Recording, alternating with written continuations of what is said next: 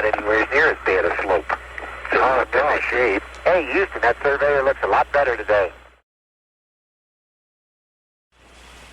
This is Apollo Control at 126 hours. We have some 4 hours left in the rest period for both the Intrepid crew and for Dick Gordon aboard the CSM Yankee Clipper. The sleep period's scheduled to end at 129 hours 55 minutes.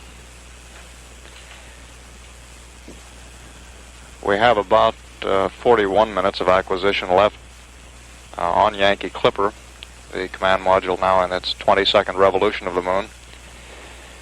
As the spacecraft came around to the front side, the ECOM engineer reported that all systems looked good on the CSM. And of course, we've been monitoring systems on the LEM continuously since the landing, and all systems there look nominal at this time. The preliminary coordinates on the landing site are 3 degrees 2 minutes 10 seconds south, 23 degrees 25 minutes 5 seconds west, or expressed as a decimal figure, that would be 3.036 degrees south and 23.418 degrees west. This is a preliminary figure, and we expect that there would be some refinement to that, particularly after the data, which is gathered during the liftoff, is worked back into the assessment of the landing site.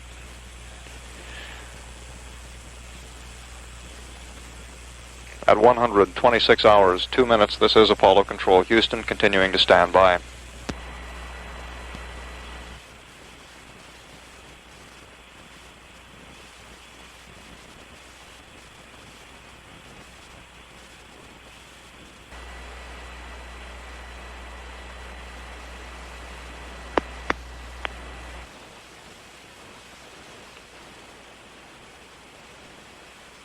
This is Apollo Control at 127 hours, 9 minutes. We have about 19 minutes before we reacquire the command module Yankee Clipper on its 23rd revolution of the moon. The flight surgeon reports that all 3 crewmen are sleeping at this time. We have about a little over 2 hours 45 minutes left in the sleep period. That sleep period is scheduled to end at 129 hours 55 minutes. Prior to beginning the rest period, at about 122 hours 37 minutes, Pete Conrad advised us that should he and Al Bean wake up prior to the scheduled wake-up time, they would begin preparations for extravehicular activity and would, as he put it, go over the sill as soon as they're ready. The current orbital parameters for the command module Yankee Clipper are 61.8 nautical miles for the apoloon, 58.7 nautical miles for paraloon. The orbital period is 1 hour, 58 minutes, 50 seconds.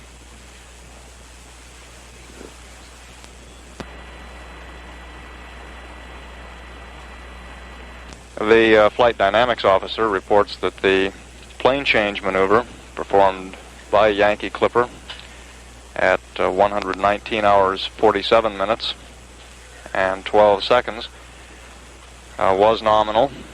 The maneuver was targeted to move the ground track of the command module 3.8 degrees north of the present of its previous ground track at the point it crosses lunar landing site number 7. This is to put the command module in plane with the lunar module at the time of liftoff. We're now 17 minutes from reacquiring Yankee Clipper, continuing to monitor systems on the lunar module, everything continuing to look good at this time. At 127 hours, 11 minutes, this is Apollo Control Houston.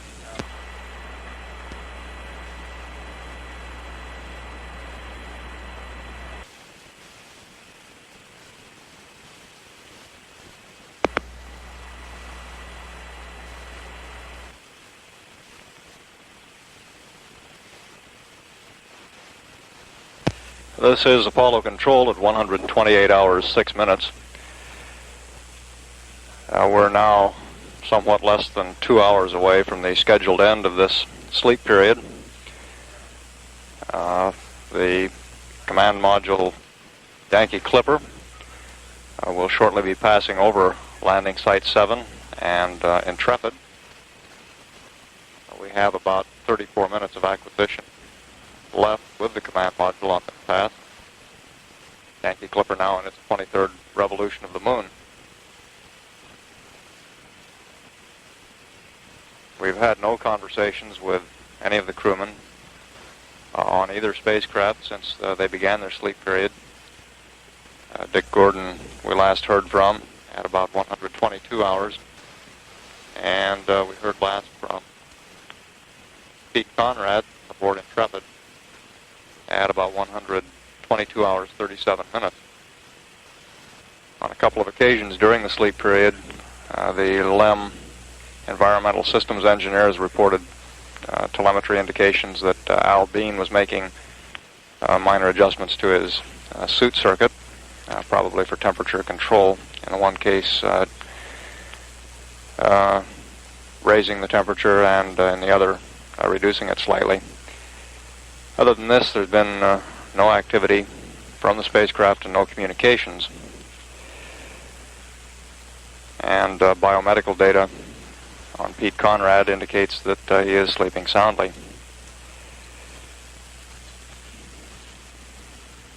We also have a minor update to the coordinates for the Intrepid landing site based on Pete Conrad's description of where he thought the spacecraft had touched down. The new coordinates that we have for the LEM are 3.036 degrees south, and that figure shows no change from the previous one, and 23.416 degrees west, which is a change from the previous 23.418. The new figure again, 23.416 degrees west. Using the same coordinate system for the Surveyor spacecraft, we have it at 3.04 degrees south and 23.411 degrees west.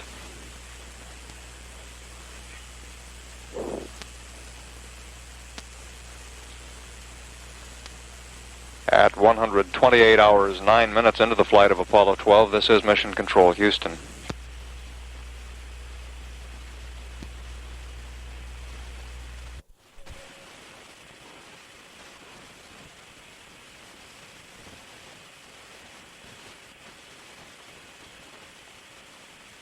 This is Apollo Control at 128 hours, 51 minutes.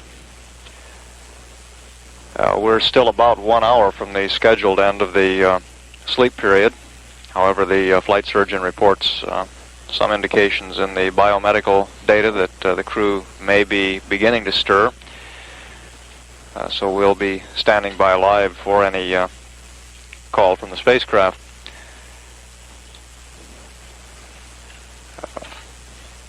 The sleep period began for Dick Gordon in the command module, Yankee Clipper, at about 122 hours.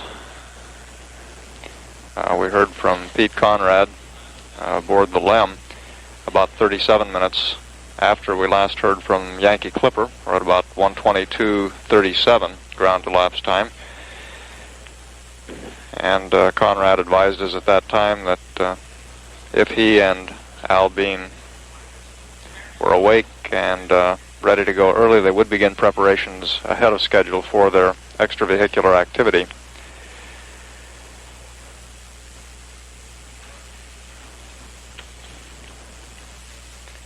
We're currently showing the command module in an orbit with an apoloon of 61.8 nautical miles, a paraloon of 58.7.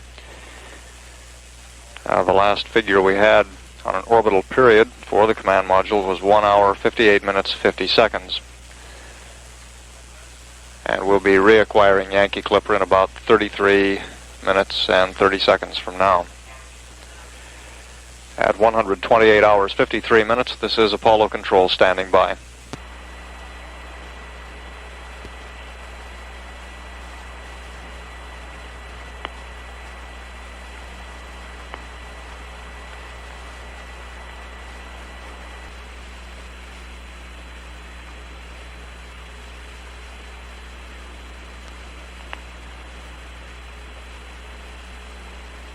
Hello, Houston, Intrepid. How are you this morning?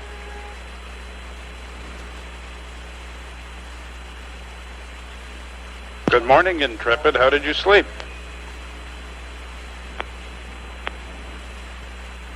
Short but sweet. We're hustling right now, and we're going to eat breakfast, have a little talk with you, and get about our business. Sounds good.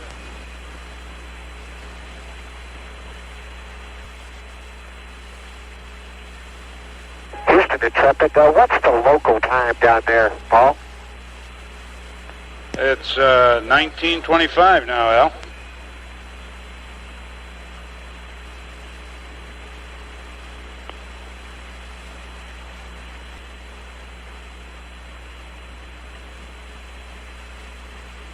Okay, Houston, we both slept 5 hours. My PRD is 11020, and Al's is 04021. Raj, copy, Intrepid. For information, Pete, can you see the LSEP out the LEM window? Sure can. Okay, when you get a chance, what I'd like you to do is they are not getting the readings they expected from the CCIG. If you can, we'd like you to give a look-see at it with a monocular to see whether you can tell whether it is right side up and whether the port has been opened or not. Over.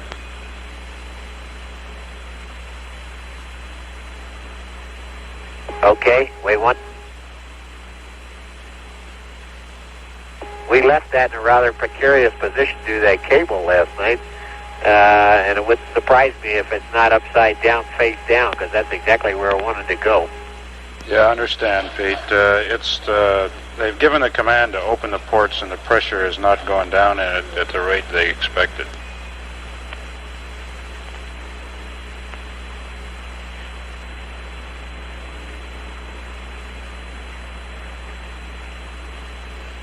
When we left it last night, Houston, we left it sort of on its back, facing about 80 degrees from the horizontal.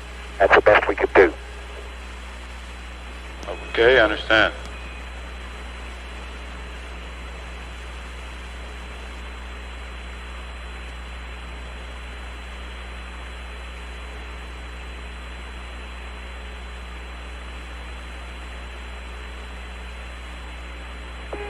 Unfortunately, Houston, it's on the opposite side of the side, and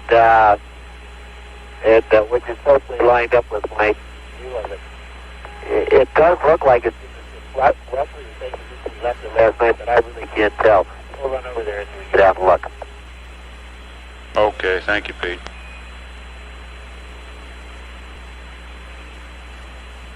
Okay, Intrepid Houston, I've got a late change for you that came in a couple hours ago. On the rocks you were bringing back in the jettison bag, Grumman has come through and along the way, and several people have decided that the weight, the allowable weight to be stowed in the bags on the deck there should be reduced from 35 pounds to 20 pounds. That's 14 pounds of rock in one 6-pound bag.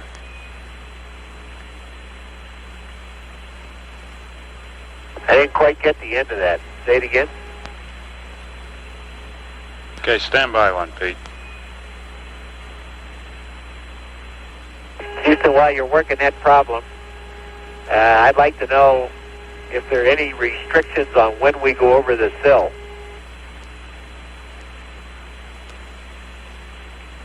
Okay, stand by, Pete, and we'll give you the word on that. Okay, I'd like to go as soon as I can get ready without hurrying. And I kind of got the suspicion looking over the prep card, a good bit of this stuff is done. And it's pretty much a deal of hooking up the plisses and going. And I think we're going to be able to get out somewhere around 1:31:30 to 1:32. And let me look at the timeline and see what that says we should be doing then normally. Roger, Intrepid.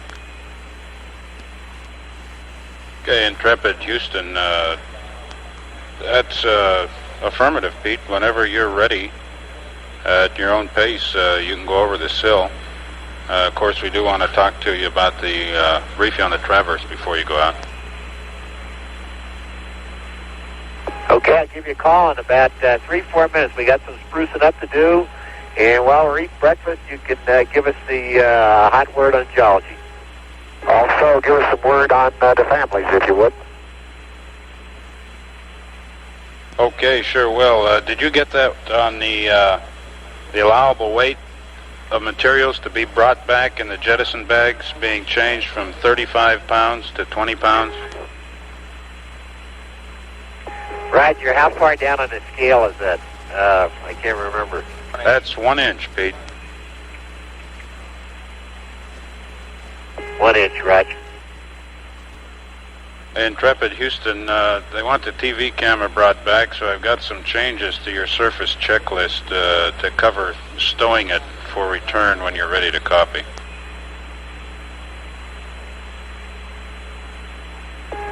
Okay, wait one. What page? Okay, page 65 to start with.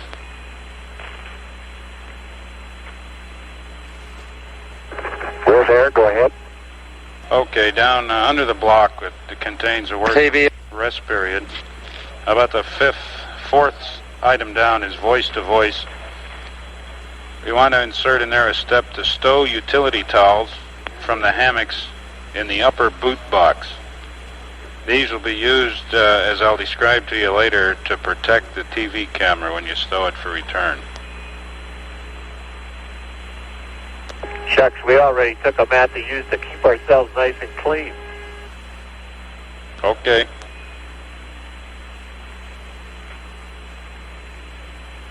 Okay, now on page 67 of the surface checklist.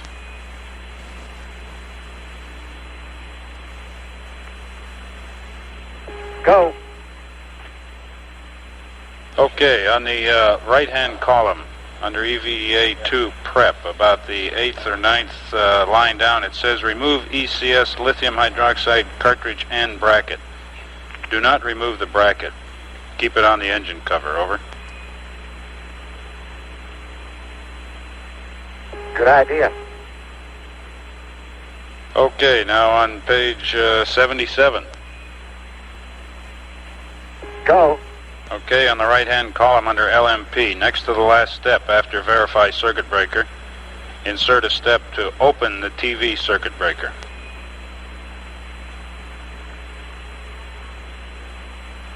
Okay, in other words, you're saying turn the TV on to begin with, and then before I get out to open it. Is that the plan? That's affirmative, Al. I should have made that clear. They want to try one more look to see if something short of a miracle occurred, and then you will open the circuit breaker again before you get out. Sounds good. Be sure to remind me because it's not on my cut checklist. I won't have this one out. And what's the latest thinking on that, too? You mean on why it didn't work, Al? That's right. That hadn't been resolved yet. Dan, I worry about that one all night. Okay, don't sweat it. On page 78 now.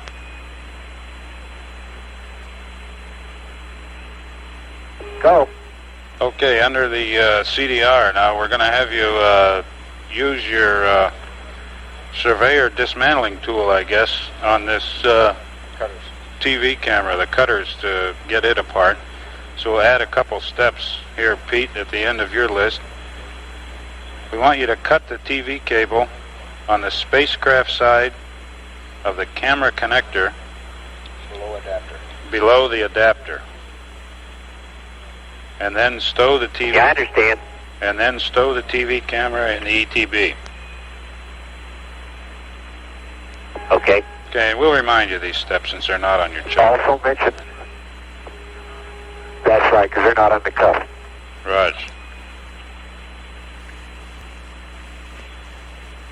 Okay, go ahead, Paul. Okay, now on page 93. Go ahead. Okay, on the right-hand column, the fourth or fifth line up, after unstow 70mm cameras, add the step to unstow the TV camera from the ETB and stow on the engine cover. Okay, next step.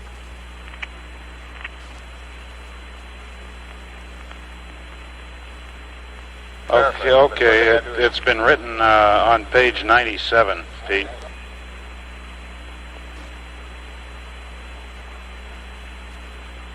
Go ahead. Okay, let me read it over here a minute and I'll paraphrase it for you. We want to fold the TV camera. We're going to stow it in the lithium hydroxide canister.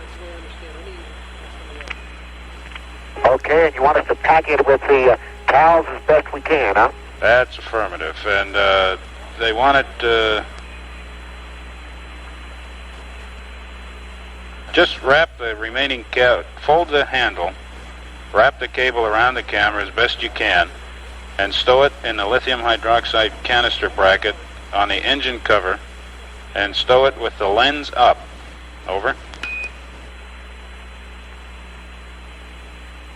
Okay, now, has anybody checked to make sure that we can fit the camera and all the cables and stuff in that fitting? That's you can, but I don't know. That's affirmative. They had, and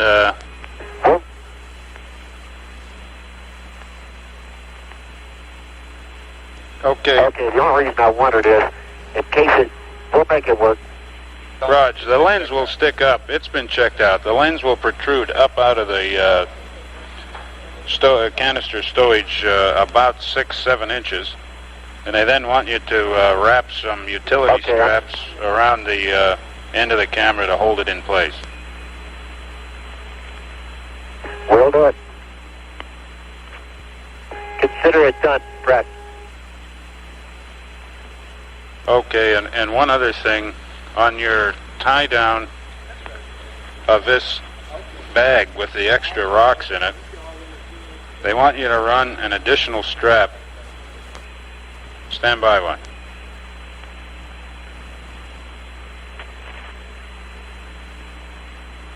Okay, after you get the bag secured on the deck there between you, they want an additional strap run from the straps holding the bag down up to the ISA D-ring for additional support. Over.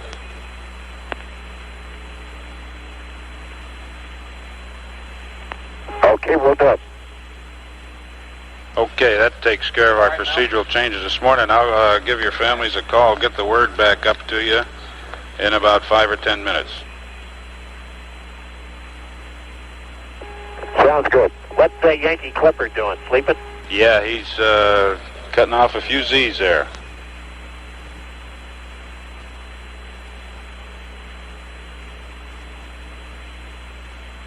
Clipper's scheduled to sleep till 1:30, 1:30, and our intention now is to let him sleep till then if he does. Okay. Okay, and I got a couple messages for you here. I'll read up to you. The officers and crew of the USS of the USS Intrepid extend their best wishes to all three of you. They're following your progress closely as you write another intrepid chapter in American history. And they, from the Blue Caribbean, they wish you smooth sailing on your voyage across the vast ocean of space, and their thoughts and prayers are with you. Thank you.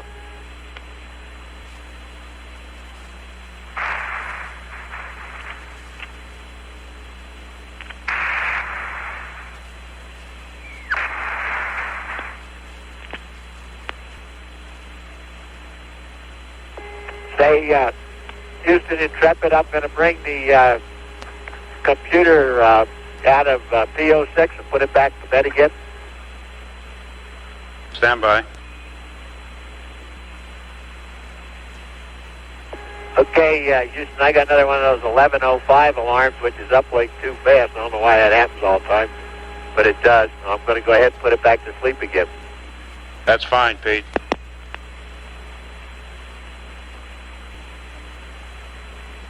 Okay, it's back at standby. Roger. This is Apollo Control at 129 hours, 31 minutes. I have a consumables update for you if you want it, Pete, and after that I've got some liftoff block data. Okay, go ahead with the consumables update and then the block data. All right, RCS Alpha is 80%.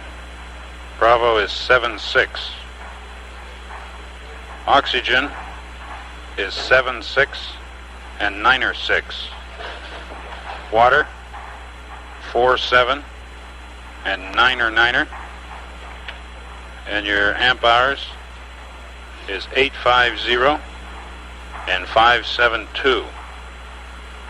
The liftoff block data for Rev 25, which is T13, is 132.1135. Rev 26 T14 is 134.0959. Rev 27 T15 136.0825. Rev 28 T16 is 138.0650. Over. Roger, Houston, we copied the consumables updates, and here are the liftoff times: 132.1135, 134.0959, 136.0825, 138.0650. That's affirmative, Al. Hello, Intrepid Houston. I have a couple words on your rendezvous radar self-test and your tape meter if you're interested in them now. Go up. Okay, your rendezvous radar self-test was good. The checklist had the spec values, not the actual values, which is a reason for the difference. They ran through them on the ground and it checked out 4.0. Your tape meter paraloon checks were also good. MPAD ran a solution through on the ground here using the actual CSM state vectors. They had been slightly perturbed, and they came up with the same values off the chart as you did. Fantastic. How about that? Okay, then you think our tape meter is going to be accurate during the rendezvous, then? We can just use that data. That's affirmative. Okay, Houston, how about giving me the word on the geology now?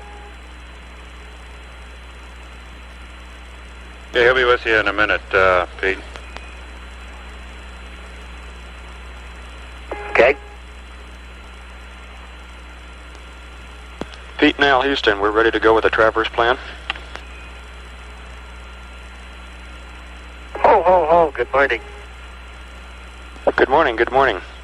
We can pick it up on LSE 76G. I think that's the easiest way to follow it on your map. Have it right in my hand, go. Okay, first of all, the two prime sites we consider on here are bench and sharp craters.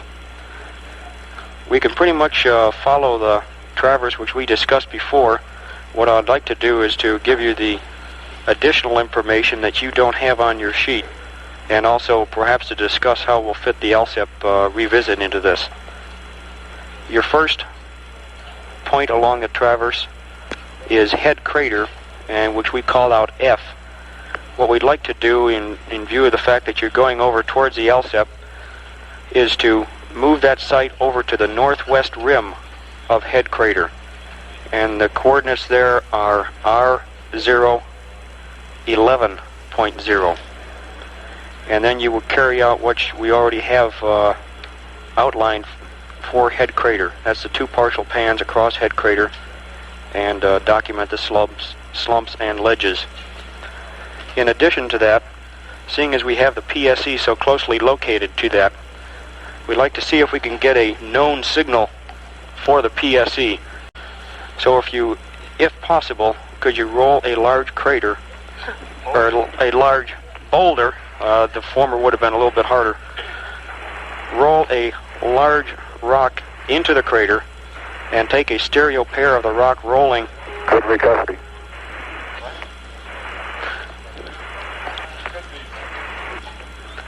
Take a stereo pair of the rock prior to rolling, and a stereo pair of the track made by the rock after rolling. Okay, that's point 1. Do you copy? Yes, sir. We'll rock and roll. Hey, we've had a lot of training for that sort of thing on those geology trips we've had. We're with you all the way. Let's press on from the head. Rod, we've got some happy-looking geologists here. We have Yule Clanton back here, and he's betting that somewhere along the traverse you'll find some stuff. I think there's stuff all over the place. Okay, after this first point, then you can go on out to ALSEP. And word on the CCIG is to make sure that it is laying on its back. We first would like you to confirm, however, that you did try to lay it down in the normal mode, and that the only way you really can, you thought you could make it work is having it lay on its back. Yeah, look, we're going to go the other way around, I think. Let's go to ALSAP and then to 1. That's the head crater. Okay, fine. Either way you want. Yeah, looking at the geometry. One other thing while you're standing there. I want to tell you, I do have bench crater in view from the window. Sharp crater, I do not. So it looks to me like it would be relatively easy to go to ALSAP, to the coordinates you gave me on head crater, and I am looking at it right now, and I see several rocks which might do what you want it to do, which we might be able to roll down the side of that crater, and followed by 1 astronaut, probably. But anyhow, we'll give that a whirl. And then, is the next point you want us to go sharp? And if so, just let's press. No, Pete, the next one is bench crater, and then we'll be moving on to sharp.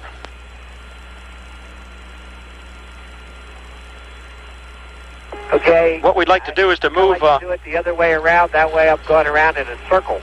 Okay, what we wanted to do was to move your point B on bench crater on over to the northwest edge of that, as opposed to on the southwestern edge. Okay, I'm with you. Give me the coordinates and we'll do it your way. Okay, coordinates on that would be M0. So you'd be up on the north side of it. Great minds think alike. That's where I was poised. Roger. Okay, the three things we'd like you to do there, which are in addition to what we've already discussed on your plan. Take stereo pairs of the features of interest in bench crater, especially of the bench. Determine whether the bench is bedrock or breccia near the base of the regolith. And if the bench is bedrock, sample the ejector representative of the bench, or sample the bench itself if possible. And lastly, look northwest and... Understand. Roger, Al. And lastly, in bench crater, look northwest and southwest from the rim of bench crater to see if Copernican ray material is obviously different from other units. Okay. Okay, moving on to sharp crater, which is coordinate A. First, we call out for a full trench site sample in the crest of sharp crater, And we want to make sure you also add to that the gas analysis sample. That looks as though it'll be pretty much your furthest point out. And we'd like a full pan from the rim of Sharp Crater. That also is because it's your furthest point out. And crew option at this point, extend your traverse west into what appears to be Copernican ray material. And also... Hold on just a second, Houston. Okay. Okay, go ahead, Houston. Okay, last point on Sharp Crater is sample and describe differences across the contact of M1, M2, if it's apparent when you reach that region. On your map, that shows up as a dotted line running northwest, southeast. Yeah, we've got it. I can tell you right now, it's going to be pretty darn hard to do that. Looking cross sun, the material looks all the same. Looking down sun, it looks all the same, just a different color. It's Roger. really weird. I'm sure that you can see the stuff from far out, but down here it might as well all be the same, so you get right up on top of an individual rock. Roger, understand, probably you might not see any color differences, but if you could keep your eye open for differences in rock types. Moving on to the fourth point, We will. which is Halo Crater, as we have it called out there. At this point, you can try to join the two core tubes together and core through the thin ejecta of Crater 6, or Halo Crater. When you do that, you'll have to pull a pit pin off the one core tube, which you make the bottom tube. We'd like you to avoid the rockiest parts of the crater. And if the tubes can't be joined, just take one on the rim and then one about 100 feet west of that location. If you could, give us a pan at that location. And here is a comment which is really applicable to all of the traverse. Document pattern, ground, and fillets on different slopes and blocks, especially any asymmetric fillets you may run into. We would expect, or we would find it most interesting to get this type of information on the youngest material, so that's why we call for it here, especially in Halo Crater. The best way to document pattern ground is to photo into the sun near field, and that way the pattern should show up in an optimum way. Okay. And our last one is you go on down to Surveyor Crater, and then in there we have a Block Crater. We like there to collect the samples of major rock types and a partial pan across the Surveyor Crater. And I think that covers it from our end.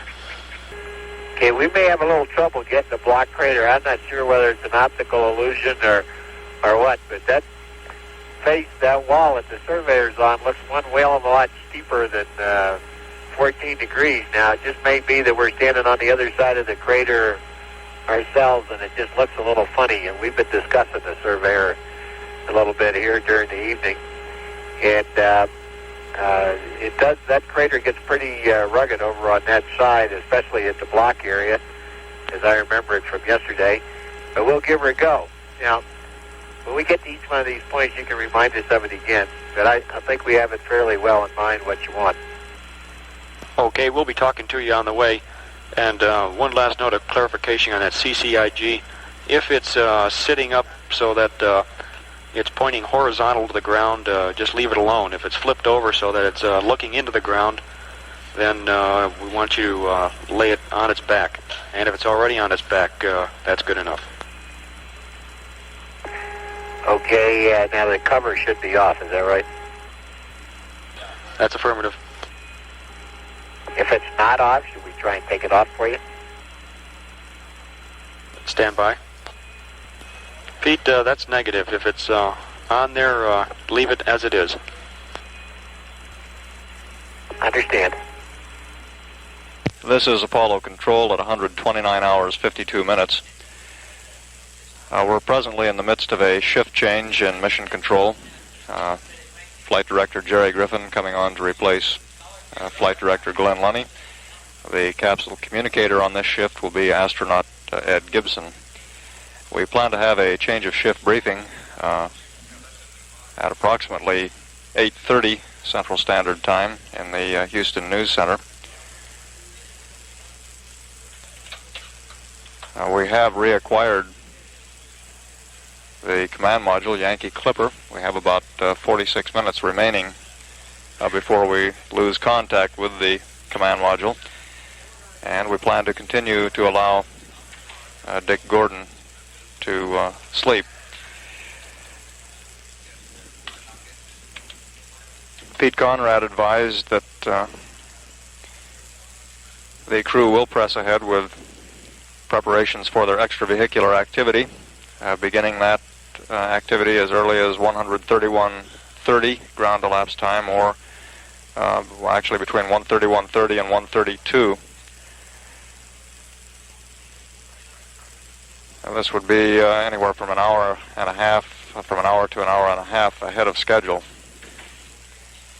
We will also be turning on the television. The crew's been instructed to turn the television on to see if there's been any unexpected change in the status, and if there is a possibility of getting a television picture. If we do not get a TV picture, the crew has been instructed to turn the circuit breaker off, and they will then, during part of their EVA, clip the cables on the camera and bring it back with them. At 129 hours, 54 minutes, this is Apollo Control. Houston, one quickie. Do you want a core tube at head crater, or you want us to skip that one? Stand by. Okay, Al, let's look for that third core tube over at Sharp Crater. You take that in doing your trench site sampling. That will allow you to get that biological core tube sample at that point. Understand. Intrepid Houston, we're having a changeover of sites here, and we may be off a line for a short while. Thank you, Houston. That's a good way to do it. It'll be in about another 3 minutes we're handing over.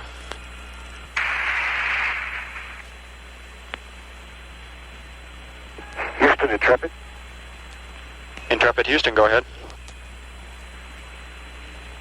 And a really interesting thing has happened to that solar wind collector. It's been sitting out there since yesterday, of course, and when I left it yesterday, it was just a flat sheet of foil, restrained at both ends. But as I look out there now, starting about maybe a foot from the top, it has sort of folded back around the pole that's holding it. It looks almost like a sail in the wind around the pole. It's sort of bulging in the front and being bent back on the sides. Real crazy. We've got a fairly strong solar wind, I suspect, Al. You may think you're kidding. I don't know. No, Al, I wouldn't think you'd be kidding. It could be, maybe the front part of that is just thermally expanding a lot more than the back. Back's probably radiating and the front's probably very hot, and just a thermal difference across it could do it. I'm meeting with a lot of approval back here on that idea. It looks... Yeah, well, it looks like it's wrapped around the pole. That's the funny thing. It looks like wind's blowing on it. Well, we got two good ideas so far. Maybe we can come up with a third. This is Apollo Control at 130 hours, 26 minutes. The participants in the change of shift news conference have left the Mission Control Center and are en route to the Houston News Center, where the news conference will begin shortly. Houston, Intrepid. Intrepid Houston, go ahead.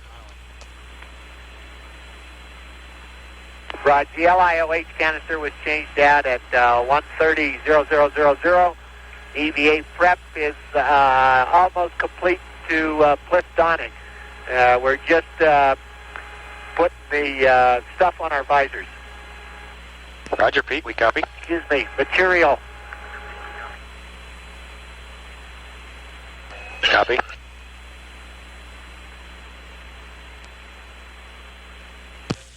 This is Apollo Control at 130 hours 35 minutes. The news conference is ready to begin, and we'll take down the release line during the conference.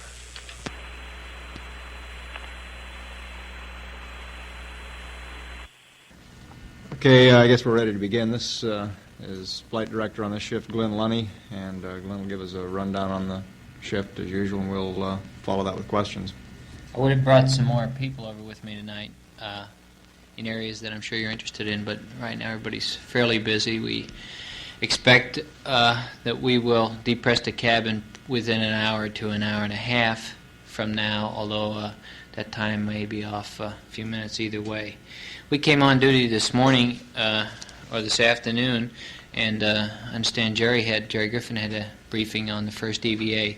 Well, essentially we were on during the period when when the pilots were sleeping and there was not much activity, but just briefly we went over all the briefing comments on the first EVA, checked the plus consumables, the backpack consumables, with the water weights that the pilots passed to us after the first EVA, and we also had some discussion about water in the suit hoses.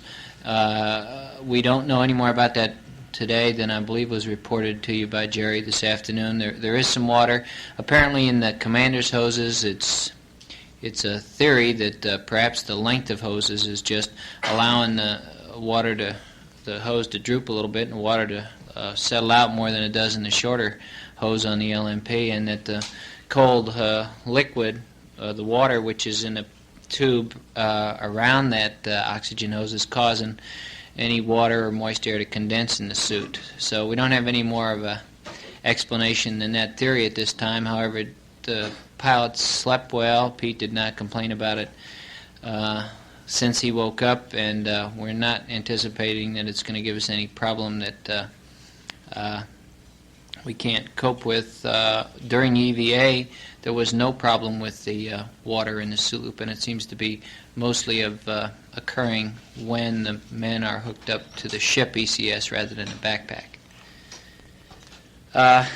The night was quiet. Both spacecraft are performing well. There are no anomalies other than those that have already been reported to discuss with either of the two spacecraft.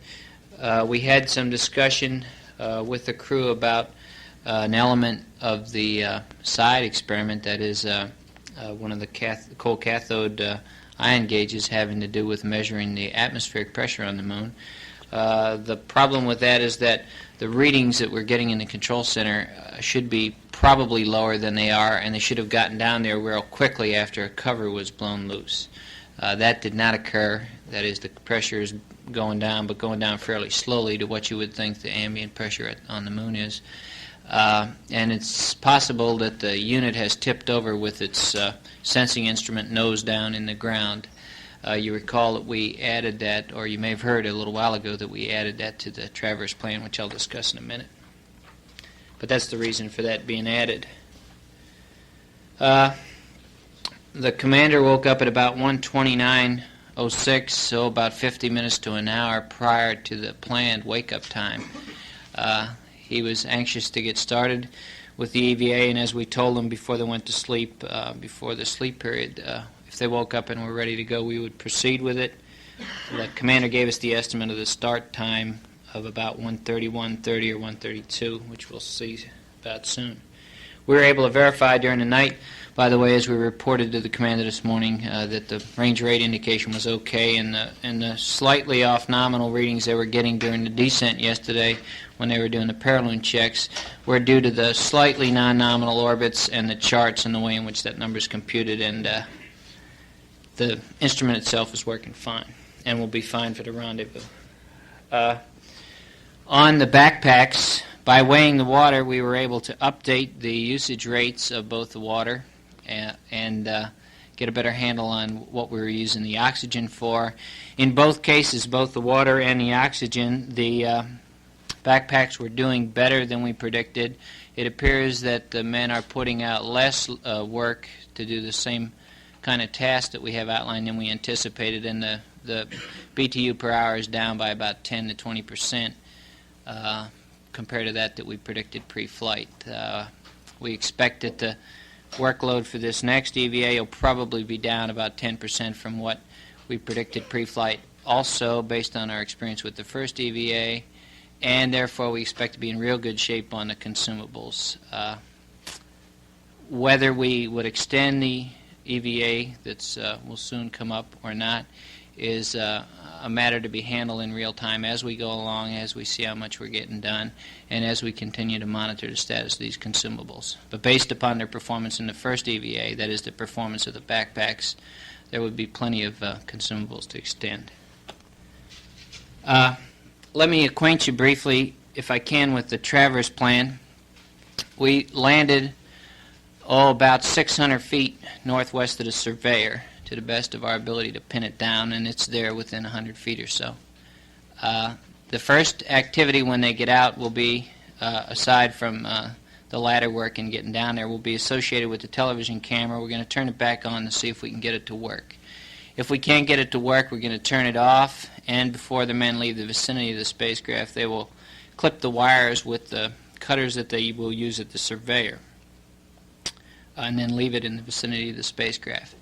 They'll then go on out to the northwest to the ALSEP and take a look at the cold cathode ion gauge unit to see exactly how it's sitting on the ground and whether the cover is on or off. After that time, they will then come on, having gone up from the spacecraft to the northwest, they'll swing on down below the spacecraft and come on around, going through a number of what you might call checkpoints where we've laid out different activities to help the geology program, that is panoramic photographs, core samples, documented samples, etc., at which time they will enter the area of the Surveyor and do the perform work there, and then head on back to the spacecraft. We have a stowage plan for the television camera, which they would pick up and bring back into the ship. And you probably heard, or they will have on the air-to-ground transcript, the particular geological features or activities that will be engaged in at a couple of control points as we move along in the timeline. We're going to bring back one rock bag in the cockpit rather than two because of some recent studies which indicate that you don't want to tie down any more than the weight that would be in one bag rather than the weight that would be in two, so that you wouldn't run the risk of any loose objects flying around the cockpit once we get in powered flight.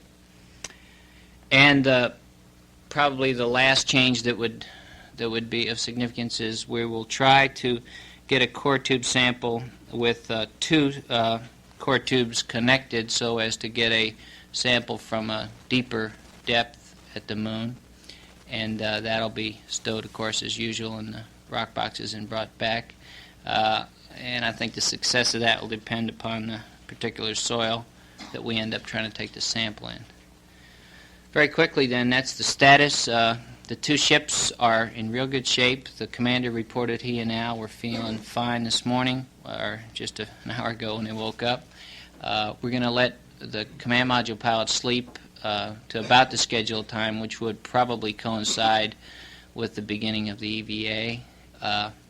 On the high gain antenna, if anyone has a question about that, we don't know any more than was last reported to you. We're summarizing for ourselves all that we know about that situation. However, we're not in any hurry to get in any troubleshooting at this time. We would be content to continue on the Omnis. Just recently we have the Goldstone 210 dish, I think it's a Goldstone, one of the 210 dishes covering the moon so that we're able to get the high bit rate or the maximum intelligence telemetry from the CSM on the Omni antenna. So that doesn't represent any kind of constraint to continuing the operation as we're doing it now. That about sums it up. I'll try to answer any questions. Start right up here and come across the front.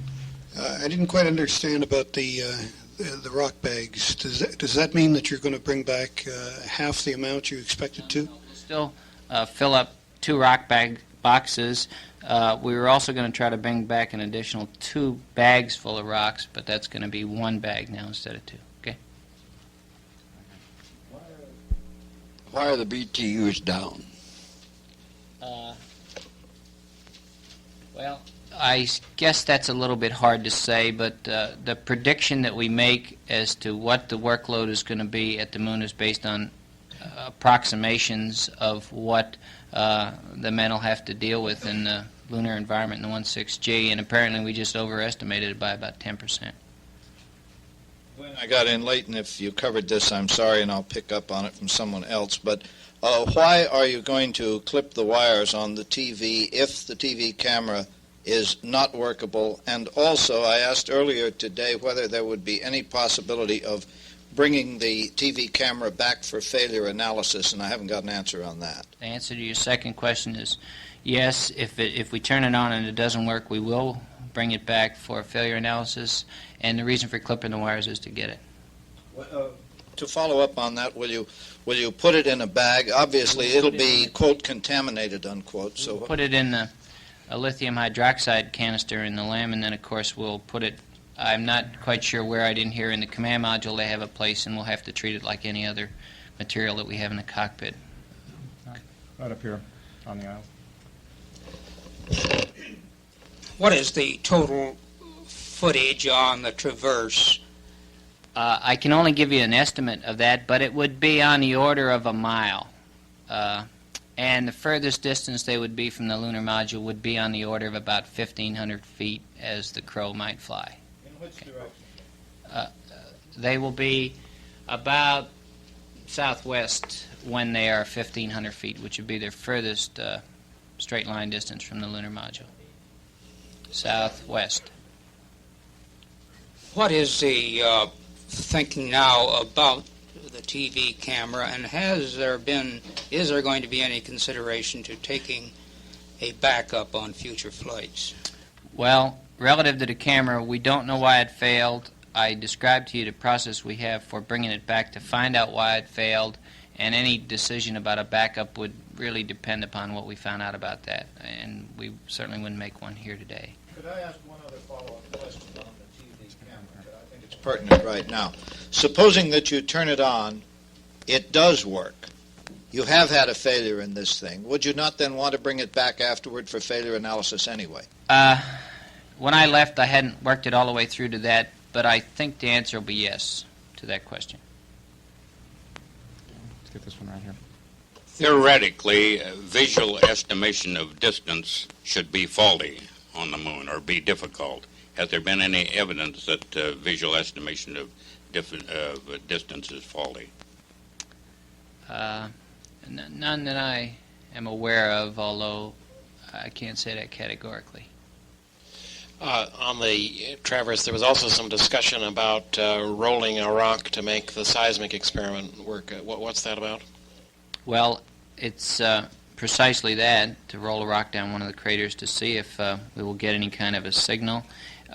Secondly, I think, although I'm getting out on a limb, that there's probably something to be learned about taking photographs before you roll it and then taking the photographs of its path down the hill and seeing what it does to the soil as it goes down. I'm still a little confused on the rocks and the elimination of this. I think it totaled out to 15 pounds from what the capsule communicator said that would not be brought back. Yet you're bringing back a camera and cable weight 13 plus pounds. Why couldn't you put the rocks in the lithium hydroxide canister and keep the scientist happy? Well, the only problem with that is one of handling the rocks in the cockpit and putting the rocks in there. It turns out that the canister seems to be fitted to handle the camera, but the problem with having the rocks in there, without having some way of covering the canister and tying it down, which we don't readily have, although we could rig one probably, would be that they might become loose in the cockpit, which we'd not want. Just to follow, what is that? That cut from something to about 20 pounds. What's your total amount of rocks and soil you now expect to get back from the lunar surface on this mission? I don't know. It's something like 80 to 100 pounds, but I don't know the exact number. 80 to 100, but I'm not sure the exact number. To recapitulate, you're going to get two boxes and one bag. bag. Yes. So you will have more than came from Apollo. Yes. As I understand the present traverse plan, you're going to go down the western slope of the crater that the Surveyor is in.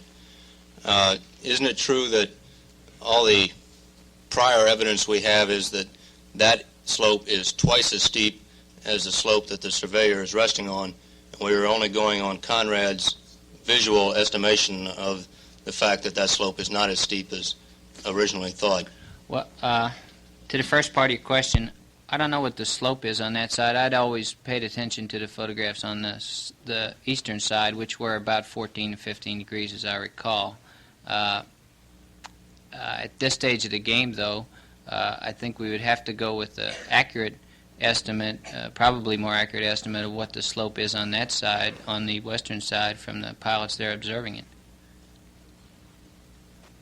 You in discussing the traverse on air to ground, you started to give coordinates for all these checkpoints.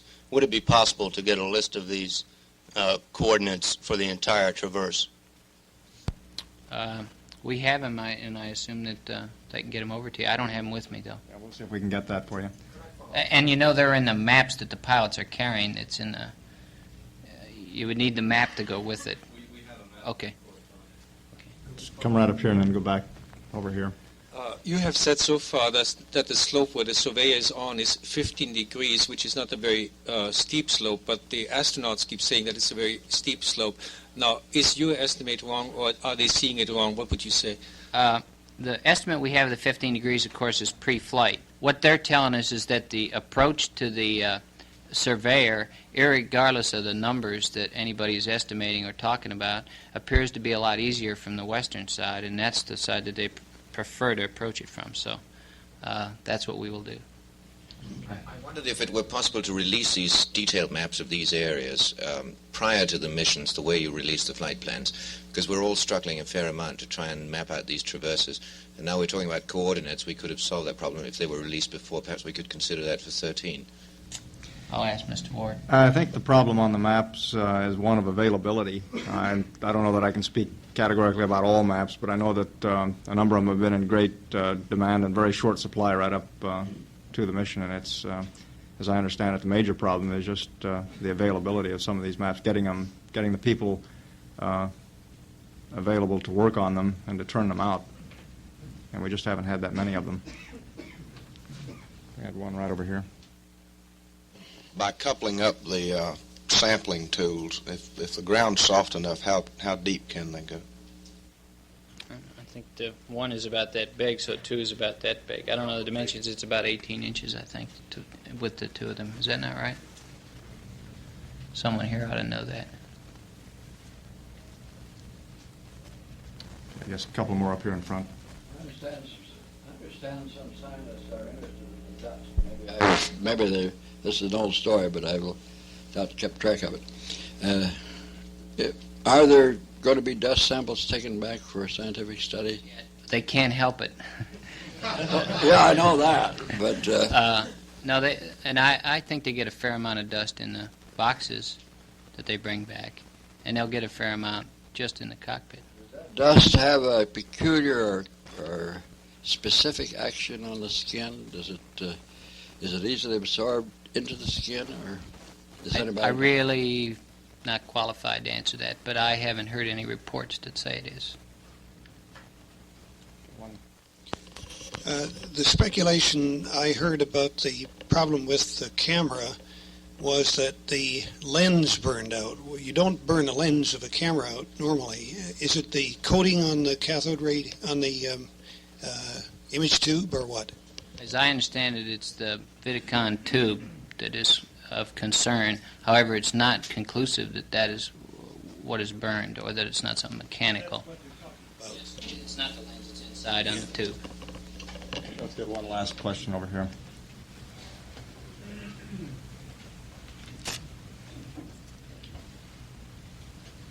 How is the final medical status of the three astronauts, both Lynn, Conrad, and Dick Gordon on the CSM?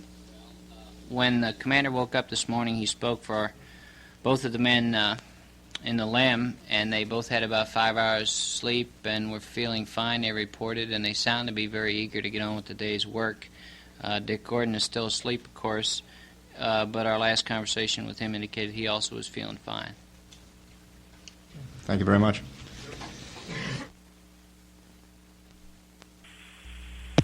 This is Apollo Control at 130 hours 57 minutes. There was very little conversation during the news conference. We'll turn those tapes over to the transcript operation. Pete Conrad has just come up and advised that they will be starting the portable life support system communications checks in 2 to 3 minutes. They are at that point in their pre-EVA preparations. We have advised the crew that when they get to the cold cathode ion gauge at the ALSEP that we will advise them as to whether to touch it or not. We're going to leave the power on that and have them tell us what status that instrument is in. And if there's a need to touch it, we will turn the power off from the ground and advise them when they can touch it. And the Capcom Ed Gibson sent brief messages to Pete Conrad and Al Bean from their wives. Jane Conrad sent congratulations on a job well done on the first EVA, and Sue Bean advised Al that she and the children were tired but happy, and that both wives were looking forward to following the second EVA. We'll come up now and live again and monitor. Intrepid Houston, we're configured for the FM. Let's give it another go. Coming at you.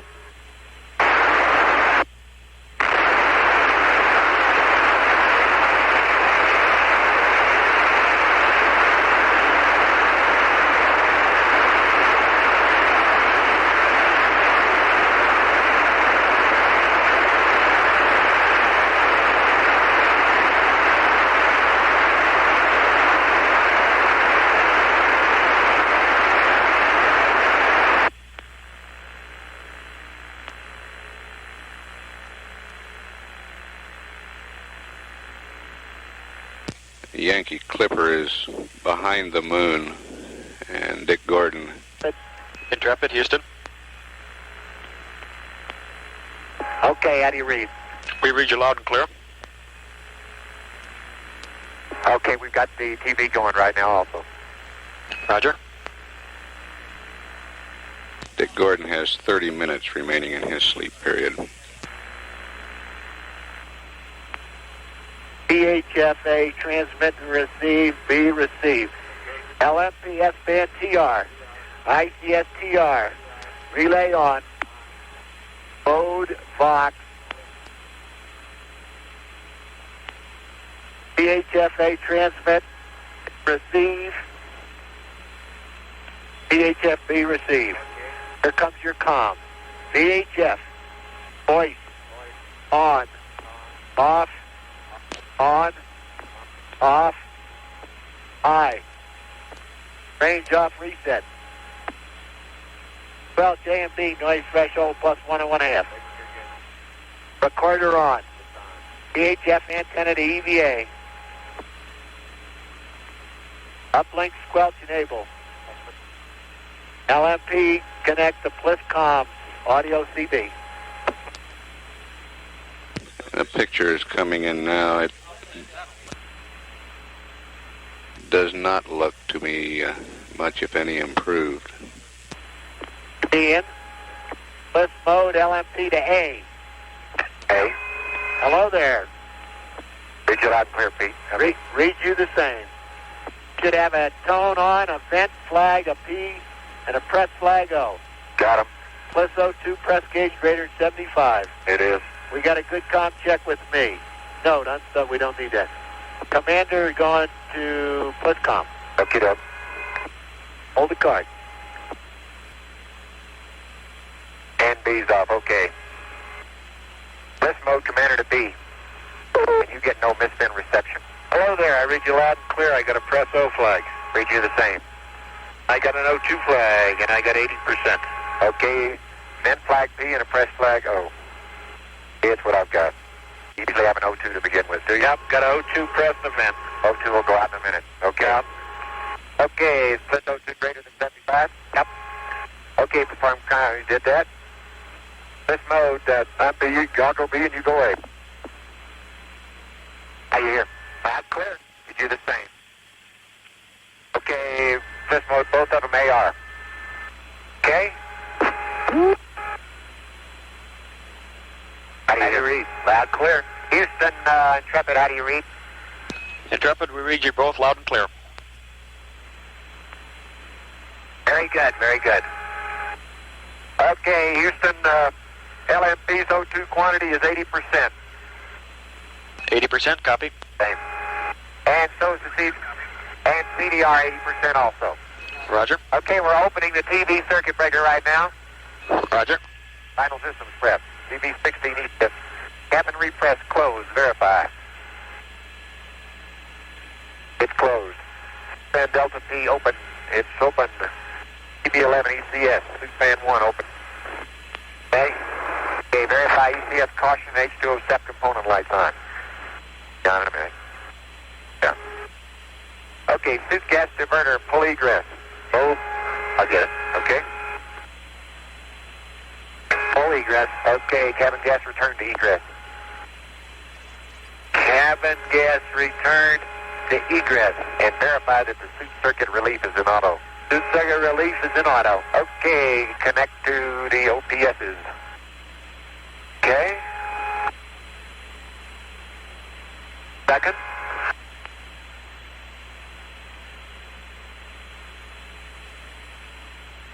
There's your hose. Let me button your flaps. All right.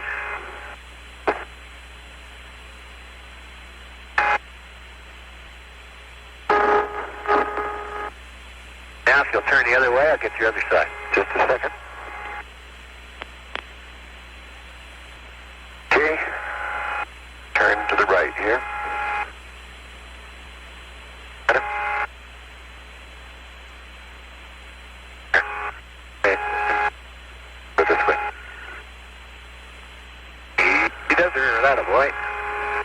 Master caution and a ACS step light and ECS light. That's the ones we want. Yep.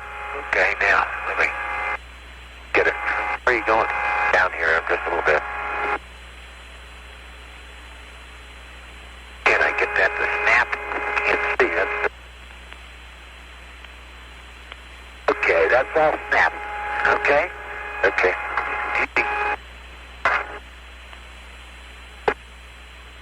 All right, you want to get, oh, wait a minute, one other thing right here.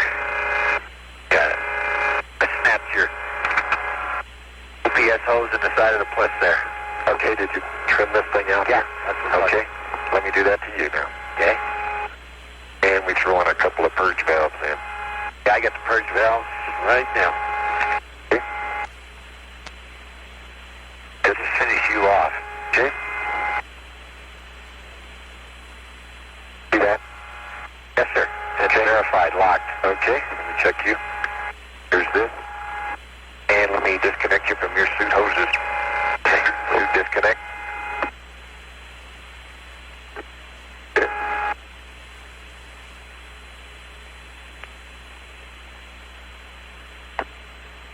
Okay, that's it.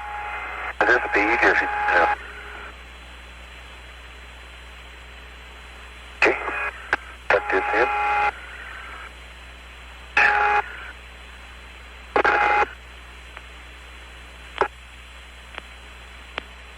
Not in. Ain't gonna have to do that. I can't see it.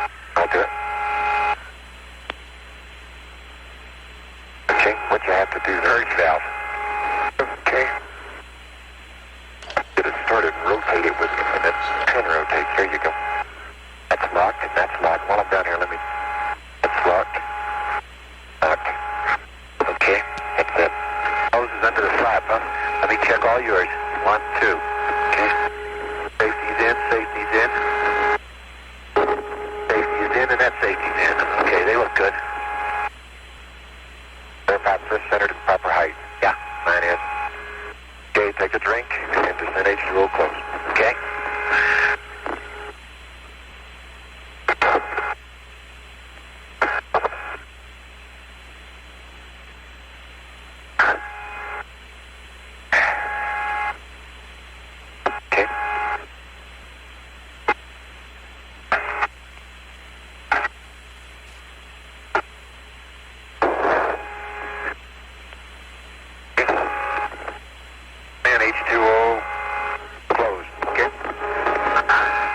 Mike.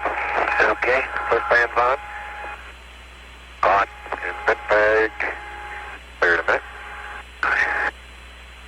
On helmets and visors. Okay. This one is yours. Okay. Hold that.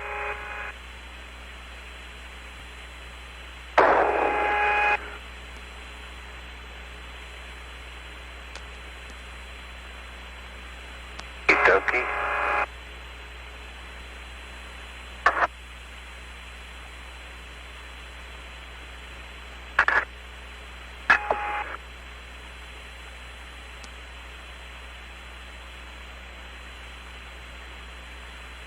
Got it.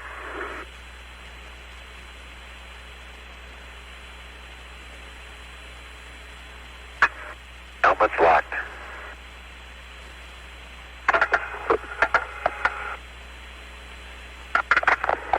That sounded real good. Yep. And your helmet is locked. Okay. Hold still and I'll put this on. All right. It's cool in here today. Should get a little chill down with this LCG. Okay.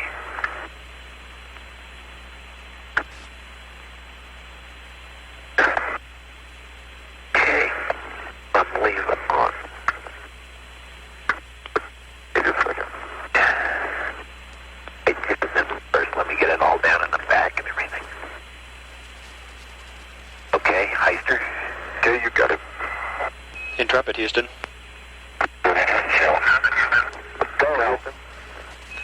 In looking at the TV, it appears we'll be leaving the TV off for this, so if you would take the, keep that circuit breaker out and go to S-band mode PM. Okay, we'll do it in just a minute.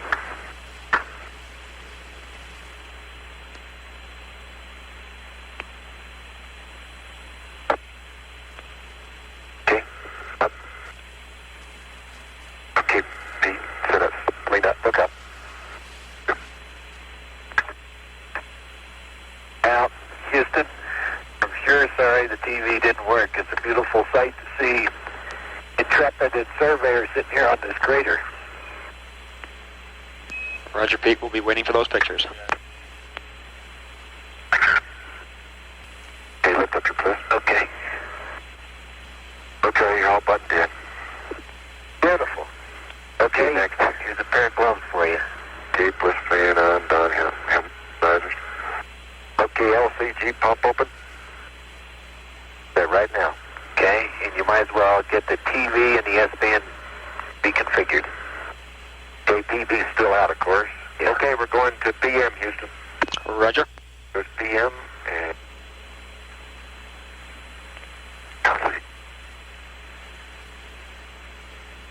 Disconnect limb hoses and stow... Connect plus H2O hose and stow limb hoses.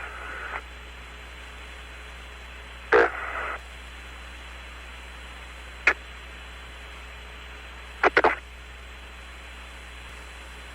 I'm going to turn around here, Pete. Okay. Alright, I got my hoses off. How come we don't have our gloves on yet? Just right. Do this first. Okay, very good. Can't see the checklist, that's all. Go ahead and get all snakied up there. Okay.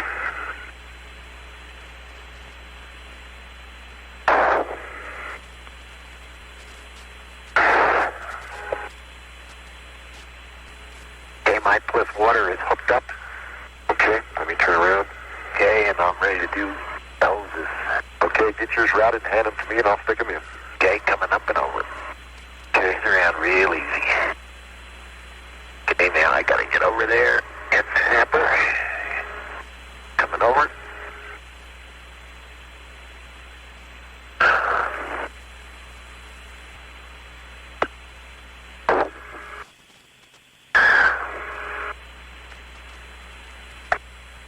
I hung up again.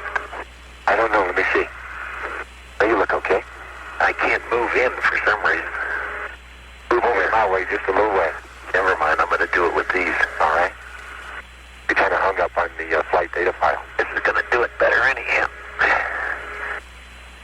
Done it that way yesterday. How's that? Looks good to me. Okay, that's pretty steamy. Here's a pair of gloves for Let me grab that checklist again. Okay. Okay. So verify the following. Helmet and visor locked and adjusted. Okay.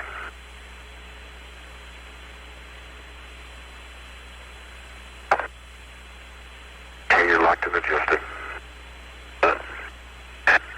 Okay, torso tie down adjusted.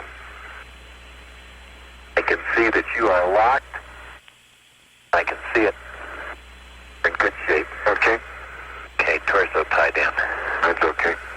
That's okay, too. Okay, O2 connectors. Let me check all yours, then you can check all mine. Those are vertical. Yeah. Locked. Tom is locked. Let me see about your water. Water's locked. Everything's locked. Okay, you look good. I've been over these a couple of times. Every safety is that water look good. And I checked your water. It's in. It's locked. Pins are flush. Okay. Purge valves are all in. Okay, down, easy goes, and lock them up. Okay, here's a pair for you. Thank you.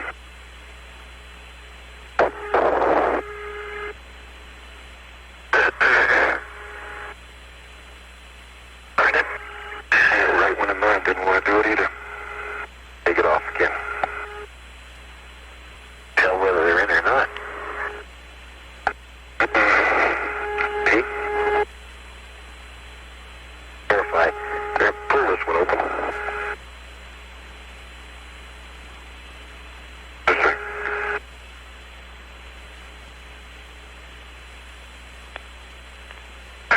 That's it. Let me have it. Okay.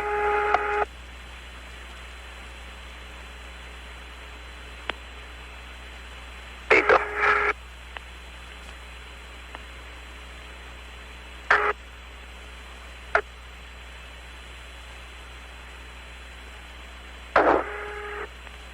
Matter. There you go. Now do it. Push your button down. Make it. Huh? Do it this way.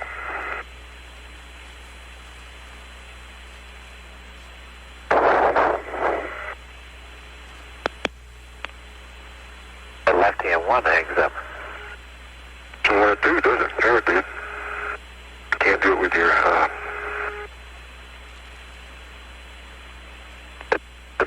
something in there.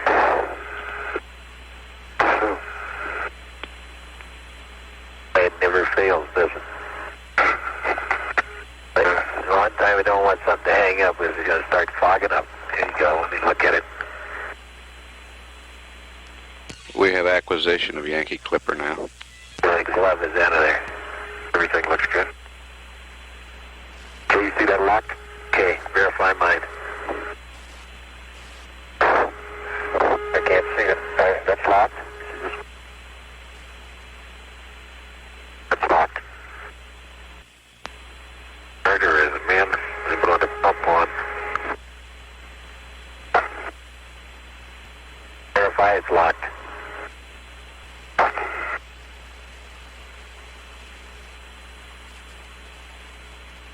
Good tie this thing.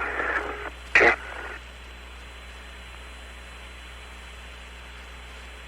Locked. Yes, sir. The diverter man. Pump. My pump's on. I'm beginning to be sucked down. Let's get the cabin to egress. Okay. Egress. Can you get him? Egress. Both are on egress. Okay. Get it out. Ag is up. The LHSSC is unstrapped. It's got plus batteries, LI cartridges. All that of it? Yeah. Position ETP on engine cover. Where is it? Right. Right here. Okay. There you go. Have her. I got her. Okay. Turn around. Okay. Go back on the engine cover that way. Don't let me get my CB. Yeah, there you go. I get my CBs real quick. 01.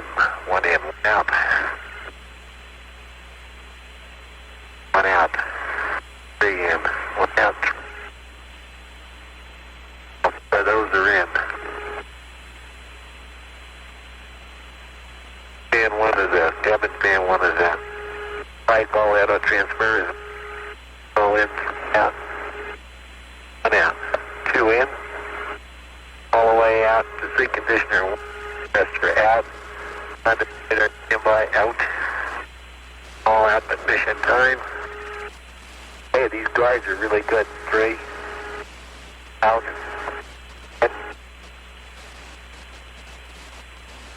Okay, that's it. Okay, same here. They'll look good. Ready for a press and take check. Okay. Litho 2 on.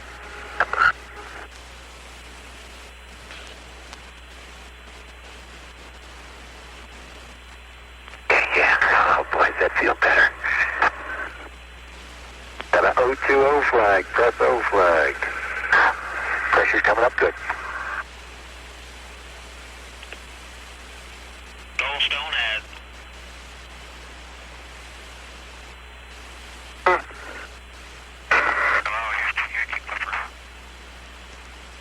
Yankee Clipper, Houston, we read you loud and clear. Good morning. Good morning. Coming up. Batteries are on charge. The crew is ready for work. Yankee Clipper reporting for duty. Roger, Dick. Your two friends are moving right ahead. They're just about ready to egress. They're running about an hour and a half ahead of time. They're pretty anxious to get out.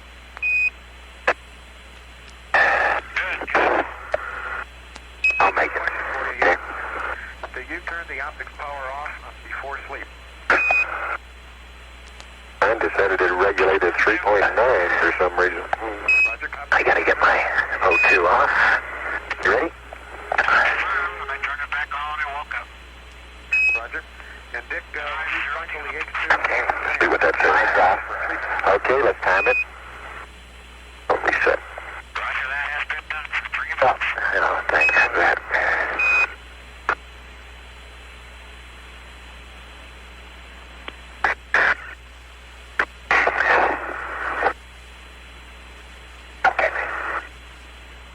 And Dick, we have a liftoff block data for Rev 25 through 28 when you're ready to copy.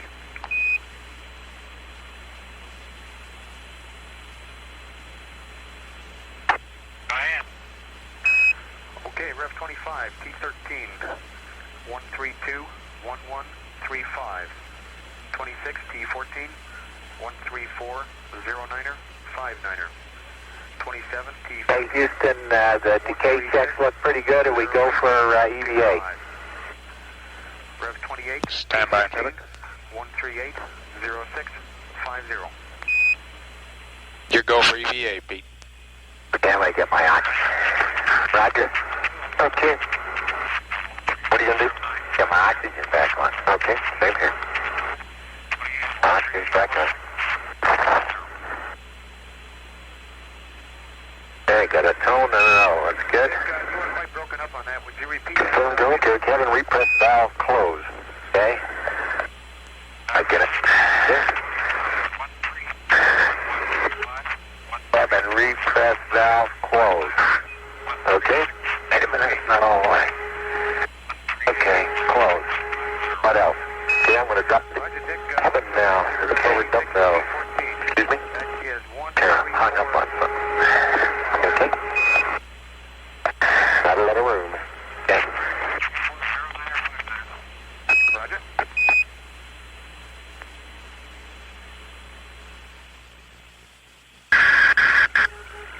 Okay, 4. 3.5. There you go. Okay.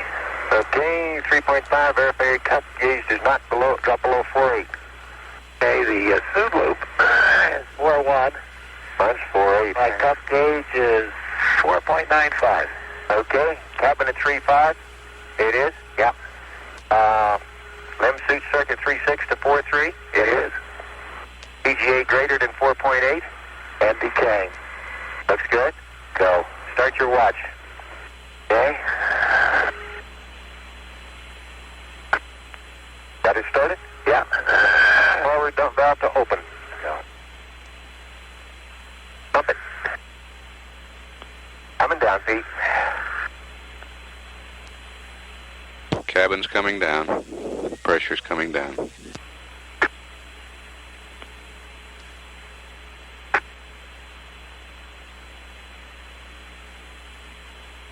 something open? No, that little Yankee for Houston. cap popped off. By hand. Clipper, we have a consumables update when you're ready to copy. Robin's 1 pound. Okay. I'm ready to copy.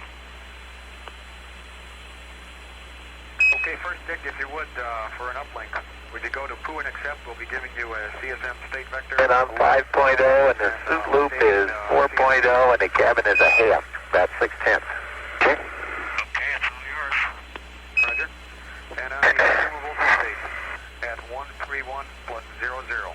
RCS total 57.5. 61.0. 55.8. 57.8. 55.3. Everything looks good down here, Pete. And your deltas from the flight plan.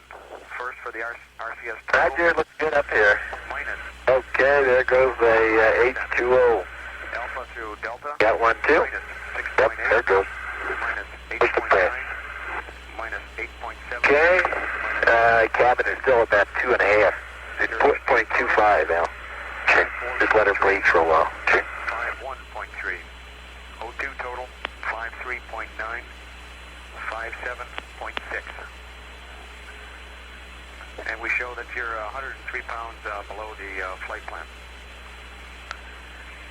To balance the cryos, would you take the H2 tank 2 heater to the off and O2 tank 1 heater off? And my suit's still 4.9. So I just jiggle on a little bit and see. Okay. Probably still out gassing. Roger. And Alright, let her go for a while. just ready to egress, they just depressed. Let her go for do a little bit more. We're going over to These suits are bleeding down too, see? Yeah, I'd like to listen to it. Thank you very much. Okay.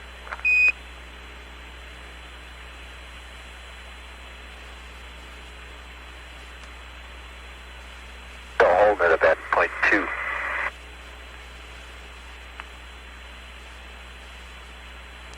Now jiggle it.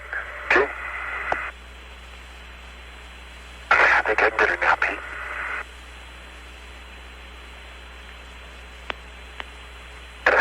Got her.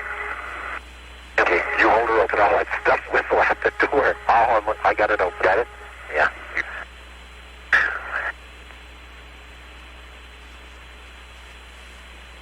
Elapsed time of the EVA clock start was 131 hours, 29 minutes, 40 seconds.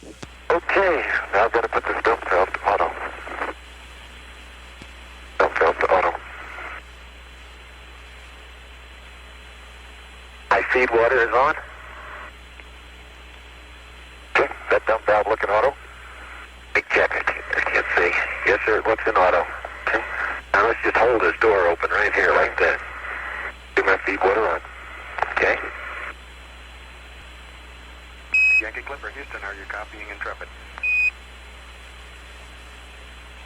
While we're standing here, why don't we jettison this gear? Roger. I should just back into the corner. Just a second, Pete. Okay. Wait, the suit pressure goes down a little bit.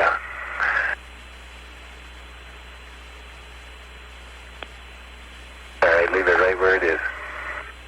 What do you want to do? Move it. Oh, well. Should it do? I just stick it in the crack here. No, stick it in that crack right there. There's a good spot up, boy. Yeah. Let a hatch all the way back. I'm going to get this gear out of here.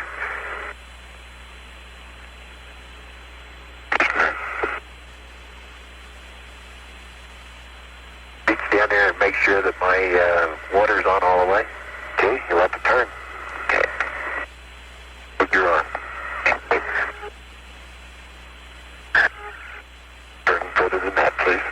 Okay, wait. That's outgassing. It's all the way on. Okay, my water light is out. I have a good boiler. No, there's not yet. Okay. Now, get rid of this bag of gear. Back up. Cautionary warning status check is okay. All right.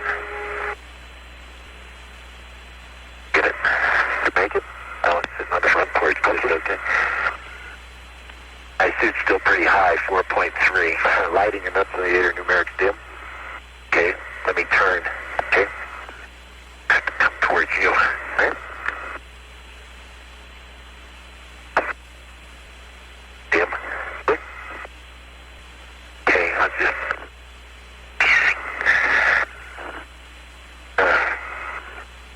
tell you what, why don't you release my antenna? Adjust that flap, no, that flap right there. Flap. Okay? I'm pulling mine, and when you go down to go out, I'll take yours up. Okay.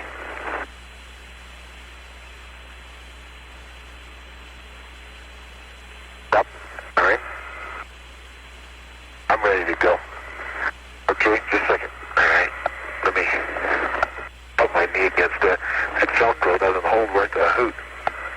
Okay, out you go. Okay.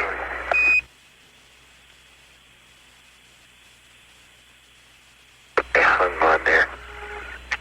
Anything? Nope. Okay. That's the way. You're centered good this trip. That's good.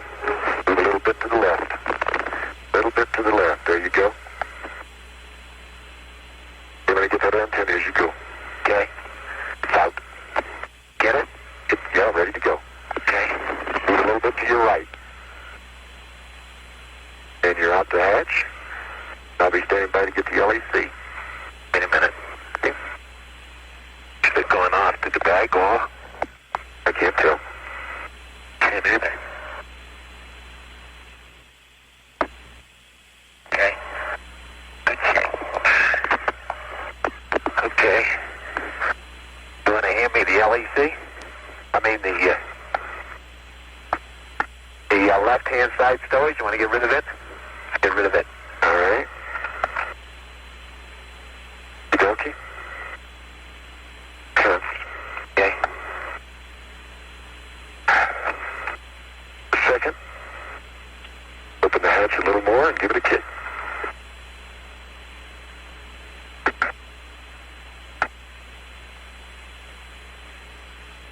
And I'm standing by for the LEC. All right, wait a minute. An LEC coming at you. I gotta bring it up. Wait a minute. Okay. Got it. There you go. I'm headed down the ladder. All right. Down to campus. Okay.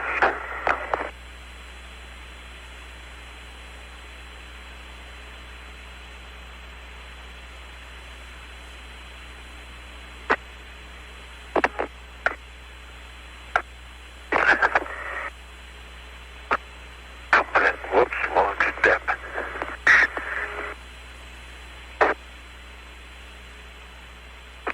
Okay, Houston, Mark, along the lunar surface. Roger. Copy, Pete.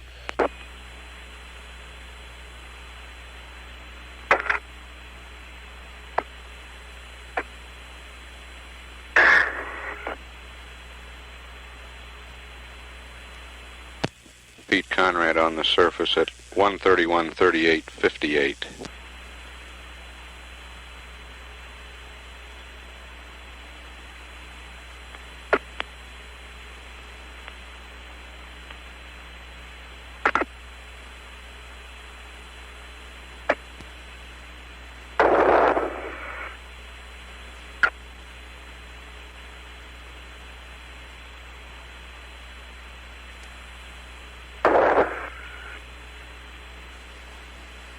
Contrast charts fell down here yesterday, Al, so there's only two good ones. The other one's too dirty.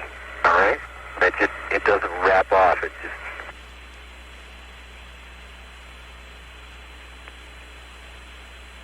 Okay, ready to transfer the ETB when you are. Okay.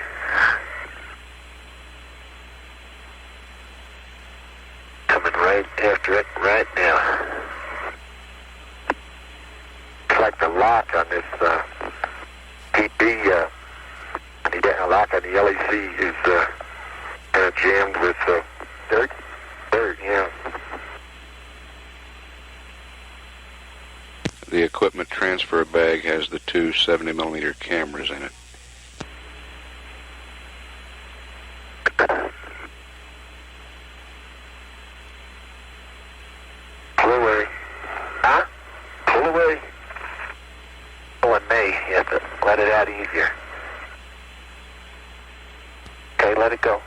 Just lower it.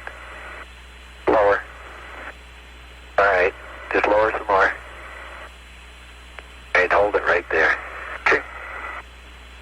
Oh, I tell you, I'm going to learn two things I'm going to learn to dislike. And one of them is the TV cable, and the other one's the S-band antenna cable. Roger, Pete. We copy that.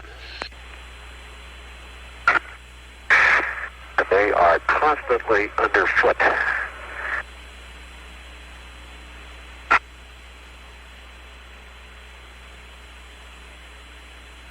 All right, now let me take it across to the other side. So it's out of your way. Okay. Al, before egress, would you confirm that the TV circuit breaker is out? Confirmed, out. Roger. It is out, Houston. Roger, Al. Okay.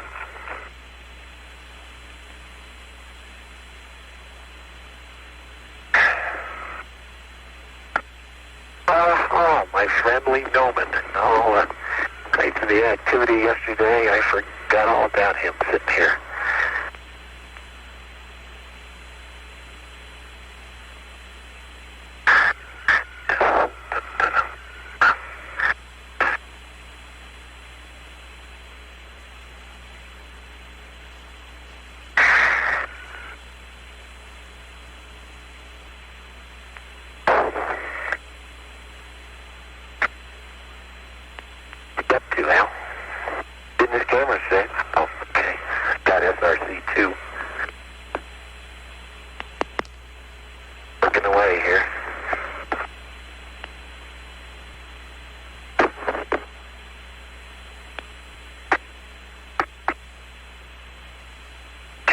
Check all the circuit breakers and I'll be out with you.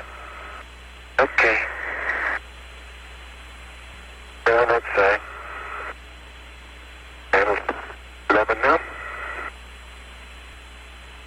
I tell you, these Teflon bags don't hold up too well in a vacuum.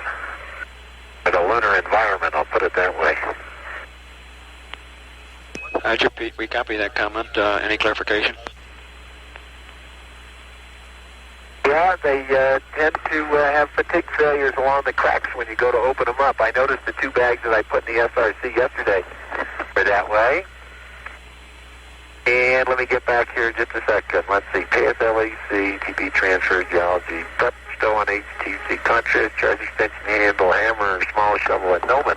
Here I come, Pete. Okay, have fun. Place SRC2 on Mesa, attach weight bag to scale, attach saddle bag to LMP. Just one thing that bothers me, I don't have a saddle bag. Wonder why I don't. Might I find one? Here's one. Let me, how you doing? Good? Check. Okay, keep coming. Super good shape. There you go, a little left. Hey, let me try to close this hatch. Oh, okay.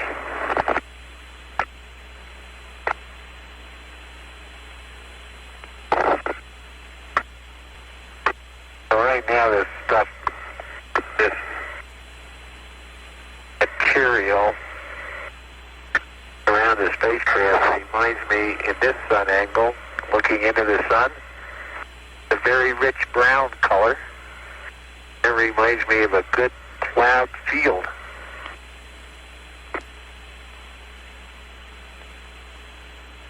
Roger, Pete. Looking down, son, it's still the same old ash gray, very light white ash gray. Okay, LMP's open at that. Okay, LMP. About, let's get a Surveyor parts bag here. All right, just a second to me. All right, thermal buzzers. Huh? I'm going to pull down those little side buzzers.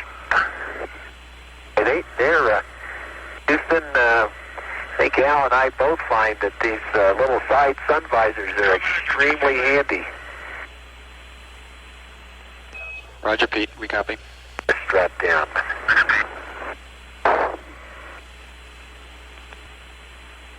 The best time we have for Al being on the surface is 1:31:48:44. About the same. Set that line right there, Pete. Say again? I'm going to set the tether right there, and okay?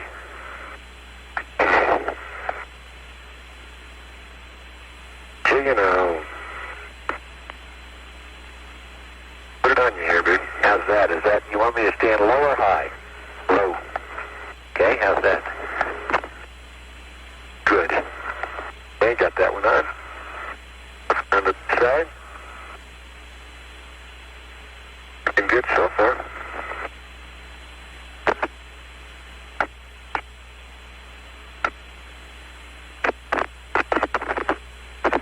You know, other than the large-sized rocks, very, very difficult to determine a contact around here.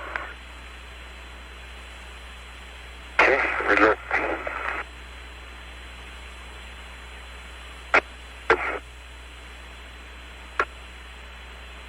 Okay, go around this side.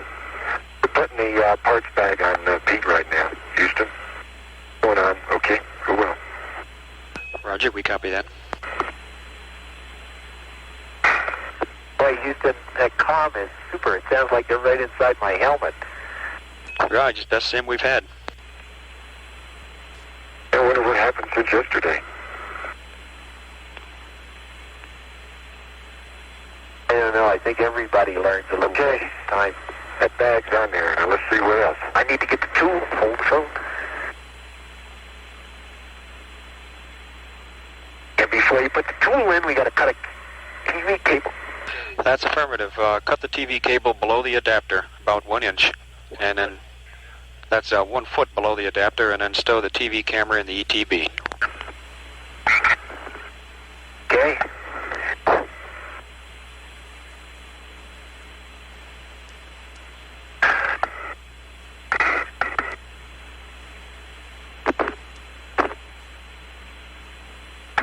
Hey, look at that Surveyor, Al. That's not anywhere near as bad a slope. It's all in the shape. Hey, Houston, that Surveyor looks a lot better today. Yeah, now that the sun's up on it, sun on it, everything green, cable's cut. Oh, wait a minute, leave it right on there for a second. Come on over, put the thing in my back, and let's mount our cameras, and then the ETB is in. All right, sounds good. Or either that, bring it back, I'm sorry. It's okay. Doesn't make any difference. Yeah. What do you think?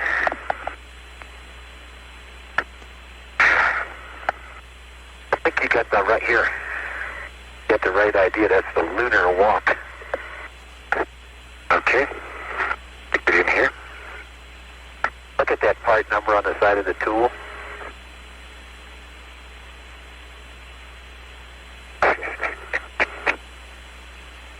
Use that a few times. Hey, Houston, while he's putting the tool on, it's a very interesting thing. There is a angular rock that's literally 6 inches from the engine exhaust skirt.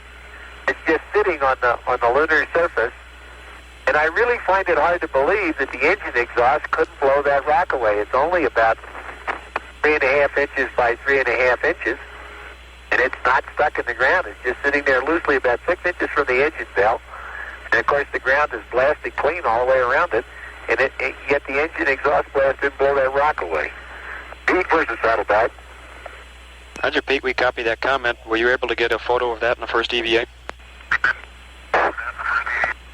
No, we'll get that right now. Is there one in here, Al? Yeah. Oh.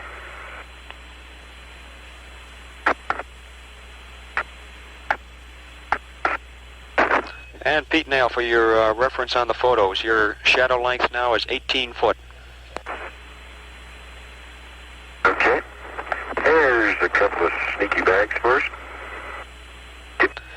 Al, also, if you would, before you start that traverse, would you get a good photo of the solar wind to show us how that foil is wrapped around? Will do. Will do, Houston. That won't take a second. Okay, let me attach this bag to, would you attach this bag to me, Pete? Yeah.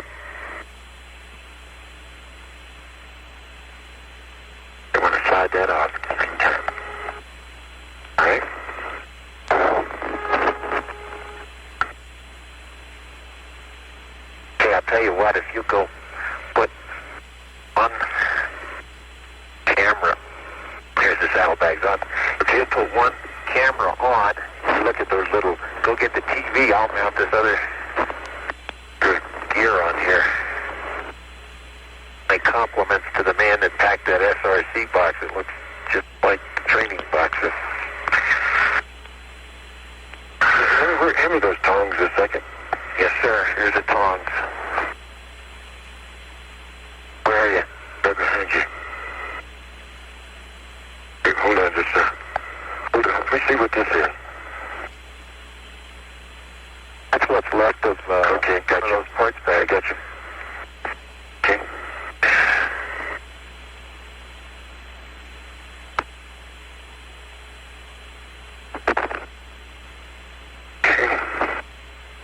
Core tubes.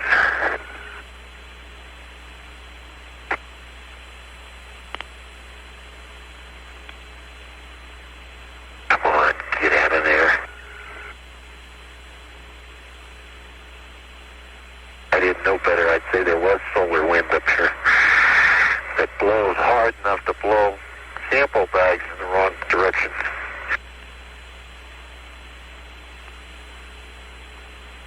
Okay, Al. 3 core tubes in the heel. Okay. Second. Dixie cup dispenser coming up.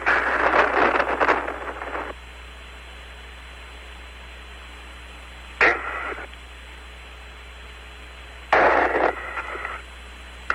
Could you... Okay.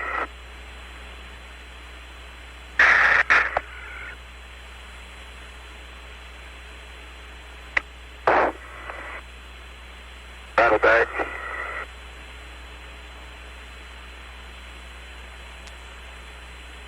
Chart fits right in its spot.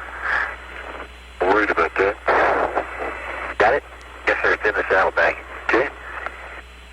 Now, here's the other thing here. That safety line. Huh?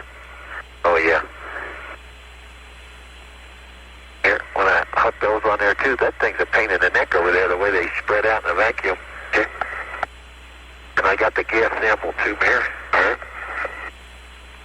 Gas sample tube coming up. Okay. Now I need to get that safety line. Okay, I'll put that over here. Okay, I'll get the safety line. On safety line. Whoops, excuse me. Okay.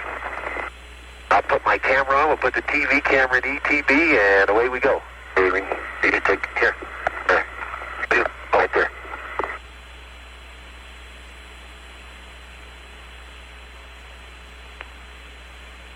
Got it? Yes, sir. Sam, okay. If you get your camera, I'll put that TV camera in ETB. Okay? Prepare regret.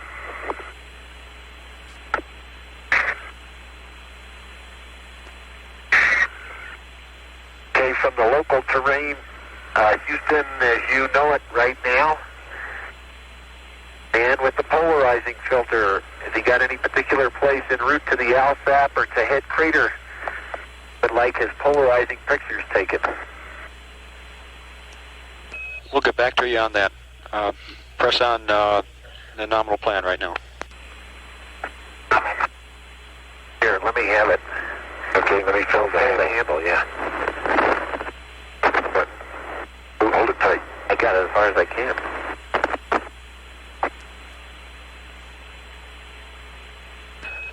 Pete, we have no preference on that. Go ahead and take it as called out for in the cuff checklist. Okay. Stick it in ETB and we'll screw with it later. Good idea. Handle in. Okay. Stopper. Okay, Houston, 1 TV camera in the bag. And our plan of attack is, Al, go. 1 picture of that rock under the descent stage. Shoulder. Grab the hand tool carrier and head for the solar wind and grab a picture of that. In the meantime, I'll lope off to the ALSAP and check the side. I'll meet you at point 1 at head crater. Roger, we copy. And Al, have you gotten the readings on the contrast charts? Not yet, and I plan to do that real quick. Roger. Houston, Pete's on his way to the LSAT. Roger, Al, we copy. And at 30 minutes into the EVA, you're pretty close to the nominal timeline. Okay, very good. Can the guy with the seismometer hear me running? 6:50.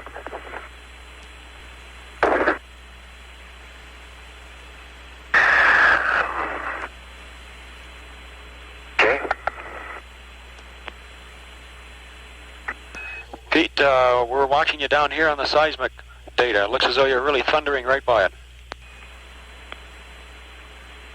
Yeah, I ground to a halt there to switch to intermediate cooling. I noticed that it is obviously a little bit hotter out here with the higher sun angle right now. Okay, I'm approaching the infamous side. Roger, and we're able to copy your rest, and now that you're moving again. Okay. All right. The status is, look, I don't want to get dust in it. The cover is off, and it's pointed up at the sky at about a 60-degree angle. Roger, do not touch it right now, Pete. Which way is that pointing relative to east-west? It is pointed down sun. Roger.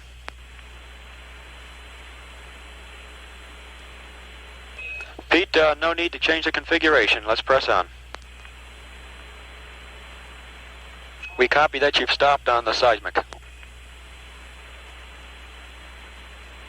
Yeah. There's me handy-dandy LMP. Contrast charting. Oh, okay. Meet you at the head crater, pal. Okay. Oh, boy, I want that rock. There is a dandy, extra grapefruit size type goodie.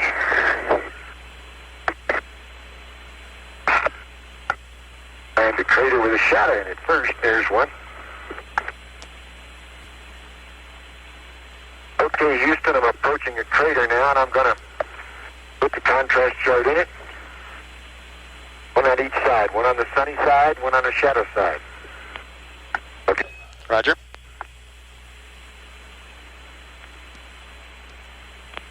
Yankee Clipper, Houston. Okay, there's the one on the sunny side. And if I got the grapefruit rock of all grapefruit rocks. Clipper, would you give us the configuration of your high gain? One's got to come home in this spacecraft. We'll never fit in a rock box. Okay, Houston, I'll tell you what I'm going to do. I'm going to wind up at the right place and head crater, and while I'm waiting for Al, I'll roll a boulder for you. Sounds good, Pete. Looking at the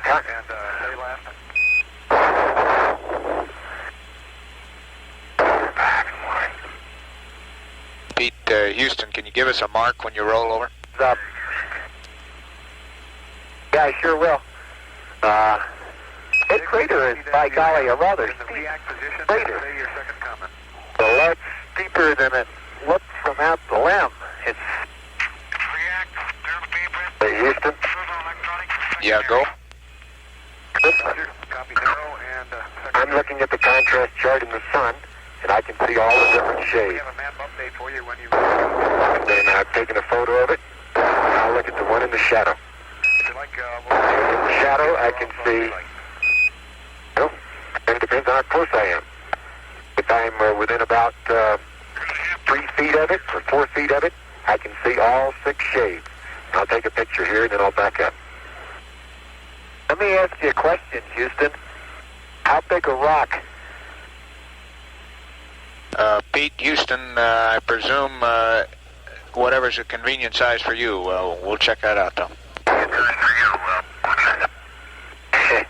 How about a grapefruit-sized rock? That's what I'm holding in my hand. And these other rocks that I was talking to you about are pretty well buried, and they're pretty large. I don't think I could get one of them going.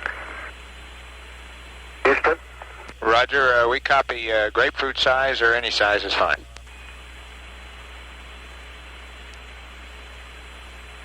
Okay, Al, are you standing still? I'll stand still. Go ahead. Okay, I'm standing still. Houston, on my mark, I'm going to roll it. Mark. It's starting down. Hit, hit, hit, hit. Now it's just rolling. Roll, roll, roll. Still rolling. Roger, Pete, we've got some jiggles that I can see here. We'll get a reading on it for you.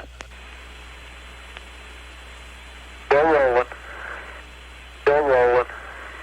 Very slowly. Still rolling. And it stopped. Mark, stop.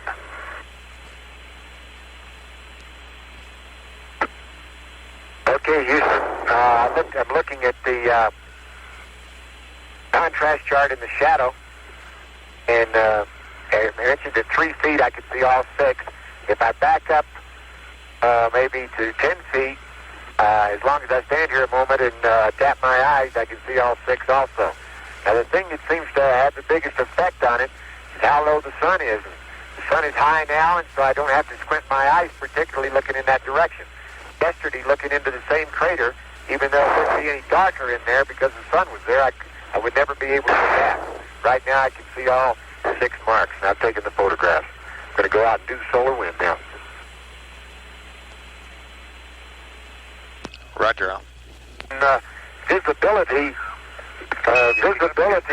here is on Earth, really. You adapt just as well, and the only major difference I've noticed is the fact that when you're out here on these this area, if you look cross-sun, the moon appears one color. If you look down sun, it's another. If you look up sun, it's another.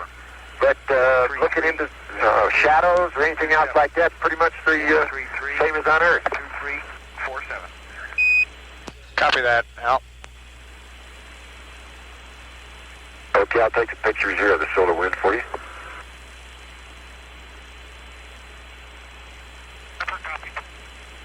Roger, we'll give you back the relay.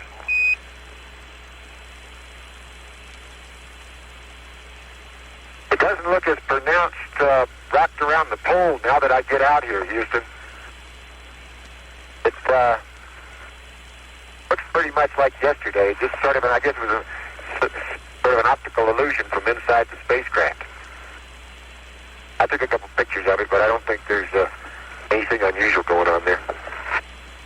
Roger, Al, and Pete, if it's convenient and you can find another rock there and give her a heave experiment, sure would like to see another one. Okay, I was setting up my black hole and all that good things for the polarizing light, and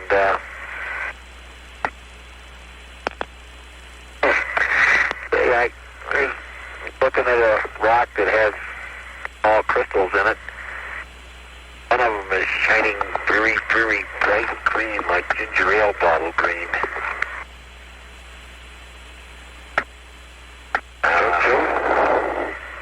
Al, are you on your way? That's firm. I'm now making sure that everything is in the hand tool carrier here. I'm mounting them pretty firmly. Hey, Houston, as I was working around the hand tool carrier a moment ago, the canvas bag came loose. Took me about 2 minutes to put it back together again. It came off the metal sides. And it looks like those clips that hold it on are going to be completely inadequate, and I expect that we're going to have some trouble with it all day today.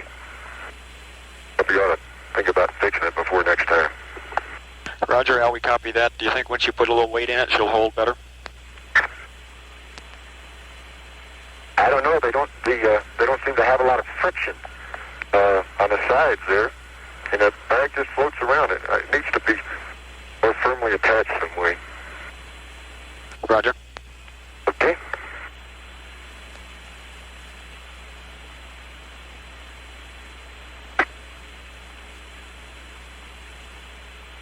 Al? Yes, sir. Where are you? I'm just leaving the limb. Okay. Boy, this hand tool carrier is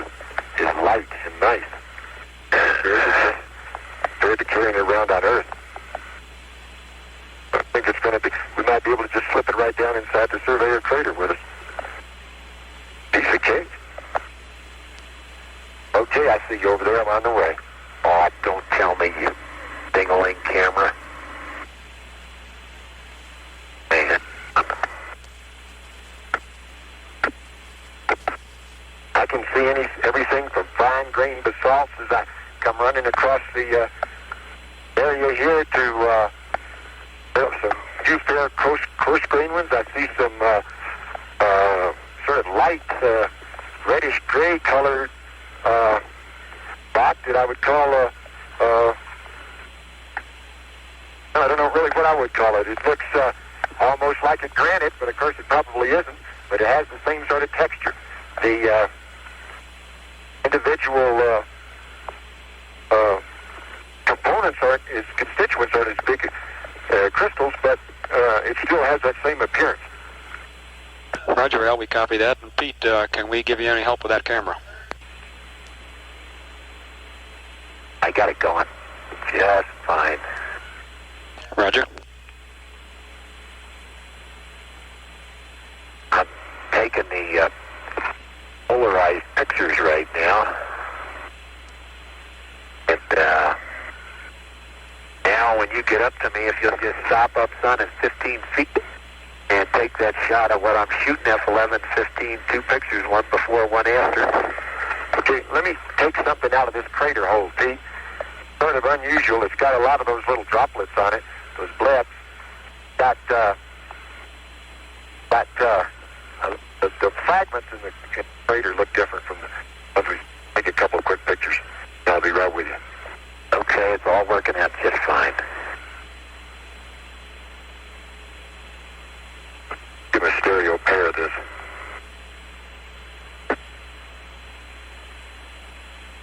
Good. We use the tongs here and I'll pick it up. That's right, exactly. This is a very small crater, Houston. Probably about 3 feet in diameter. And looks like it was made at not very fast-moving or energetic or heavy projectile. Yet right in the middle of the hole is some of these glass-covered rock fragments. And some of the other rocks that seem to be resting in the hole, I'm putting them all in a sample bag one here. Some of the others don't have any coating on them at all. I'm picking them up with the tongs. I can't tell how strong they are, but they don't seem to hold together too well. They seem kind of weak. There you go. I'll head on over where Pete is. Roger, Al, we copy that. If you're going to document that, try to get some of the material around the glass as well as the glass itself. Okay, I'll just get this as a bonus, and I want to get over and start working with Pete as a team here. Roger. Just didn't want to have to try to remember where that was. You get a big surprise when you look into this head crater, Al. It's a heck of a lot deeper than it looked, eh? There's a nice white, small crater, a white rim on it. Got a 5-foot diameter one. I've been concentrating, Houston, as I came walking over here to head crater to see if there were any possible changes in either texture, slope, color, anything you can think of or anything that I could think of that would say to me that I was walking on a different surface than I was when I started. And I haven't seen a thing yet. It all looks the same. It all looks like it's covered with this black rock. Don't pick dust in the middle of my polarized picture area. Yeah, I'll stop right here. Okay. Put the tool carrier down and get your up-sun pictures. You see where my footsteps are? That rock that's half buried and the two rocks that I've turned over in my footsteps? Yeah. Okay, it's 15 feet F11, 2 shots. Now, you're not going to get the before, unfortunately. Okay, how about right? I'd rather have my shadow here or over there. No, that's the pile right there. See where I turned over the 2 rocks alongside the great big rock and my foot tracks are? Oh yeah, way down at the end. No, right here. I'll walk over to it. That's a good idea. Right straight in front of me. This rock pile right here. Oh, okay. Want me to shoot it from right here? Yeah, and you're in 15 feet back up. You're in 10 feet. I sure will. 15 feet, and it ought to be about F11. Okay, got those two. Got a couple pictures there, Houston. Let me tell you what my camera reading is now, and then we can try to keep up with it from time to time. Next time I'll come over here by Pete, and we'll... Yeah, Houston, I've shot 3, 6, 9, 12, 15 pictures. Copy 15, Pete. Okay, and on my mark, I'm going to send a slightly smaller rock into the crater. Are you ready? Roger, we're watching. Mark. I didn't quite kick it hard enough. Wait one, I'll do it again. In Houston, that sample bag that I put the fragments in that I mentioned earlier that I found in the bottom of that small crater, Mark, that's sample bag 1D. Copy your mark, Al, or Pete, and 1D on that sample bag.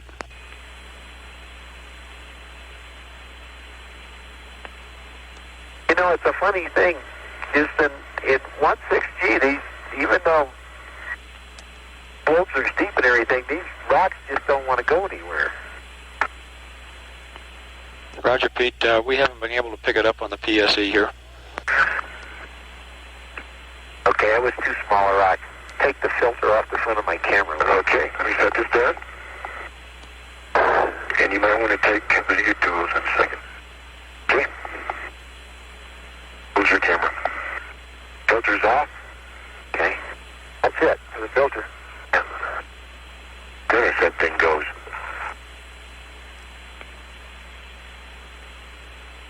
Okay.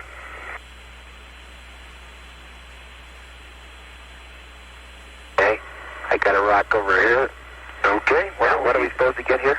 We probably ought to come over here to the other side. It looks the best, and do a little trench and compare some of the soil profiles. Okay, they wanted it. Look, I've got an area right over here that looks like a good area to work in. Okay. Little white spatter type craters. They look like they're very fresh impact, like that little one right there. Yeah, that's a good idea. Let me go over here. There's 3 in a row, and let's work this area a little bit, which is the corner of head crater they wanted us to work. Okay. And we can work right here and up to the top of it.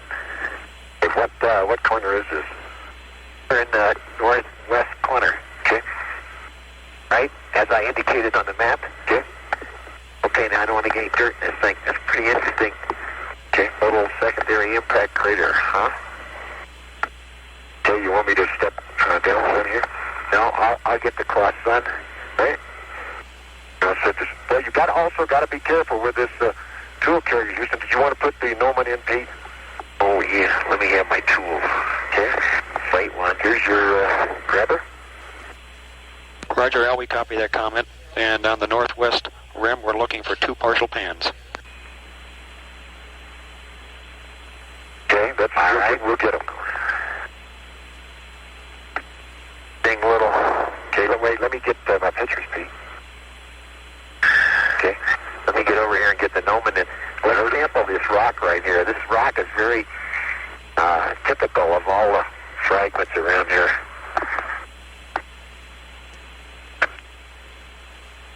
Okay. Hey, that's interesting. Look where you kicked. Got some lighter material there. Oh, I sure did, didn't I? Yeah, that's the first time we've seen that. Now, in fact, you know what it looks like here?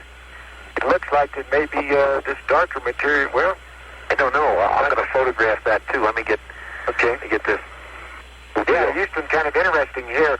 Pete walked across one edge of the rim here, and we're about, 50 feet inside the upper rim, and he happened to scrape an area there with his foot into much lighter colored soil, like cement. Yeah, let me get your picture. Roger, Al. Hey, let me get my bag, Pete. Well, you got to be careful with that hand tool carrier. It'll fall over. Light. It's light and sample bag number 13. Okay.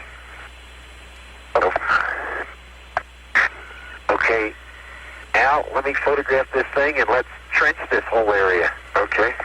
I'll drop the gnomon in right here over my footsteps and the light soil versus the dark. And we can trench there. Okay, I just put it into 3D. 3D, Al. In just a second. Okay. Let's see, 5 feet, F8, 1/250th.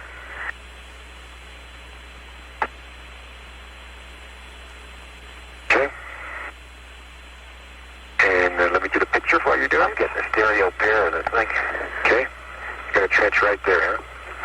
Yeah, let me get the shovel. Okay.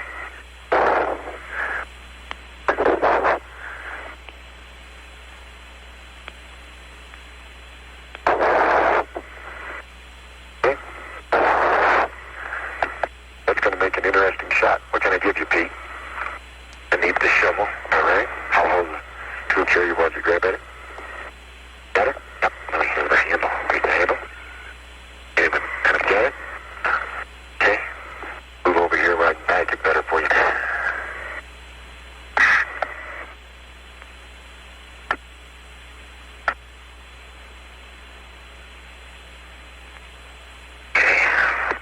One of the interesting things about this side of the mountain, this side of the crater, is that these boulders aren't uniformly distributed around. They all seem to be over here on the western side. And you look over the eastern side or the north or south and you see some, but there's quite a bit more over here on the west for some reason. If I could go out, sort of out here, send Malonian and help me. Okay. Roger, Al, we copy that. Okay, look at that. Stick it right in that white soil with the brown, huh? There. There you go. Now, let me trench it. Okay? Let me get some photos of that. Okay, look, you can see where you dug in that there's still some underneath. Why don't you give me another scoop right in there? Okay, good idea. There's not much in here. Okay. So Pete digs up. Sure enough, right underneath the surface, you'll find some much lighter gray oil. I don't exactly know why it's this point. And you can look around now and see several places where we've walked that the same things occurred. We never have seen this at all. Oh, that's going to make a good picture, Pete. Never seen this at all on the area we were before. Hey, that looks nice. Roger, Al, we copy that. You think it could be the sun angle? Listen. No, not at all. This is definitely a change to a light gray. As you go down and the deeper Pete goes, he's down about 4 inches now. It still remains this light gray. It's this soil must be of a different makeup than that we were on outside the crater, because we haven't. Hey, this is different than around the spacecraft, because we've picked up all kinds of stuff around the spacecraft, and it's all the same color, top and bottom. This is quite different. But this soil looks like it. I tell you what we should do here, Pete. But why don't you dig me? Yeah, dig as deep as you can, then get me a sample of right out of the bottom, because this will be something new. I'll put it in sample bag number 5D. Al, we copy 5D, and would you give your location relative to the center of head crater? Specifically, are you just on the west side of it where we have the triple crater? We're on the northwest corner of it, right where you told us to go, Houston. Roger, you should be very close to that triple crater. Hold there, Pete. Triple crater. Well, there's one crater. There's a couple of craters right over the rim here. We're sort of in the rim. Pete's down now about, that's not good one, Al. I know what. Down about 6 inches and look, just light gray down there. Now, in the bag, you'll find some darker gray material that fell in off the side. There you go. Hey, let's throw this little rock in that I dug up from down deep. Is that a rock? Yes, sir. Okay. Get another sample bag. All right. That's a good one, because let me get a picture of it first. I dug it up out of the hole. It's hard to keep the soil in the bag. Stereo pair. So, okay, in tab D. There's, of course, a little of the topsoil mixed in because the sides collapsed. angle of repose is about 85 degrees, but the minute you bump the side, it falls in. It's not cohesive at all, even though it seems to remain nearly vertical. I guess it's the low gravity. Hey, that's a nice rock. It's said to be a rock from the bottom of the hole, and it's covered with gray. I can't see anything in it other than just the gray dirt covering, soil covering. Let me get a final shot, Pete. Okay, that's good. Okay, as you move off, Pete, every once in a while I can see some white, but most of the time, not. You kicked over a rock that had white bottom, and might have been different than the top. Right behind you. We might want to take a picture of that. It might have been different than those others. Houston, you're going to have to budget our time now. How long do you want us to spend it in Head Crater? Because it looks like we could just spend all the time here if we wanted. That's what's bothering me. We could do that any place here on the moon. Pete, we show that you're 58 minutes into the EVA, and we'd like to get you over to Bench Crater and leaving there something on the order of 1 plus 12. We can slip that a bit. So we suggest you finish up where you are, what you're doing there at Head, and move on. Okay, now where's the map? I got the map right here, Pete. Why don't you take a look at this? By the way, this is the smartest idea we came up with, Houston. This map just works great out here. Okay, let me take a picture of this rock. This isn't going to show much. Let me use your shovel. All right, now I'm trying to find the triple craters you're referring to. Kick it around. Good. Pete, that triple crater is just south of your present position, and why don't you just go ahead and move on? Okay, I got you. Okay, now there's a good picture. Pete, let me get that one. Okay, now let me see what side of it. What we've done is turn over one of the rocks on the rim, and the bottom part of the rock is gray, about half of it. This rock happens to be about a 6-inch diameter rock. I'll give you a stereo of it. And the top is the same color as the, you got it in your shadow. Yeah, do. I'll take another one. Okay, maybe you want it. So I can, even these rocks out in here, even the ones that are almost completely covered with the soil, if I look at them, I can see glints of crystals or something. Yeah, every one of them. All right, let me have that. There's your two. All right, we're going to head for Bench Crater. Okay, now we didn't get our pans here, did we? No, and I'm going to get it when I get to the triple craters, which is right over here. Sounds good. I think they're right over here. I can't see them. I got to look over the hill. All right.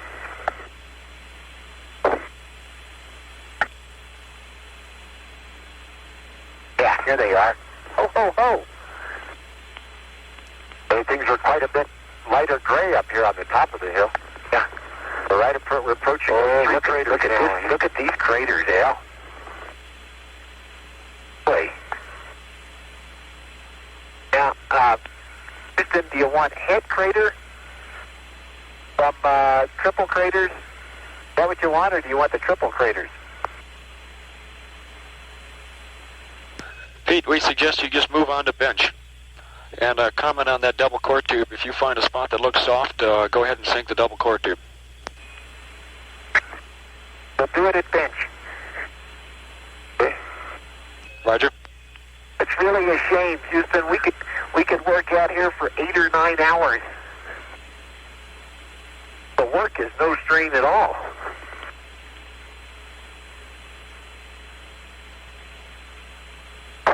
I took 3 quick pictures of triple craters, Houston.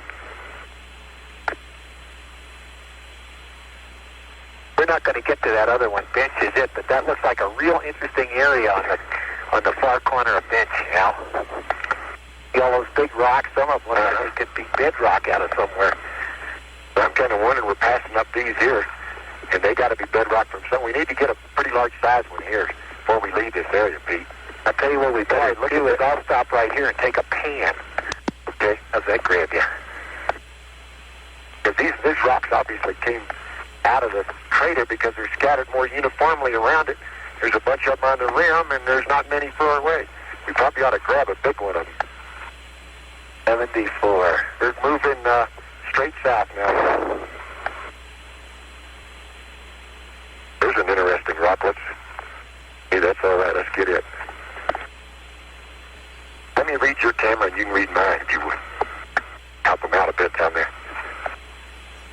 a minute. Okay, your camera right now is on 36. How about mine? On 36 also. Okay, move. Did you copy that, Houston? One. Roger, we got it, Al. Every crater you come to and look in, you see the glass bead. Move out of your way, Pete. Okay, now, back to rock taking settings, 5 feet, F8, 1250, okay. All right, Al, where do you want to grab the sample here? Right here, I'd like to grab that rock right there because it's got kind of a sharp edge on it and all the rest of them are, it's got kind of an oblique edge on it, and you don't see many like that around here. This one right here, this gray one, looks a little bit different than the rest. This one? No, right there, a little bit further out and right there. I'll just grab it and put it in this box if we can pick it up. This one, the big one? The big one. Ho, ho, ho. Wait till I get the pictures. Okay. If we can do that, we can just put it in the bag. And I think this is kind of a different looking rock. This rock is different, Houston, just in the way it's shaped, and it's partly rounded and got some pretty angles on it. Maybe under all that dirt is something a little bit different.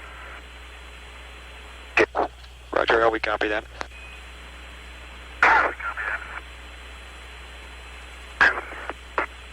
It's all right. It's all right. All right. Make them up. No sweat. Okay. Attaboy.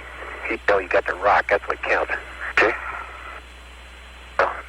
Okay, I got the bag. The thing that was giving it that unusual shape was the dirt that was adhering to it. It's okay. We'll take it back with us. It's a good rock. And this is probably typical of the rocks around this crater, Houston. So, I think it'll be a good sample for us. I'd say in the area we're moving along now as we head south, is what you say, Pete, there's about 5% rocks. Yeah, like that. Yep, they go anywhere from 2.5, 3 feet, all the way down to small. Right, that's right. There's even one by you there that's 3 feet. It's not submerged. Look at the fillets around that rock. That's neat. That's pretty. Wait a minute. I got to stop and get that. Hold it. Okay, let's do. Maybe we can take it on 2 or 3 sides. Have to watch. Trouble is when. There you go. That's a good rock. Hey, look at the pits in it too. That's obviously getting struck a lot by meteoroids. It's going to be a good rock, Houston. It's about 3 feet in diameter. About 2 feet thick. Got a background. Well rounded. Got a lot of surface pits in it. I can see the glitter. I got to back off to 15 feet. This one. Okay. I'm going to shoot stereo pair. Okay. Roger, Al, we copy that. Are you able to find any chips from that rock in the near vicinity? This is not unlike all the other rocks around here, Houston. All the rocks we can look on the far side of that. Yeah, let's get that. That's a good idea. All the rocks we've been looking at, Houston, in this area seem to be the same. They seem to have the rock has got dirt built up on all sides of it, all directions. Sure does. It looks about equal, too, doesn't it? It looks about equal, that's right. Very interesting. I don't know what that means to transport, but it's built up around it. Do something here. That was a description of a fillet. A fillet is a rock with soil piled up around the edges. The surface of it is, of course, pitted. There's some pits that are maybe even up to 3/8 of an inch in diameter on it. However, most of them are small. It doesn't look like a basalt, although the grains are too small for me to see anything, identify any specific one. Some of the pits have glass in it, which is not too surprising, and many of them don't. That's about all we can say about that rock. That's typical of the ones in the area. Roger, Al, can you give us a sample bag number and then press on? Okay, well, we didn't take a sample there. The couple that we did take a sample of previously are of the same type. So the last couple of samples have been of the same type rocks that we're discussing. Okay, Houston, I'm coming up on Bench Crater right now. I linked off and left out. And I'll get you a pan in Bench Crater. This looks like a very interesting crater. It's different. Oh, and I see some really different rocks. A big one. Hey, that looks like bedrock. Gee, what a crater. Ow. Oh, boy. Hey, Al, look, come on over here. I'm coming. Got to get some of this. Let me get some pans in there. Sounds interesting, Al. And Pete, sounds as though you're getting down to bedrock. Is that affirm? Yeah, they got to be bedrock, and there's one in the bottom. As a matter of fact, boy, there's some big fragments out here. Pictures. It looks to me like stuff is melted in the bottom of it. I can't swear that, but I'll get you some pictures. Starting right now. F8.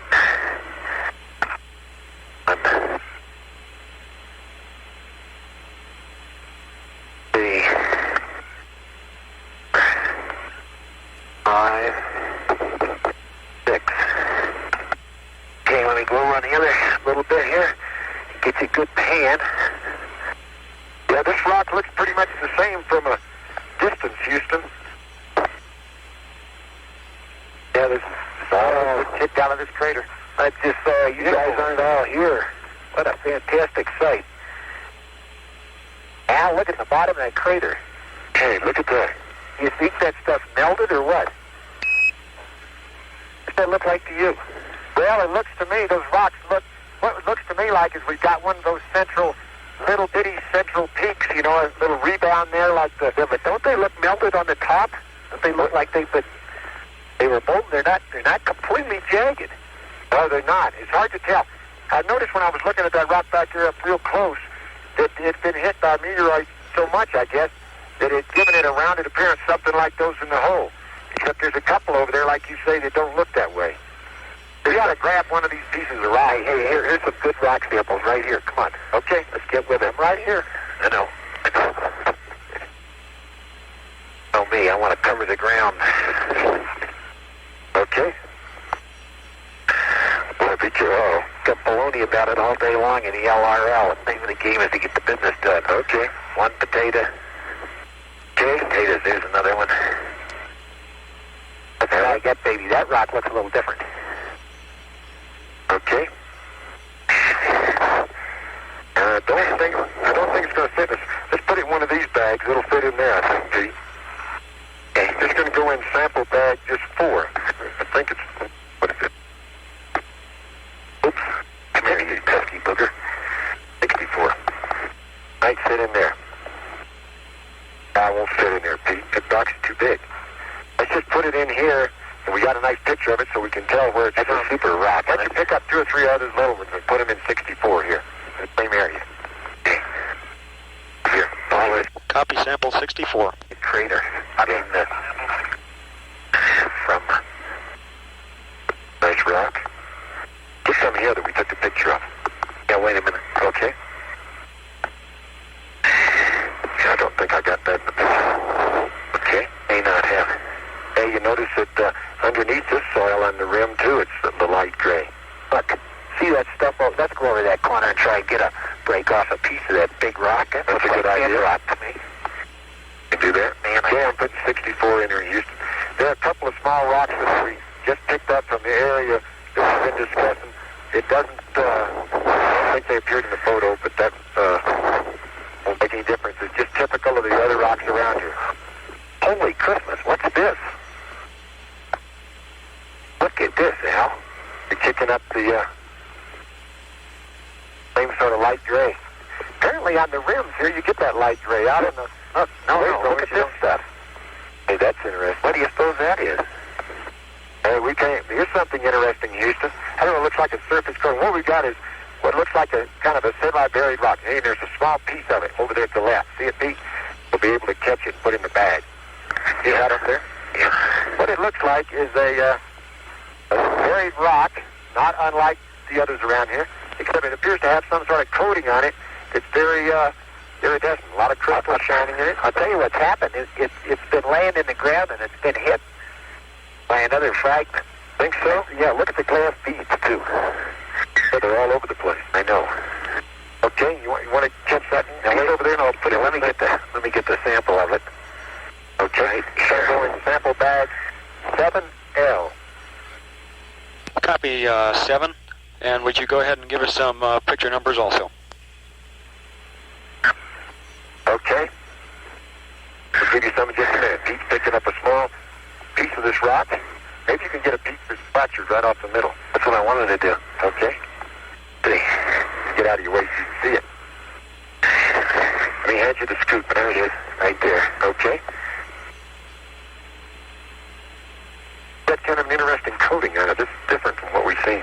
Now, maybe this is more newly exposed. Been struck by something. Is that all you want to put in that bag? Listen, hand me the scoop. Let me get some of those glass beads and stuff there. All right? Let me get you the scoop. Okay. How long have we been going, Houston? Got it, Pete. 1 plus 6. Pete, we show your 1 plus 1.4 into the EVA, and we'd like you to move on from this crater at about 1 plus 2.7. If you could, go on down and take a look at the bedrock on the bench. Wait, I better not put that in there. That's what we wanted to show. Was okay, let me get you another sample bag. I hate to try and get down the bottom of this fella. It's awful steep. Yeah. Okay, then hold off on that. Don't go ahead.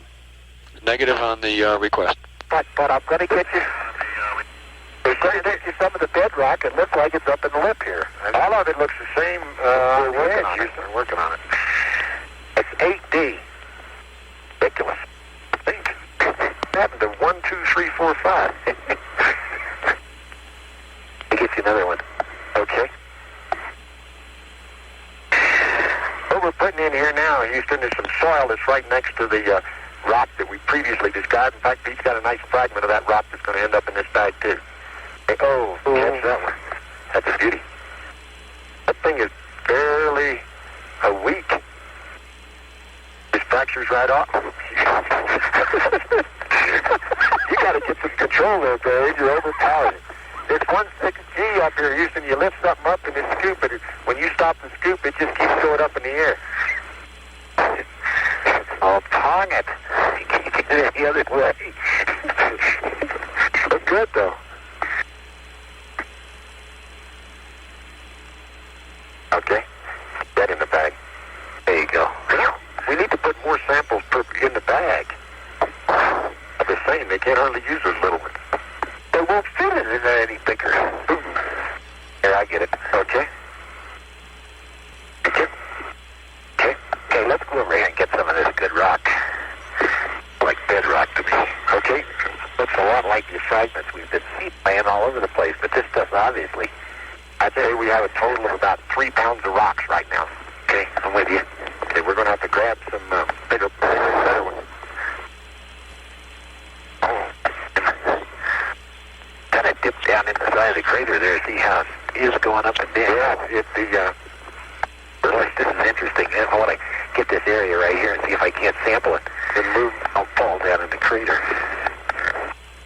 Go. That's a boy. But this is different. Look at this, Al. This is different. We got to get some of this. Okay. Al, Houston, over. Go ahead, Houston. Al, we'd like you to go to intermediate flow for a minute and a half. We'll give you a call. Okay, what's the problem?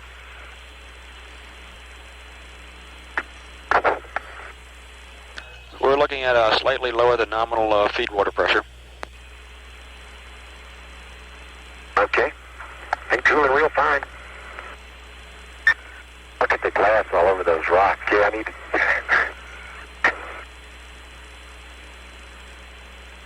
I want to bring this back. Look at it. Okay. Here, let me put this right in there. Oh, it's going to fall. There you go. I'll hold it.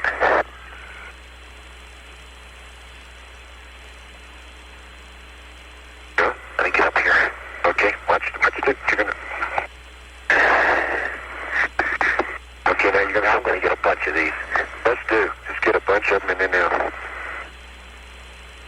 How many rocks to bring back? Doing the best I can. There you go. There's a good one. Put that thing in here. Good.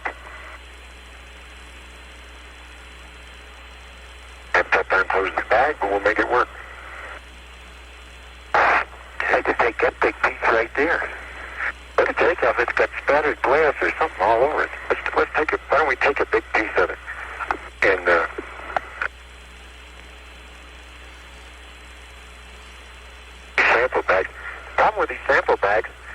whether the round ones or the square ones or the flat ones are all the same size. What you need are sample bags, little ones for these, and some big ones for the bigger rocks. Okay, 9D is the sample we just picked up and described to Houston. Okay, put this right in here, Pete. Oh, wait a minute. Here's a better one. Okay, now we're working on sample bag 10D. 10D. Roger, copy 10B. And on your way out, would you get that partial pan with a 75-foot baseline? We'll sure do that. Already got the pan. Oh, Pete says he's already got it. Got a stereo partial pan. Okay. Roger. Okay, that's a good rock, and that fills that one up.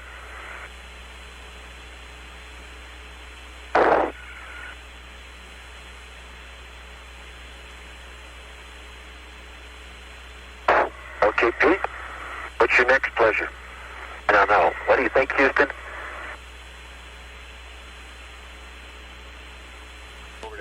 You're looking in good shape. You can press on along the traverse over to Sharp Crater.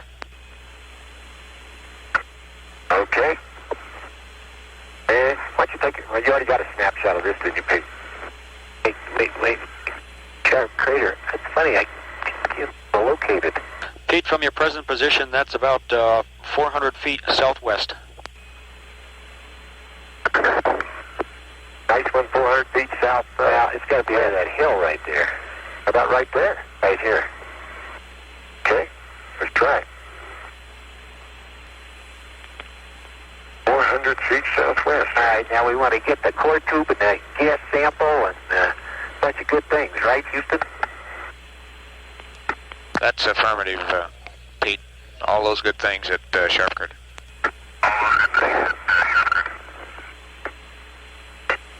Gotta find it first. Al, you can go ahead and put that diverter valve to your choice. Your feed water pressure is holding even. Looks as though it's working well. It's slightly lower than nominal. Okay, Houston. Sharp Crater, where are you? Got it pinpointed, Pete? No, I can't find it. No, I'm going in about the right direction. There's one right over here to kind of more to your right. I'm looking down zero phase, you know, and that's... There it is. It's got to be it right there. Hey, I see it. Boy, there's some big fragments out here. Say that again. You got the shovel? I sure do. Good boy. Well, that's not it either. Why don't we stop here and look at the chart a little bit more closely? Man, does that limb look small back there? Yeah, I tell you what, I better get a tie anyhow. Look at the chart. Okay. See. Roger, you're going to give us a backside survey at that point, Pete? Yeah. Make it a full pan. Darn far out, I might as well. Okay, a full pan over when you get to Sharp. We show your 1 + 2, 3 into the EVA, and we're looking to leave Sharp Crater around 1 + 5, 1, so you got lots of time. I gotta find Sharp Crater. I kind of agree with you. Where is it? I don't know. We should be right here. I gotta. How big is Sharp Crater? It's pretty small. It looks to me to be about 30 meters. Okay, I got it. It's right here in front of me. Okay? Yeah, that's the...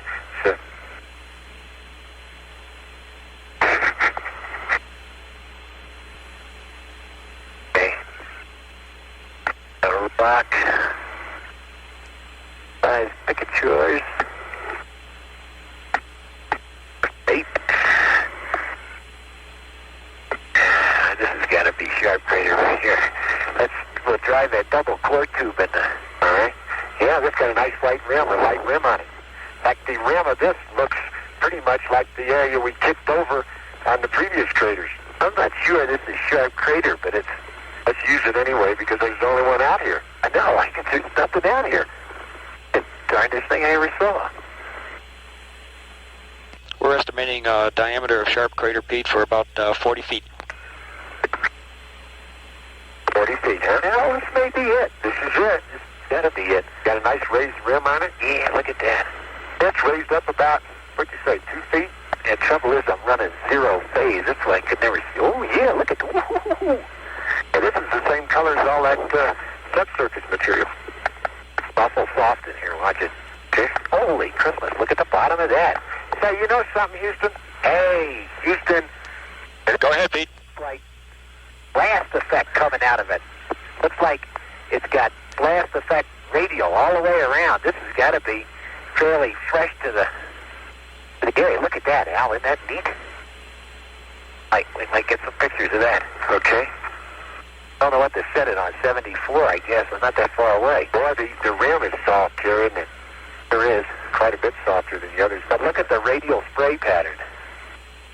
Look at that. I guess I'm supposed to drive a what? Double core tubing or something? Yeah, set that baby up. Look at that. Skip. We got to dig a trench.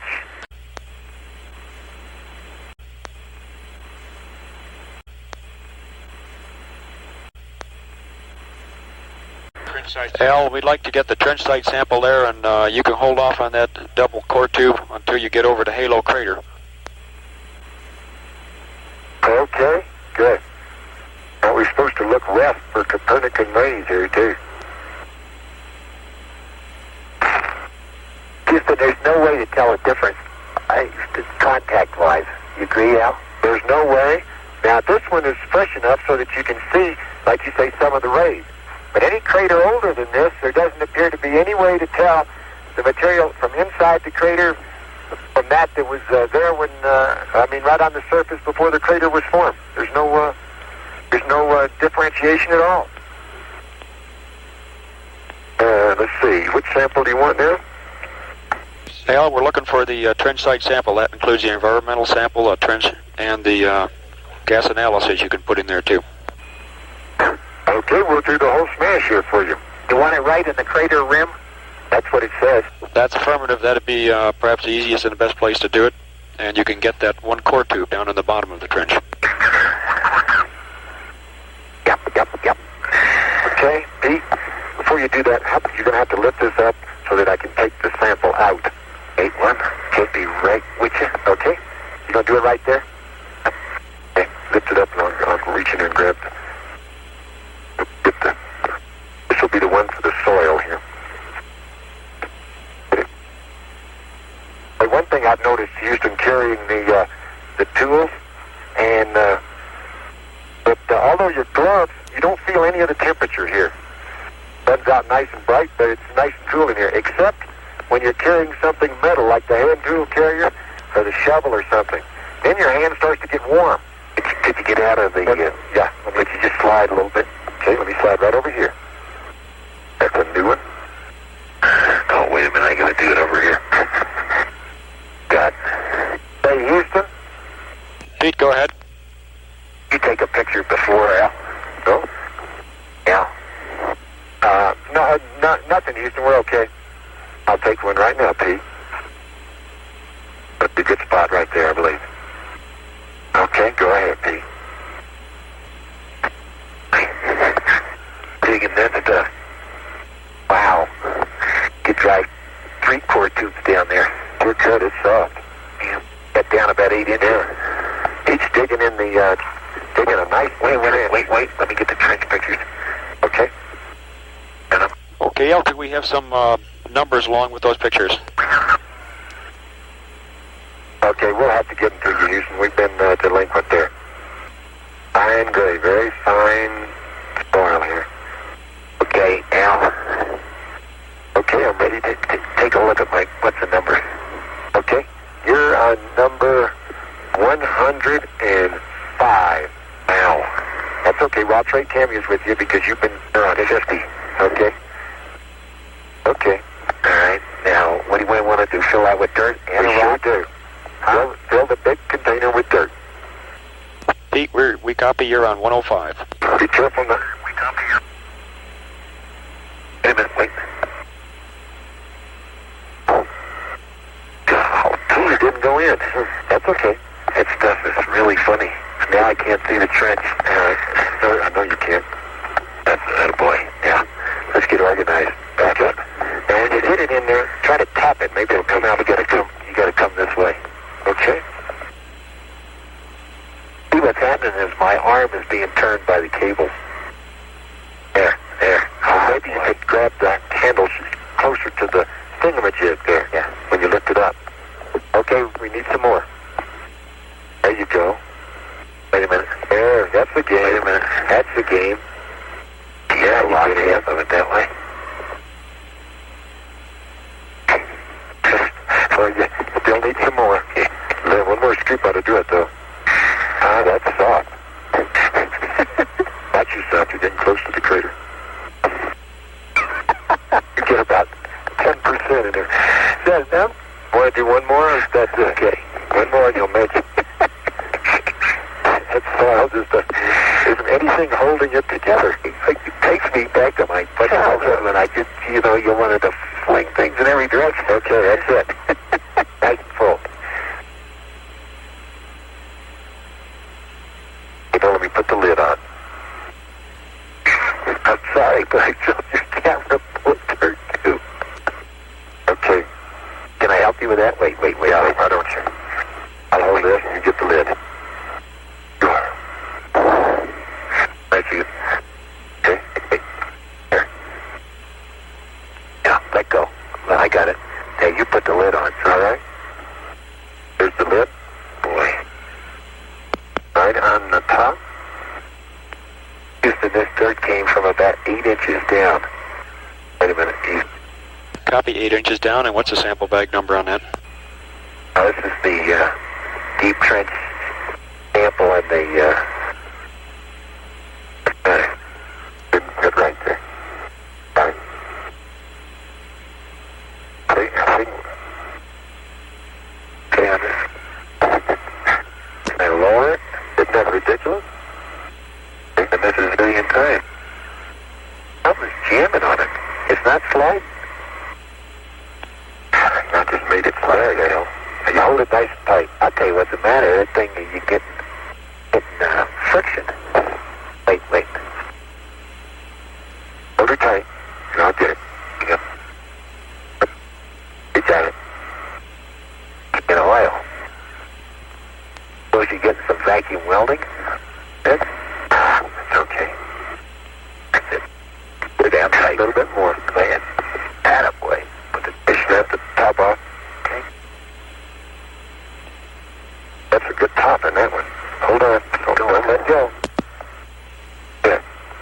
Okay, now you need a core tube at the bottom of that trench. Is that right, Houston? That's affirmative. And Al, when you get a chance, could we get your photo numbers? That's right, 50, and this is core tube number 2. Core tube 2, and I'll need the... There you go. That'll be a good place, Pete. Getting relatively fresh stuff here. Yeah, you better believe it. You're good. Okay, I can almost drive it without a hammer. But if you'll hand it to me, I'll get it in just a second. I want to take a couple more shots of this before we leave. There. Okay. Get it all in, I get the pictures. All right. Let's drive it in real easy, Houston. Going. Roger. All right. I can't lean down too far now. And we're driving it all the way in pretty easy. Good boy. Wait once. Stop. That's it. Okay, just a second. Let's put this up. Let me take a picture of it, Pete. Make sure we got it documented. There's a stereo picture. Okay. All right. This dirt's gotten on my camera and I can't see the settings anymore. I'm going to have to do something about that.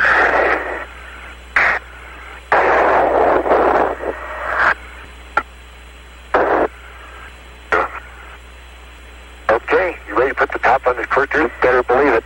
Okay? Here we come. I hope the soil stays in there. If it did. Probably did because it stays in your scoop so well. Better believe it. Full. Okay. I'm over here with it. All right. There you go. Got it. Good for you.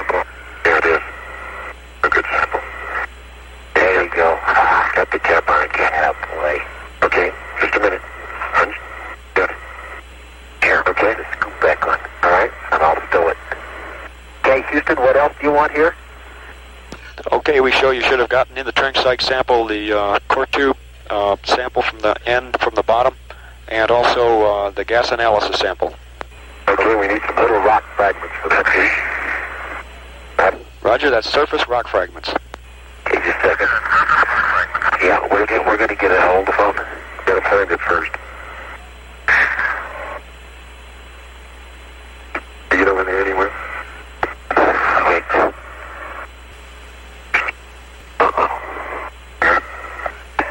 Bottom someplace.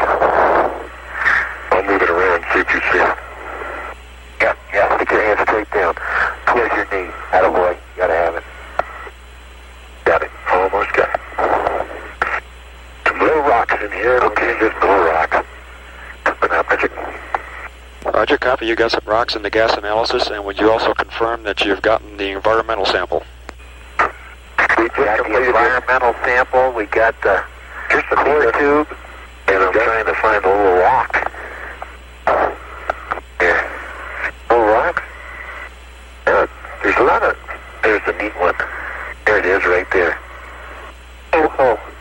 It's right for that little can. Give me a few. I think it's shrunk. Al, your push feed water is back up to nominal, and all looks good. Okay, thank you very much, Houston. See those bright, shiny ones there? Yep. Let me get a shot of them. Just move just a second, Pete. Okay, got a picture of them.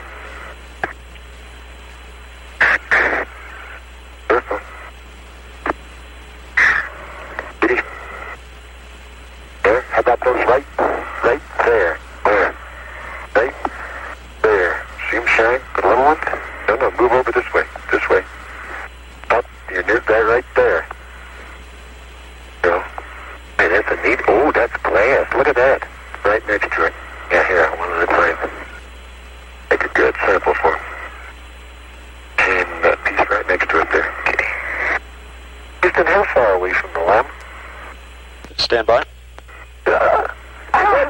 Tricky. Hey, we need some more, Pete. Give me a bigger rock. There's not enough in there to do anything. Hey, come on up. Get tired of picking up those little things. There's nothing in there. I can't. Where's my stupid tool? There it is. Get a big one. There's one right there. Get a big one. Here? This one? Yeah. I don't think that'll fit. Let's try it. No, that won't fit. Pete, now we show you're 1,200 feet from the limb. Okay. Come on, Al, we're wasting time. There you go. Pete, as soon as you finish up there, you can head on back towards the east, towards Halo Crater. No need to go any further west. Got it, Pete? Yeah. Let go a minute. I'm with you, Houston. Hey, good show, Pete. Good turning. All right. There you go. The front of my lens clean, relatively speaking. Nothing else is. Okay, let me put that up. It up. Here we go. Okay, give me one gnomon and my shovel. There's your shovel. Head for Halo Crater. Okay, Pete, we'll give you a radar vector on this one. If you'll go over just directly east of Bench Crater, and you can continue on east until you're just about directly opposite the limb, and then a couple more steps ought to take you right to Halo Crater. Sounds like a pretty good vector. That also says that we're running right into the sun. Does that agree with you? That's affirmative. You'll be running right into the sun, and directly at your 9 o'clock position, you'll see the limb, and a couple more steps, and you'll be right there. I got the limb in sight. It's in my 10 o'clock.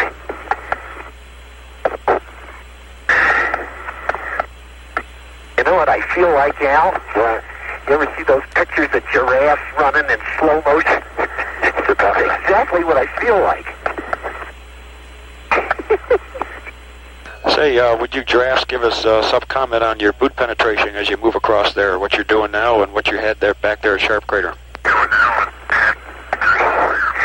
Oh, it's much firmer here. We don't sink in anywhere near as much. Now, crossing some of my own tracks, your toes sink in a bit, Pete, as you push off. You land flat-footed so your heels don't sink in, but as you push off with your toes, they sink in down about 3 inches. Your heels are only sunk in perhaps 1/8 of an inch. Roger, thank you, Al. Kick off on your toe. Every time he lands, he sends little particles spraying out ahead of him and beside him and everywhere else. And they go out just maybe 2 feet to 3 feet around him. Okay, we're back at Bench Crater. Now, have we gone too close towards the limb? What on the south side of Bench Crater, Houston? Okay, now if you'll just go directly to the east of the center of Bench Crater, and then continue directly east right into the sun. And then at 9 o'clock, you'll see the limb and a couple more steps, and you'll be there. Okay.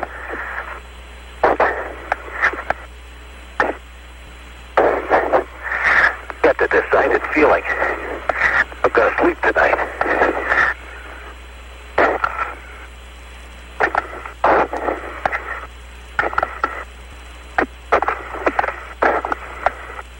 Pete, the crater you're looking for, Halo Crater, is about the same size as Sharp Crater and should resemble it. I think I have it in sight, but I'm not sure. It's a couple of them up there. Tell you what I'm going to do, Houston. I'm going to take an EMU break. You doing, Al?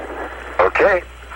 Pete, the dimension on Halo Crater is about 20 feet, so that would make it half of what you saw at Sharp.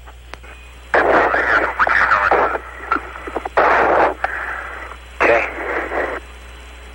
Well, hello. I wonder if I'm staying. You suppose this is it, Al? Well, it doesn't have any halo around it. I know, but you never can tell from here. Take a look at the map when we get here.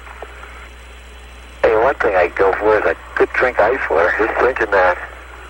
Let me look in the map, Pete. Pete, now, we have an EMU check. And one way to locate it also is that it should be right on the rim of Surveyor Crater. And you ought to see Surveyor off directly to the northeast. Okay, I know where we are. And the EMU check mine reads about 55% O2 Houston. Mine reads 5502 also Houston. Copy 55 both. Beautiful. Round glass ball they gotta have, Al. 1/4 of an inch. They have a sample bag. Come in. Look at that. Okay, just a second.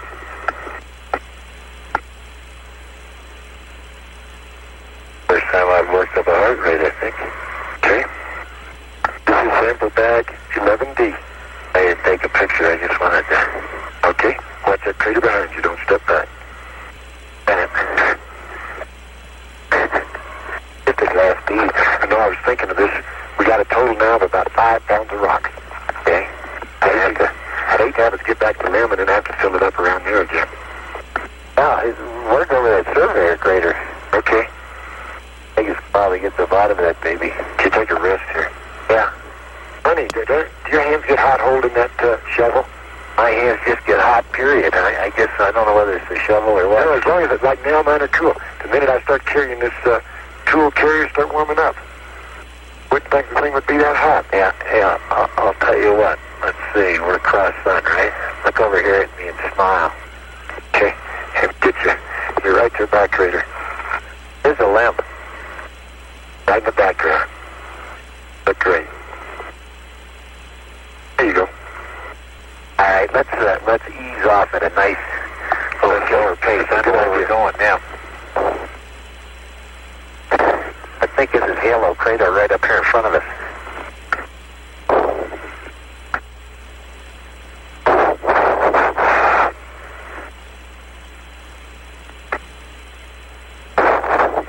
The edge, you might tell Fred Hayes, you ought to quit working on running and start working on holding things in his hands for a long period. My legs don't get a bit tired, but your hands get tired carrying these tools, particularly the hand tool carrier. Roger, Al, sure will. I'm sure he's listening. Yeah, your wrist. Yeah, I think that's funny. You wouldn't think it that way. been digging. Boy, look at all the texture. Look here, Pete. Now we're crossing across something that's got a completely different texture than what we've been on. You're right. Look at here. We got halo. Let's take some pictures here. We've run across sort of a textural contact. We're suddenly on an area that's quite not so smooth. It's got dimples and wrinkles in it. You want me to take some pictures or what, Pete? Yeah, why don't you come up here, okay, and we'll take a couple of good dirt bag samples of this stuff. Okay, I'll get the, interesting. You know, I think this looks like the material that we talked about the first day in front of the limb. Maybe it runs past the limb down into this area. But it's sure different than where we've been. It looks almost like it's more, the material is more cohesive and forms clumps instead of being so nice and smooth. Make it go around behind you. I was waiting for the Nova to damp out. Okay, right here. Good shot here, Pete. I wanted to get my footprints in it too so they could see that. Okay. Uh-oh.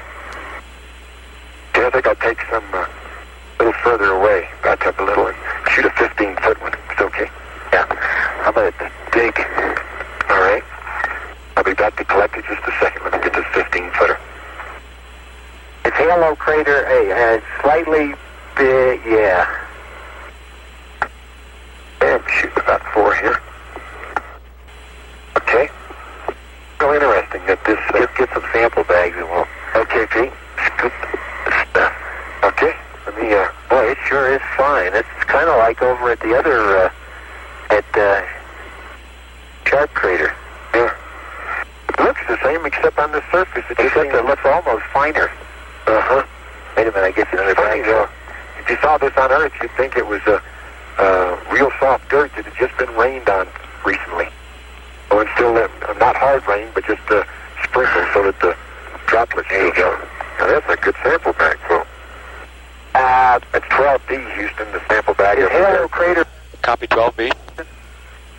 With a couple of 3 dimple craters in the south side of it. Stand by, Pete. Okay, stand by, Pete. You can collect the rock while we wait, Pete. Yeah, well, look, I think this is Halo Crater right here. All right, let's see over there. Let's go get some rocks from it and everything. We're seeing it, right? We actually got the soil sample from part of it. Okay. But this is at 20 feet diameter. Is it right on the rim of the Surveyor crater, Houston? That's affirmative, and from your comments on the 3 dimples, we show that you're there. Okay, what do you want in it? We'd like to get the pan and the double core tube.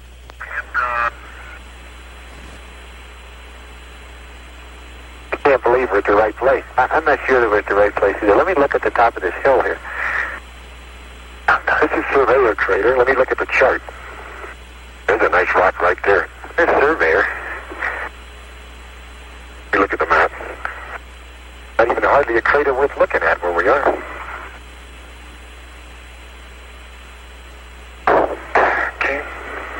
Okay, Pete, it's your call there. You're the local experts. If you see a better location for that double core tube, go ahead. Well, I'm trying to find the right crater, Houston. Hey, Pete, I think it's that area right over there. There. That's Halo is this first one right here, the little one, and then all those others are mixed over according to the chart. Okay, so we can just go over there and which one's Halo? This one right here? This one, no, it's right. You see where I'm pointing? No. I see it. It's that one right over there. Okay, let's go. Okay. Drive the double core tube. All right. And you want what, Houston? A partial pan? That's affirmative. We'd like a full pan at that point, Pete. And also, Al, if you could give us some sort of an estimate of how hard it is to get the core tube in. That is, what the force history is, how many pounds and how much force. Sure will. Wait, look at this little neato crater right here. Good place to sample. Oh, look at all the glass at the bottom of it. baby. Got a lot of that, though. Huh? Got a lot of glass. Now there? Yeah. I think that's halo right there. Which one? Right there we're looking at? Right over. That one right there. Too big. Too big, huh? Let's take this one right here. All right, that's good.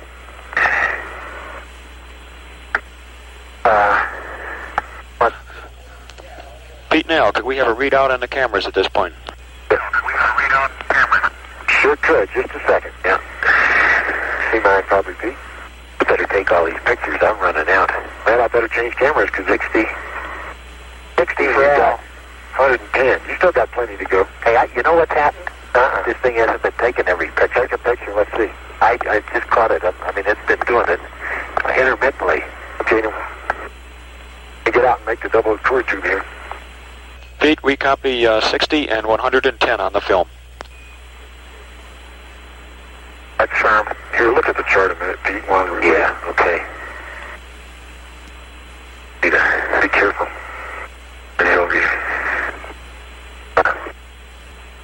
Pete Nell, we'd like you to go ahead and get the pans taken on the LMP's camera. You can either have Al do the pans or switch cameras. Your choice. Okay, roger. Okay, Pete, you have to pull the pan and unscrew that if you can. Okay. Good luck on unscrewing it. Wait, hold it a second. I get it. Okay. Hey, good show. Okay. Double cord tube. You can drive it. Give it a go. I mean, the hands of the hammer. Not sure that double cord tube screws on as far as it should. Try it again. Pete, now, Houston, be sure you give us the number of the lower core tube, please. Okay, the lower core tube is number 3, I think. Yeah, 3, and the upper one's 1. Okay? Ready to pound it. Where are you going to drive it? Where would you recommend? Well, let's go over to this crater right here. Okay? Right soft around those little... Right here. Yeah. You want to take a picture? Yeah. Take it and shove it in a little. I hope this is a good soft place. Yeah. Seems to be. Oh, it hit something solid there. Well, I shoved it in. I used all my weight, Houston, and shoved it in about 7 inches. Now, I'll just pound on it while and see what we can do. It's going in okay. Yeah, it's going on down. Keep auguring. I hope we got a good spot. I don't really think this is the right place. Some of those things are so obvious. Got awful solid, didn't they? Well, it's going. You wiggle it a bit. It's got one core tube completely in now. Have to hit it harder. Hey, Houston, this hammer, when you hit on the side of it like you have to do to get it within this suit, it knocks little chips of metal off the side of the hammer. I don't think that's too good. Roger, Al. Is it damaging the hammer or the core tube? I'm afraid some of the fragments will damage the suit. Not damage it itself. You know, it's just breaking. Hey, I'm better left-handed than right. There goes another fragment. You see that, Pete? Yeah, much. Even hit with the front end as some of them pop off. They're flying all over the place. Okay, he's up to the bottom of the hand grip portion of the upper tube. He's really driving that baby. Look at that hand. Look at that. Look at that. Looks like it's got a coating over the hammer, Pete, and I'm knocking the coating. Instead of being a steel or aluminum hammer, it's some sort of coated arrangement. That's affirmative, Al. There is a coating on that hammer, and that's probably what you're knocking off. And also, we want to be sure to get the site there documented. And your F-158 Rev 27 update. We'll document it for you. Coming up. We almost got you. Almost. Picked something solid there, didn't you? No, it's just getting down there, Pete. Hey, that baby is in the ground. We've got a double. Now the question is, can we pull it out? Dick, go ahead and read it down. Let me get the downstairs job.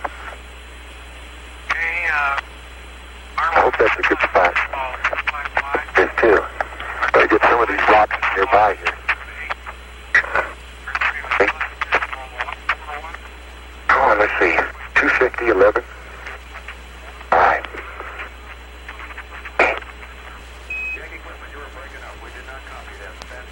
You give them a little pan or something so they can see where this came from. So You do it. I don't have that much film. okay. Why don't I just trade you cameras? That's probably the smart way. All right.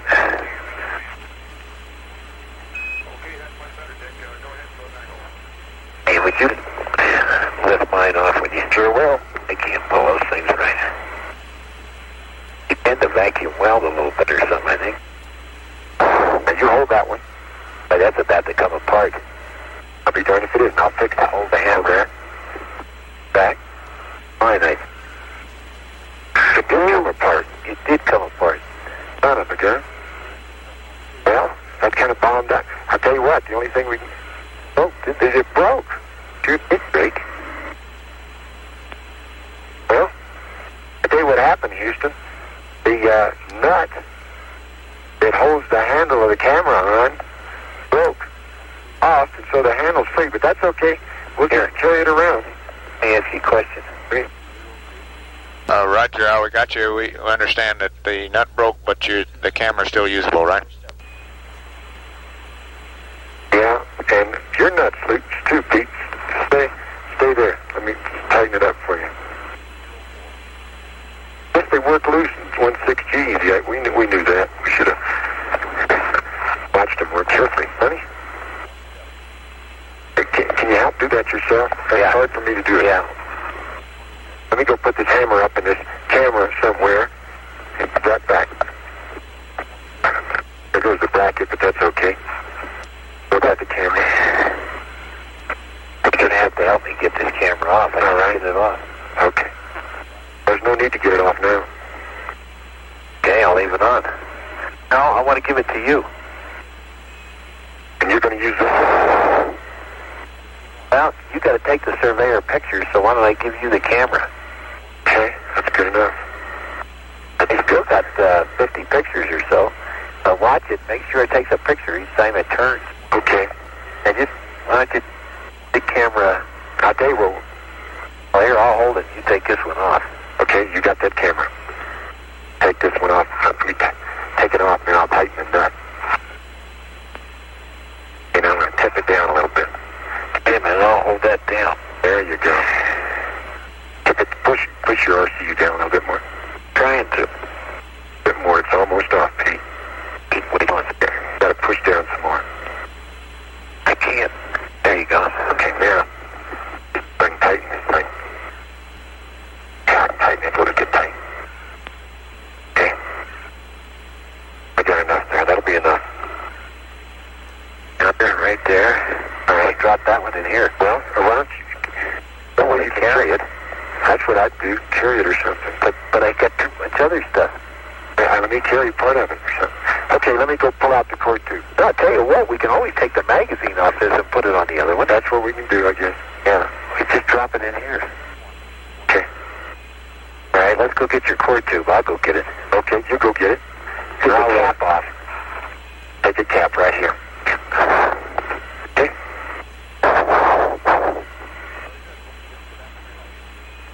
Hey, you sure beat on it.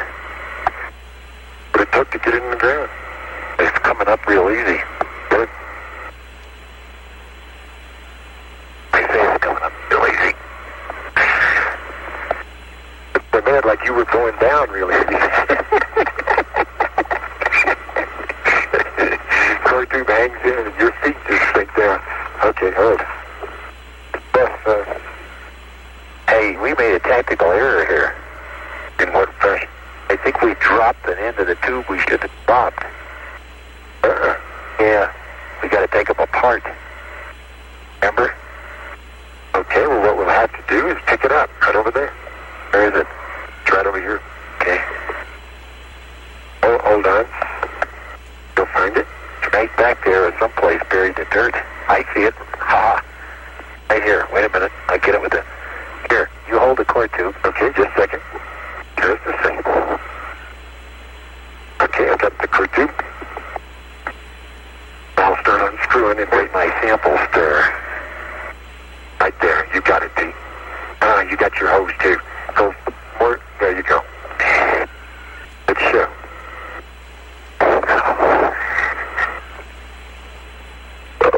Uh-oh. But, hey, this ain't gonna work, eh? Why? Well, see that. Here, wait a minute. See if you can slide that cord tube. Now, wait, which goes which? There you go. Beautiful. Put that in there. You got it? You got that one, okay? Yeah.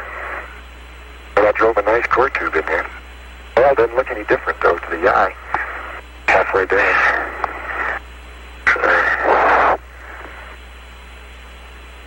Loan me their tweezers a moment. See that cap right there? That cap right there? Yeah. Oh. Can you haul a camera out? Sure, I can just slip one and I just slip this up. Well, there goes the shovel, but we can get that in a minute. Okay. You there? Wait. Step a little closer.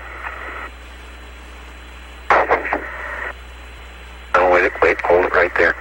Okay. Attaboy, let it go. Okay. Good show there, brother. Let me hold on to that thing. Hey. Stay with it. Okay. You got it? That's it. Is it down there tight enough? Yeah. Okay. Yeah. Put the shovel back on here. I get it. Okay. Looks good, Pete.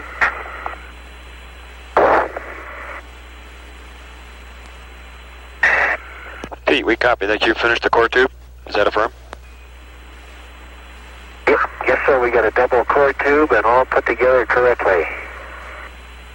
Very good. Well done. Have you gotten the panorama? Get some more. No, I'm going to get Al to do that right now. He's using my camera. His camera's had it. With the handle off it and everything, by the time we got done handling it, we got dirt all over the lens. We run out of film. We have to have another magazine with us, or we could change that. We'll just take that off. How we can do that, or don't want to, but if we have to, I guess we can. Okay, let me start this pan. 74. 74 it is. That's 11. 250. Okay. Okay, Houston, what else would you like here? Okay, Pete, you're 2 hours and 7 minutes into the EVA, and we show you leaving Halo at around 2:15, and now that's for a 4-hour EVA. We've extended you 30 minutes for a total EVA of 4 hours. We'd like, before you go on, to have a good EMU check and sit down and regroup and figure out a plan of attack on the Surveyor. One thing we would like to make sure is that you remain away from directly below the Surveyor as you move up to it. That is, move up to it on one side or the other, either north or south. Okay, we concurred with that. We were talking about it last night. We're going to approach it from the side. Roger. That's it, Pete. Pan's complete. Probably ought to get one of these rocks here and just throw it in. Yeah, I think we ought to. How about, you want to get this one? Or one in for a sample bag? Let's sample a couple of these laying right over here. Good idea. Boy. Oh, wow, my ears just came back down.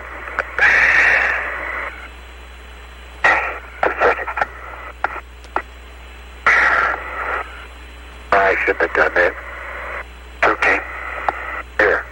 Take one quick picture so we can save some film. All right, here goes where it came from. Okay, just a second. Get those little holders for this. These sample bags are ridiculous, you know? And this light gravity up here, if you put anything in that holder and move, it flips it right out of it. Come out of there, sample bag. There you go.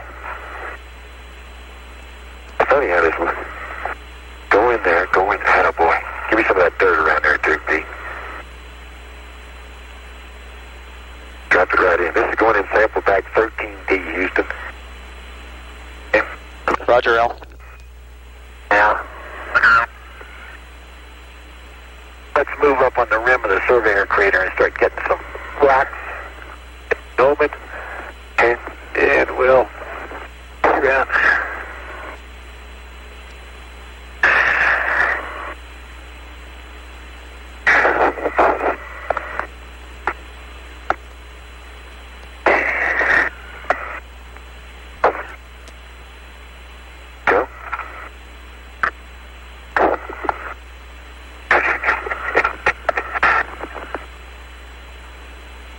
Al, could we have some sample bag numbers while you're working along there? Sure could. I thought didn't I call that 13D, Houston? I didn't call it out loud enough. I think it was 13D. Then I'll check the next one in a few. When next time we stop, I'll tell you the next one for sure. Then you'll know what it is. All right, thank you, Al. Al, look at these rocks. They look a little bit different. Let's grab some. Yes, sir. Look at that glass in the bottom of that one. Look like granites, don't they? They do. They look just like granite. Oh, here's a beauty over here. Here's a beauty. There, right here. That is a nice rock. Huh? Right around here. Let's get this one for sure. Right there. Okay. Right in the bag, but it's sure different. It seems to have got a big glass splotch on it. Yeah, that's a good one. That's a real good rock. Get some pictures. Wait. Okay. And then, that's beauty. Well, that gnomon doesn't really damp as fast as it should, you know, Pete. I think it does grade at 1G, but 1.6G, it doesn't seem to damp right. Let me get the cross suns, too. Oops, I better get over where you are. Okay? Okay, we'll just put that in.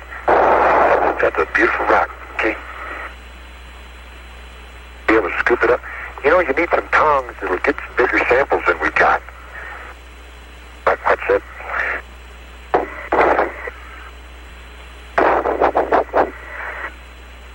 Seeing that, I just thought, hey, that's beautiful. It's got a lot of... Oh, dropped it. Nearly dropped it. Tough to hold it. Okay. Now, I want some of these granites over here, or what looks like granite. Okay, let's try that. Doesn't that lamp look neat sitting on the other side of that crater? Yeah, it does. We ought to get a shot of that. Yeah. Get a shot of home. Okay. Let me see, how many pictures have I got now, Pete? 143. 143. Okay, getting close to the end with it. Okay, that's 14D. Houston is the next sample bag, so the last one was 13. Let me take a picture quick here. Roger, Intrepid, we copy that. Oh. Now, why don't you step across over here, all right? Step across over there, photograph that rock right there. Wait till I drop the gnomon in. Okay, and do it in such a manner as to get this crater that it came out of. That's a good idea. Let me see if I can. I'll have to back. Let me get a 15-foot shot. Yeah, that's just what I was thinking. Pete, could we have your present position? 15 foot. Roger, we're, if you were looking at the Surveyor crater and west was 12 o'clock, we're at the 9 o'clock position on the Surveyor crater. Okay, Pete.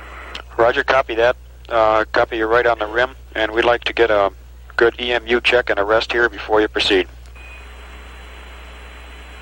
That's a good idea. Okay, that's a good idea. What we're going to do is I'm getting wait, Pete. I got an idea. But this foot might be good for 13. Pete, let me reach back here and grab this strap. Okay, now go. Okay, let me roll a little bit over it. Attaboy. Back up. And if they had a strap like that, they could just hold the other guy while he leaned over and picked up a rock. And that looks pretty good. It sure saves time. Look at the shear face on that rock. Something whistled by it or something. It's fracture a bit. Then it's got some pretty interesting fracture marks on it. Also, it's got some what look like abrasion marks on it. Maybe that's just hard-packed dirt. But there's a lot of flashing crystals in that rock, crystal faces. A good rock. Listen, I'll tell you what I recommend we do while we're taking it. Let me break. Okay, let me take a picture of that where the rock was. Right there. Okay. What I recommend we do is change film packs. All right, that's a good idea. Do that next. Okay. Why don't I get this camera out. Stay right there just a second. Shoot a pan, get the Surveyor, use up that film. Hey, that's good. That ought to be good. That's a bad place to shoot. I'll try it though.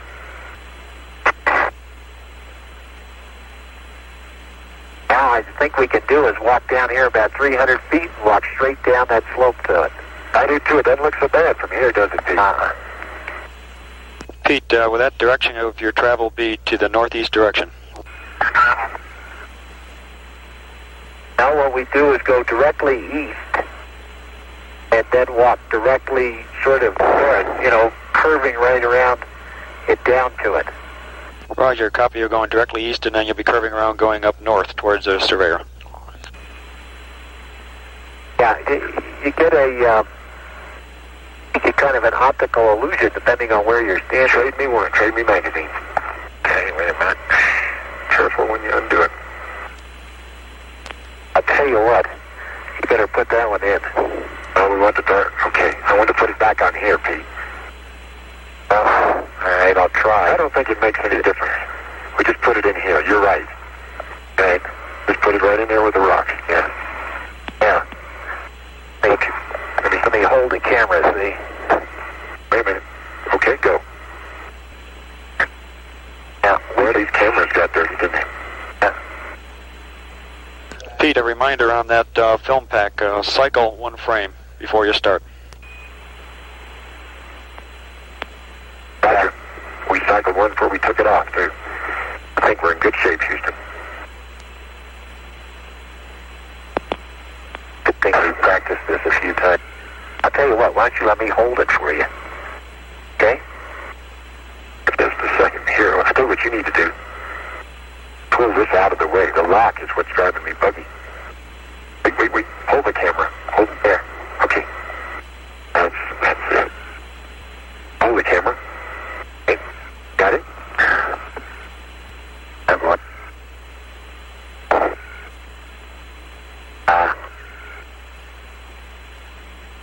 That's it. You got it. We got it. Good show. Dog. Wait a minute. Okay, keep the trigger pulled. Trigger pulled. Let it go. Now try it again. Try it again. That's it, babe. No, no strain. Okay, let me put it on. That lens is good clean, too. Okay. Hope we didn't get anything on the Rizzo lens inside. I bet we got some dust on it. Where am I? Okay. Huh? Great. Got her on there. There you go.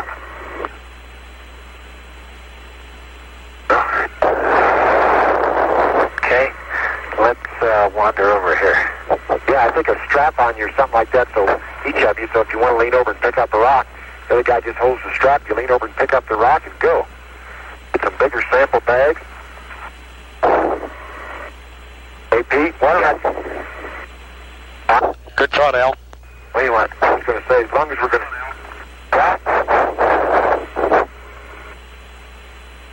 We're moving on, Houston. Yeah, a few minutes ago, Pete wanted to pick up a rock, so I held on to that strap of the Surveyor bag, and he leaned right over and picked it up. And I helped him get back up. It's not that you're heavy or anything. It's the fact that you have such poor balance. It's a glass. Pete and Al, Houston, before you go much further, could you stop and have a little break there before you proceed on down the slope? Yeah, we're just going to move to the area where we could stop and taste the joint. Al, grab a shot of that bead of glass there and we'll bag it. Okay? Better in the Hope Diamond. Set her up. Gotta take the stereo right here. Okay. Okay, I got it, Pete. Here. Got a lot of those. We got too many. Oh, you did get a lot of these? Yeah. Where'd you get that? You're gonna get the rock with it? Look. Okay, get some rocks with it. That's a good idea. Yeah, here's some rocks right here. Here's a good rock. You know, we keep collecting a lot of the same type of rock because there just doesn't seem to be any other kinds around. I haven't seen any micro breccia the whole day. I've looked around for it. All I've seen is some basalt. I've seen nothing that looked specular at all except on the surface. I haven't either. You know, it's real strange. It's not at all like Neil's rock. Roger, we copy those comments.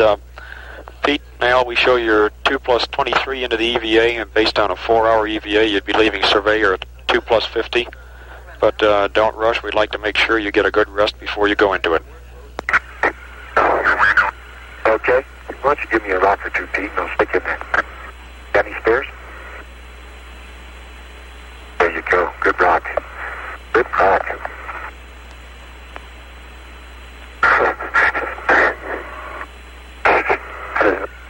Created jiggling act. Good. Okay, good. We just made a sample of a glass bead and some local rock on the south edge of the Surveyor crater in Houston, and it's going into bag 14D. 14D. Back to all our training.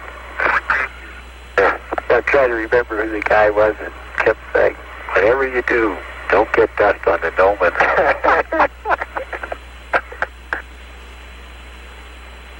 Okay, we're going to jog on here for a little bit, Houston, and get a little bit closer to the Surveyor and look her over. Yeah, hey, that's coming in from the south. Looks like a good way, Pete. I'll tell you what I'm going to do, Al. I'm just going to lope right around here. That's what I mean.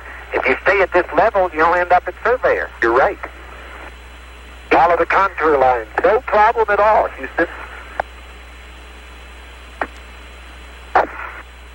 Look at the scoop sticking out. I didn't see that before.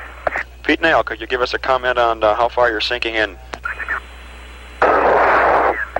Not sinking in very far at all. This is fairly firm stuff. And I'm down in the crater about the same distance down as Surveyor is. I'm just going around it radially. Would you say so, Al?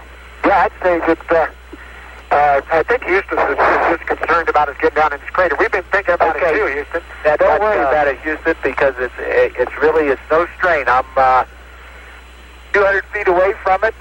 I'm at the same level. The ground is firm, and I could go right back up the way I came out with no strain at all. That's right. Roger, sounds good. It was going to be last night when we were talking about it. Yeah, it is. I don't think there'll be any sweat. Now, I'll tell you what let's do.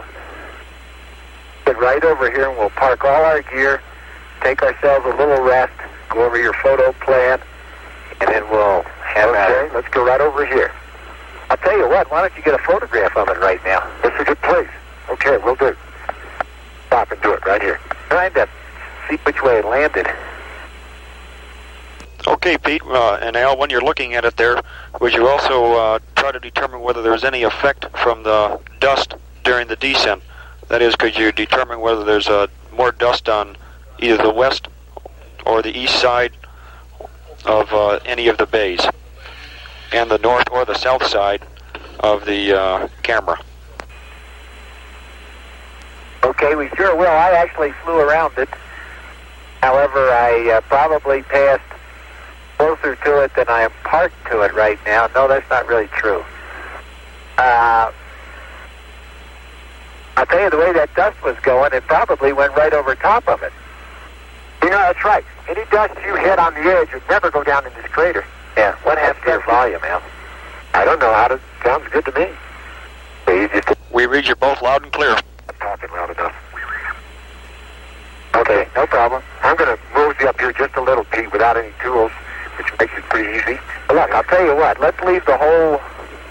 I'll tell you what, let's take the tool carrier with us. I think we can go right up the other rim and around to, sure, right on that big blocky baby there. And, hey, Matt, maybe hit that bedrock right over there. That's that neat crater. Yeah. We're all on rock use. Just get up the back of the limb. Turned up. You know, I could have landed the limb at the bottom of that crater. But it scared me to death, but...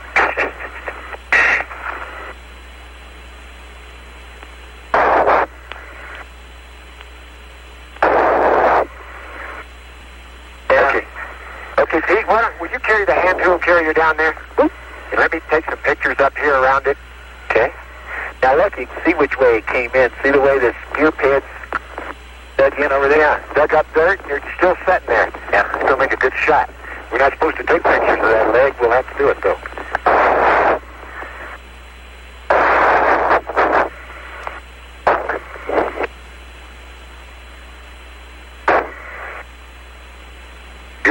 Beautiful sight. You know, this one's brown, and I don't remember ours being brown there at the Cape. Kind of a light tan, or maybe that's the way it's changed color. What color was this one? Houston's white when it started out? Stand by on that. Yeah, it looks a light tan now. I tell you, this crater isn't as steep as we thought, Pete. I better be careful. I'm going to get dust on it. Yeah.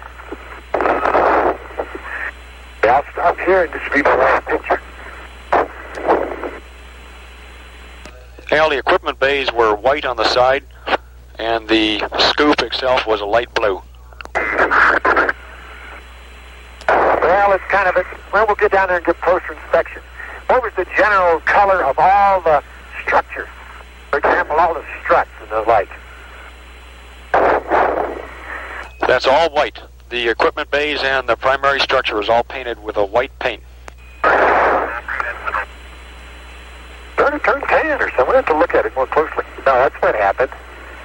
It's changed color, huh? It sure has. The sun's cooked that paint brown.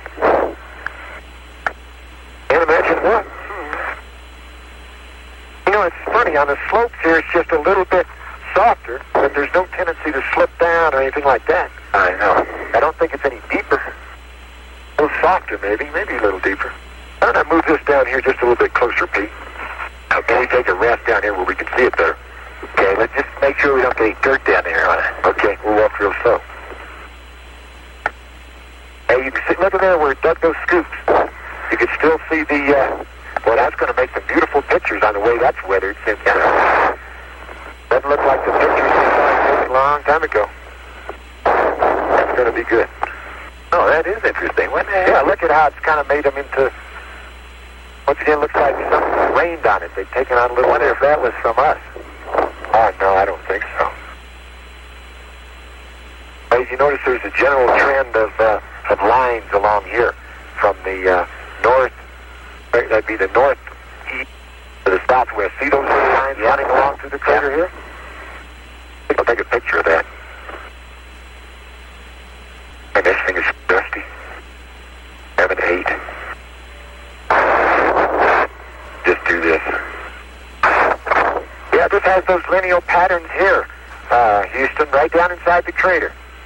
And they're not laying at all in the same direction. I mean, it's not from us, not from the limb. Roger. I tell you what, hey Al, did you get a picture right across there? Yes, I did, Pete. Why don't you go ahead and put this together? Okay.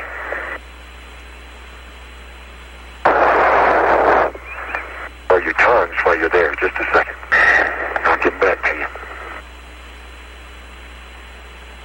Good place to rest.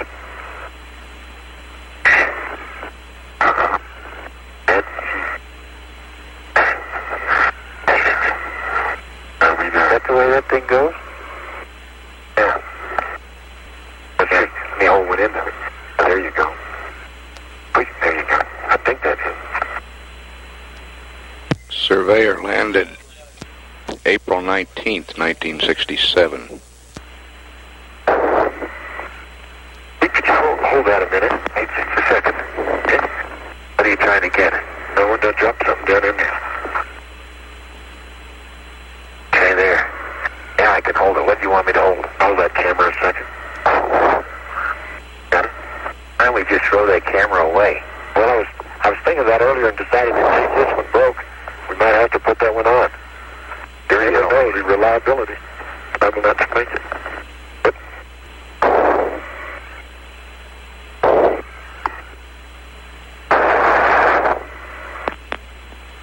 Where'd you come, man? Huh? You look down there just once more. Where? There you go. Oh, boy. Look at you. Yeah, I'm holding it with this. Hold it. See? Wait a minute. What's in your bag here? Yeah, they're in a film magazine. Here.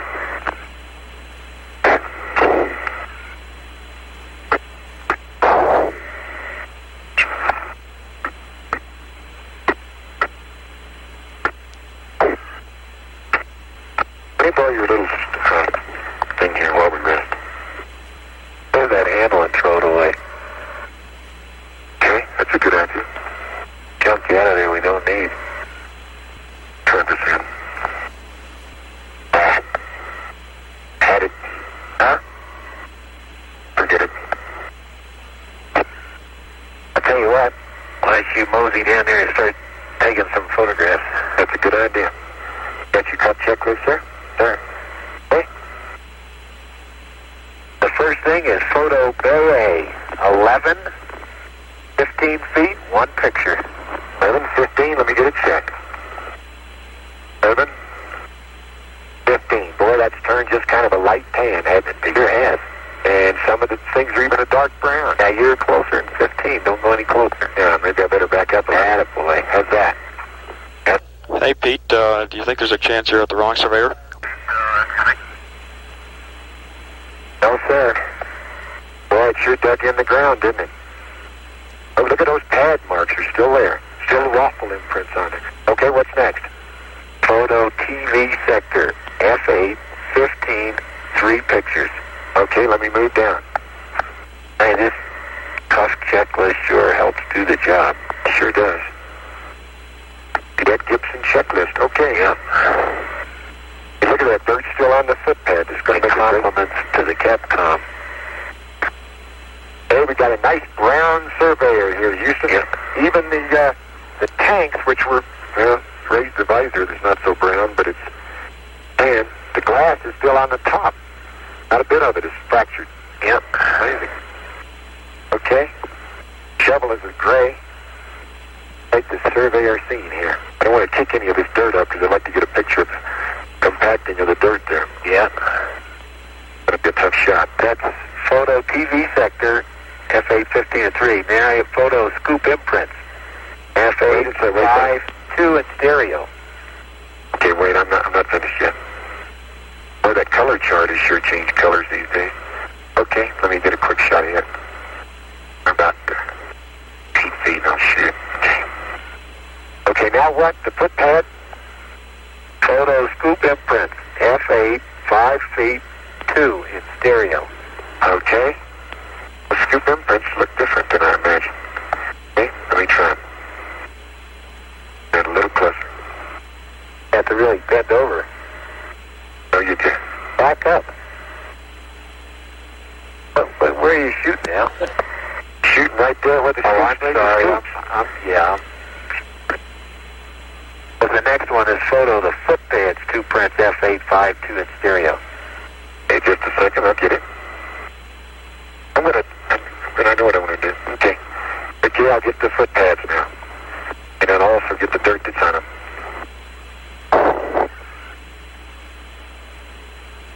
That looks good. Okay, what's next, Pete? Disturbed surface by the footpad 2 area. Okay, then take photo. FP2 area, F85 in stereo. Okay, will do. Hit it. Okay, that disturbed it all right. Well, we'll be able to get the rocks to Surveyors on no strain. Get a bunch. There's one. Okay, next one, Pete. Photo Vernier engine bay A, F11, 5 feet, 1 picture. Okay. Get a little bit to the east. That's pretty good. The engine is still green. Yep. In fact, that green seems to have had less change than most of the rest. Okay, Pete, that's complete. Photo large box A, F8, 5 feet, 1 picture. Okay. Let's say that again now. I was checking something else real quick. The big box. Okay. At 5 feet. 5 feet? At F8. They will do. Okay, now be careful about the glass. Okay. And they want you to smoke that over carefully and photo wipe and then photo the... Now be careful. Let me look and see what it looks like. Houston, not a bit of this glass is cracked. One little piece down here looks like it no longer reflects. But other than that, it's in perfect condition. A little warped. segments warped, but other than that, it looks pretty much the same. The thing that's most amazing to me is how it's turned so brown. Roger, we copy that, Al. I'll wipe it with my... I'm going to wipe it, but not with my glove. I'm going to wipe it with this little cloth that protects my wrist ring. It doesn't have any structural anything structurally associated with it. It wipes off just like you'd expect us to wipe off glass. Let me wipe a couple spots, so it's going to be tough to show this, Pete. It's in the shadow. Give it a go, though. I don't think the pictures are going to show you much, Houston, because I would give it a go, but they're better than no pictures at all. That's right. That's exactly right. Okay, got it there, Pete. Ready for the next one. Okay, photo small box F851. Okay, now it's pretty much in the shadow. I'm going to open it up a little bit. That's my shadow. No, it's in the shadow of the landing radar or the... I think you had a photo of that scoop there, the way it dug in. I did. There's no way that thing could slide down the hill on us the way it's dug in. Okay, now let me get that footpad. That's a beautiful shot there. We're going to do footpad 3, I guess it is. Or is that 1? Footpad 3. Okay, and that's going to be an F8 probably. It's pretty low. Let me try 5-6. That aft honeycomb shock absorber struck the dirt. Looks like it took some of the shock. Other than that, the front one didn't appear to do that. Stereo there. Sure isn't going to slide down the hill, though, that's for sure. Okay, Pete, what's next? Back up 15 feet and take it. Photo, baby. Okay, let me get over 11, 15, 1. It's going to be a tough shot because it's in the sun, but I'll let it go. Get over here, that might help it. Back up a little bit more. How's that for 15 feet, Pete? You're more than 15, okay?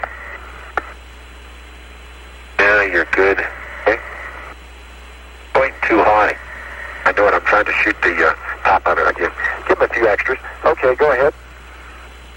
Okay, photo solar array. You got photo footpad 3. Well, those solar arrays are not blue anymore. They're black. Hey, how do you do that? Let me try it from here. What's the solar array setting? 5.6, 15 feet, 1 photo. I'll try. Okay, shot. Okay, move around to the front. Next one. Photo footpad 3, F11, 5 feet, 1 photo. All right, got it inside. It dug in real well too. It's right back. It's right dug in right to the top of the. And the next thing you're going to photo is the scoop trenches, F8, 5 feet at 2.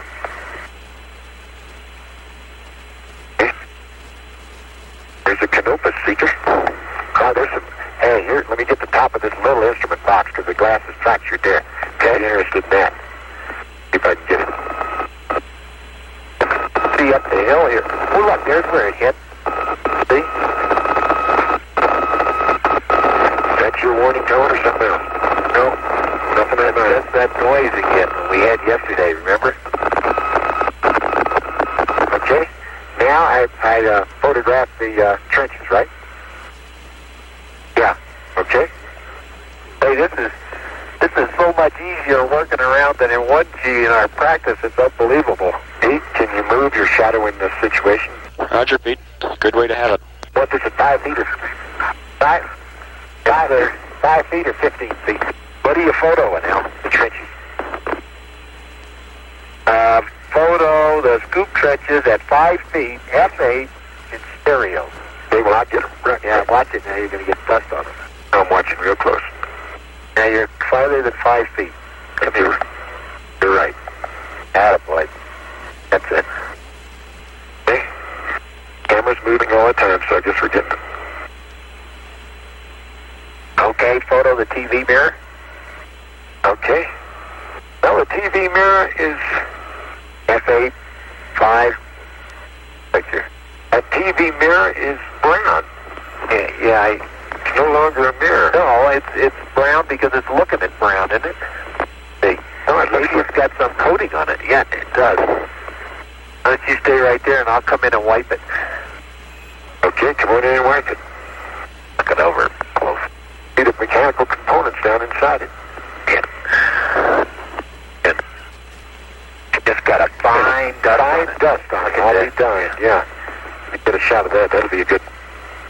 Let me see if I'm set right. Not set right.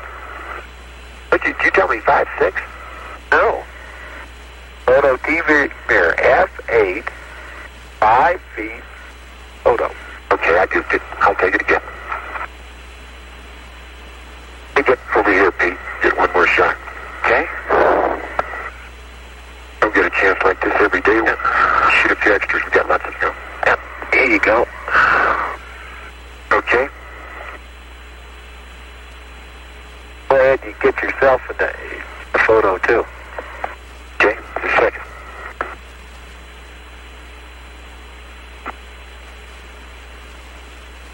Back up just a little, Pete. Try for 15 feet. Okay, that ought to be good. How's that look to you? Good. Come in just a foot. You got a calibrated eye, eh? Oh, that camera is darn right on the money. It's out of focus. Okay. Okay, Houston, I'm jiggling it. The Surveyor is firmly planted here. That's no problem. Okay, Al, we're ready to start getting a TV camera. Okay. Now, hey, do you want to do something for me first? Yes, sir. Okay, I sure will. I'll be darned.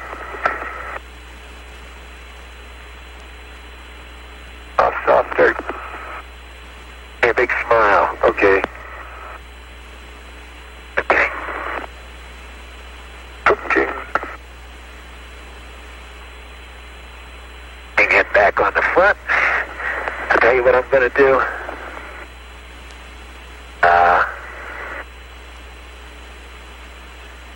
Okay.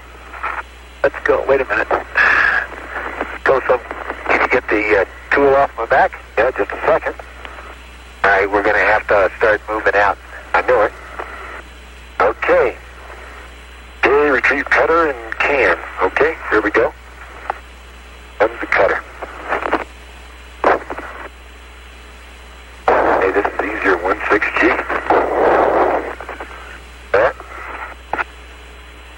Comes your cutter, babes. Okay, you now have a cutter. Now let me get the can. Okay, one cutter. Okay, looking good. Houston, can you hear us okay? Al, say again. Oh, they can't hear us anymore? Negative, Al. We read you loud and clear. Okay. Thought so, but that cable's arranged a little bit differently than the one we trained on. Yeah, looks it. This camera. Ready to capture that cable.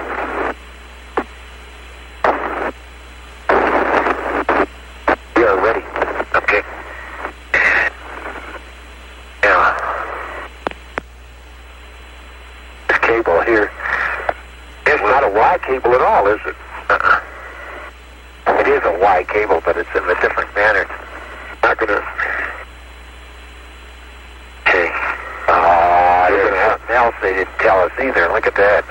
The extra ones. Yeah. I'll tell you what, you're just going to have to get that piece, and I'm going to have to cut it on the other side. Just wait a second, let me get in there. Okay. Drop that in the can. That's the only piece they're going to get that way. Okay. Watch it. Yeah, I got to cut the cable back here, though. Okay. Once you give that a cut, right there, Pete. All right. Give him a couple pieces. There you go. All right, back off. Okay, you got to cut this cable too, Pete. No, it goes around the camera. All right. Oh, no, it doesn't either. On those tubes, isn't it? Yep. That's a few extras. It is. It's wired entirely different. You got to cut the other side of that little hole. Yeah, I know. There you go. Now you got it. And all right, you see that that material disintegrate. Hey, that cut's easy. Now, which tube did you want to give me, Pete? You want me to hold one of those tubes? Right there? Let me get in there close. Like this. Damn it. Yeah, okay. Go. Gotta be kidding. Cut it. It's too big. Huh? Too big? Oh, wait. Okay. Okay, let me put the top on it.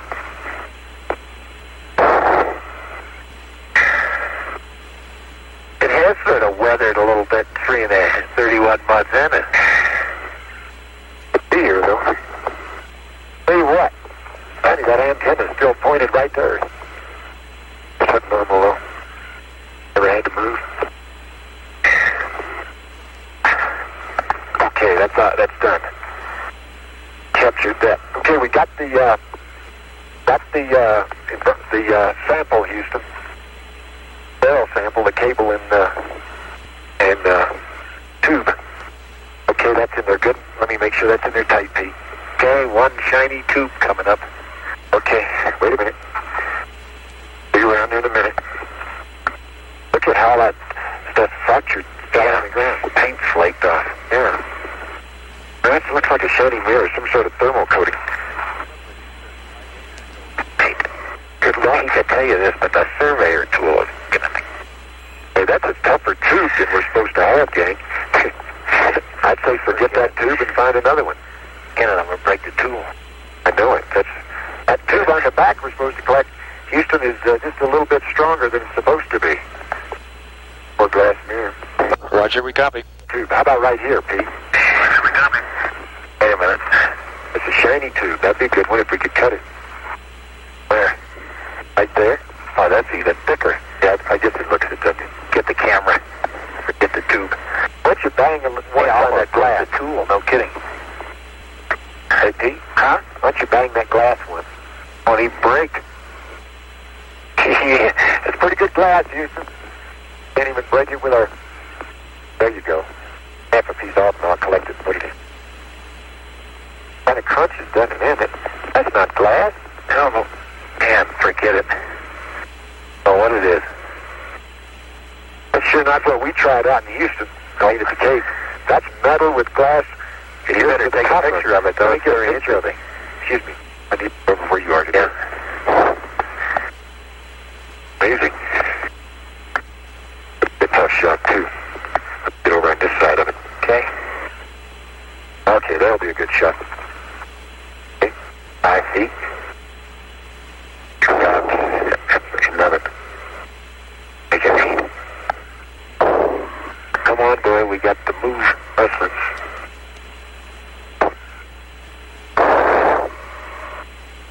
Got it. Okay, whip around the other side of that scoop. Let's get that camera. All right. Wait, you gotta open your bag. Stop. I'm not going anywhere. Okay, but gotta open your bag. That opens good. Okay. All the parts are working. Thanks.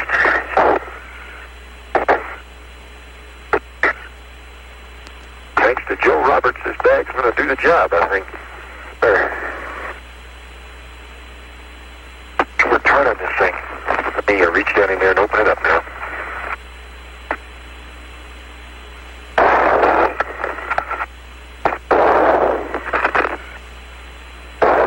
Okay. Yeah, it works great. Thing packed down, it's wide open. Best it's ever been. Uh-oh. Yeah, it's not. Get a little open here.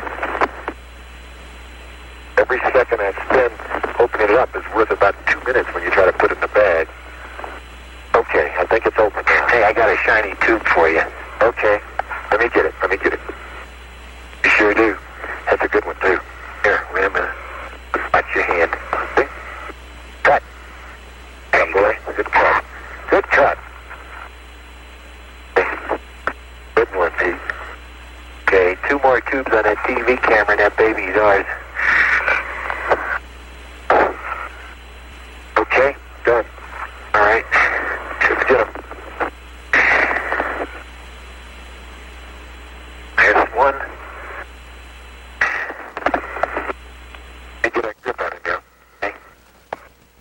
stars. That's it. We got her. Beautiful. Turn around. Let me lay it on you, man. So right in that side. Hey, is this ever lighter than that one in Houston? Let's get the scoop while we're at it. I can hold that thing with one hand and open the bag. Get in there. Get in that bag. There you go.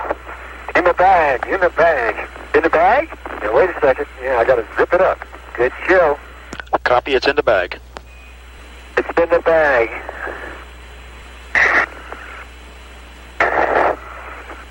Okay, let me get around the other side. It's a little hard to zip. This is one of the hard parts. Okay?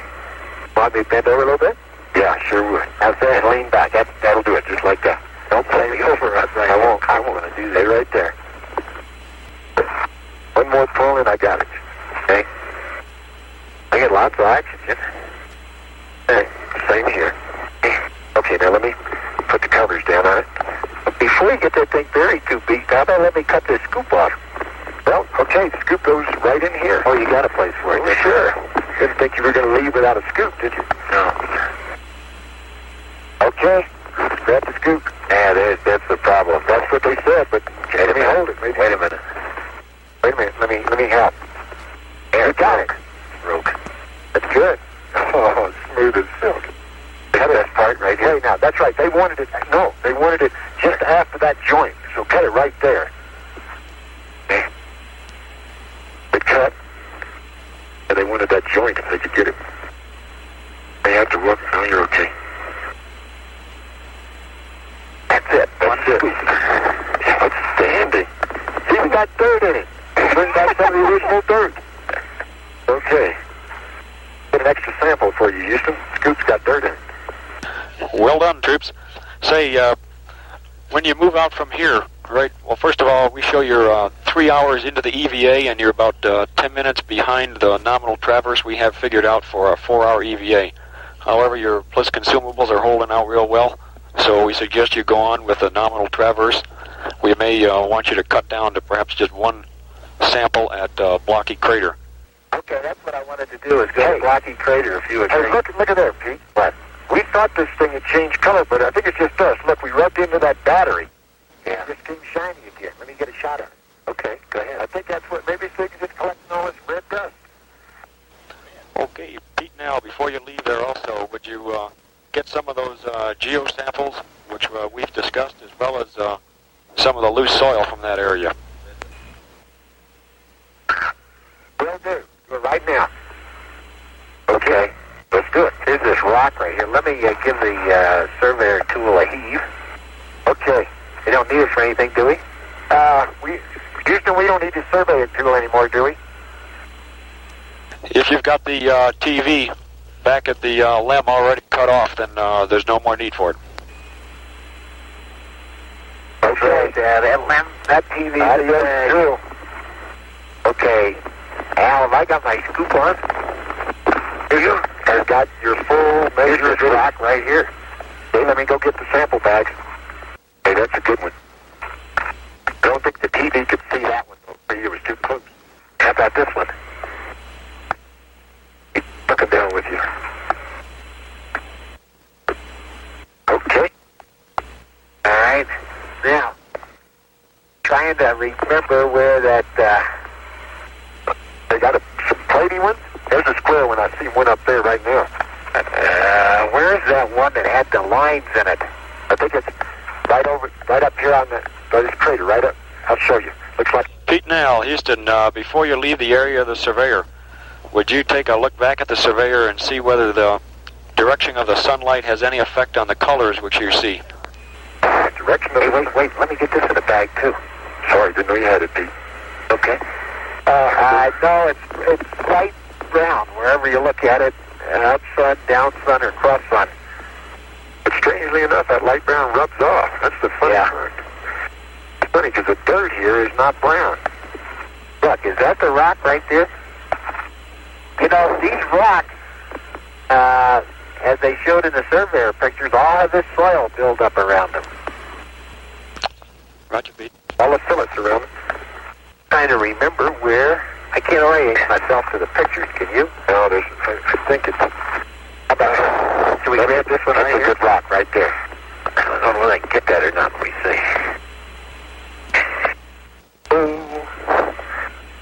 Look at it. Atta boy. There you go. Okay, let's head for Blocky Crater. Pick up a couple more of these en route. Sounds good to me. Hey, let's get that brick-looking one out there. I think that's one of them I saw there. Up the hill a little bit. Wait. Pete, now we have a comment on what you just said about brushing up against the battery case. Would you make sure that anything which you picked up against that battery case, you clean off your EMU? Yeah, I was thinking about that. There weren't any signs of KOH anywhere. We looked, the battery case was tight. Nice and tight and brown. Right here's the one, this square one, Pete. Roger. There. There. Okay.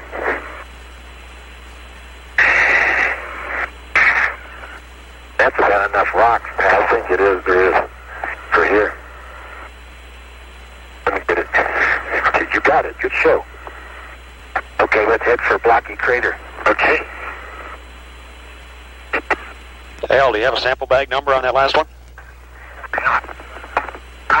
All those rocks are too big for sample bags. There are big rocks, Houston. Well, at least 6 inches diameter.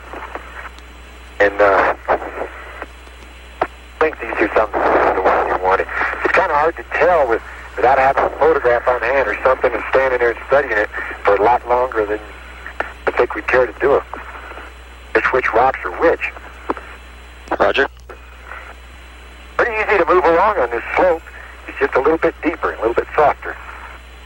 I'm going to take a break here, Pete, for a few seconds. All right, I'm with you. Can't get up your pace when you're running on the side of a slope. You don't have a chance to go from side to side like on level ground. Look at that huge boulder out there at, I wish we could go over there. There, get that boulder. There, straight ahead. You there? That one? No. There, over the top of the hill. See where you're looking.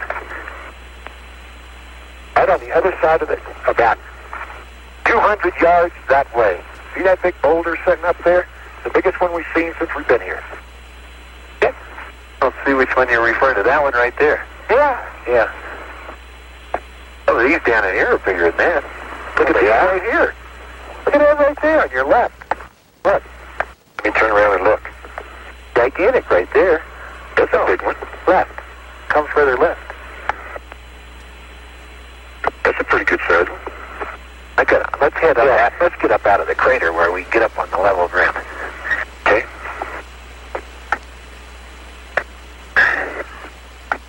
Repeat. Huh? It was kind of hung up on the no. Let me get the gnome and pick it up. It's not usually on there. And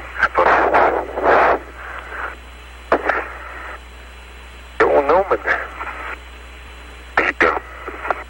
Okay, let's document up a sample here. And I think you had a photo of that whole blocky crater right there. That thing's spectacular. It is. One of the best. That's got to be bedrock there, babe. Yeah, let's get some samples of that. Gotta be. Okay, Houston. Oh, the dimple crater's right behind the lemon. Is that a big, wacky impact crater? It'd be cool enough back to min cooling.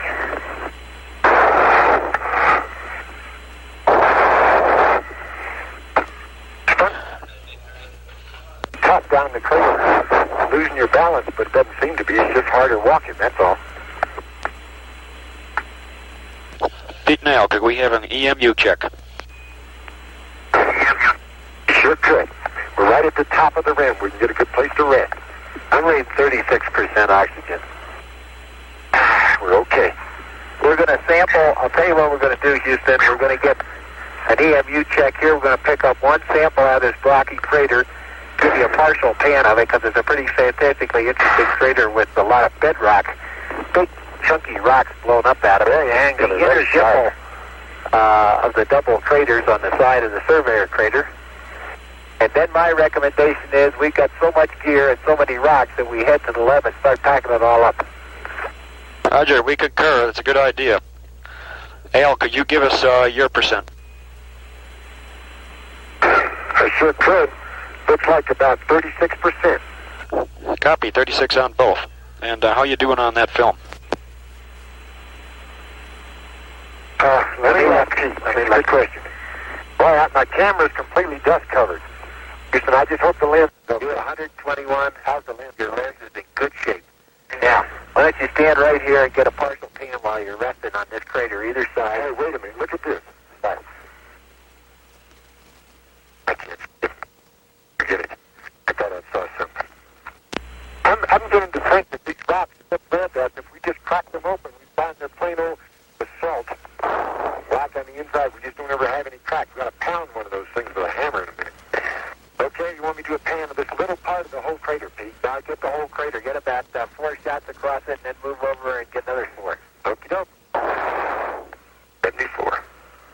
Funny, I can notice that TV camera on my back. This is my CG further aft. Does it feel okay back there? Oh, it feels okay. It's sure the way to carry gear. It sure beats that thing. That's a pain. Oh, wait a minute. Where are you shooting now?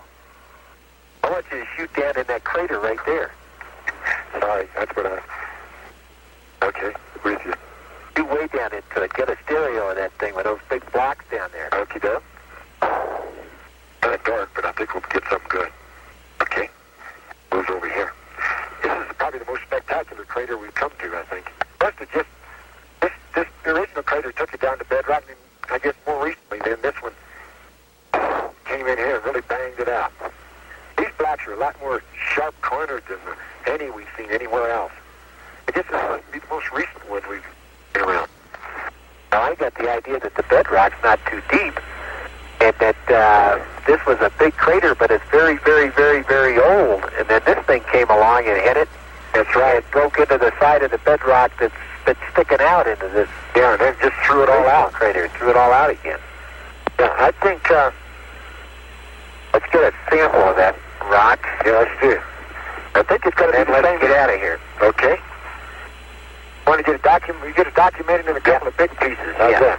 Yeah. That's a good idea. Let's see. What looks like all the same? Right here? Yeah, let me get a shot of it, Pete. Cross sun. Okay, get a stereo pair right here. We don't need the dome, and I'll put the... But by the way, when I shot that crater down there, I had my distance set on 30 feet. Okay. I thought that would be right, but that's the only one we haven't shot on the numbers. Man, too far back, Dean. Okay. Okay, let me get some rocks. Okay, this is going to be sample bag number 15D, Houston. 15D, Al. Okay. Pete's going to put 2 or 3 rocks in here. Just generally, I'll photograph and we can see what he took. A couple more. There's a good one. Okay. So most of the rock we've seen today is exactly like this. Pound one of these with a hammer in it.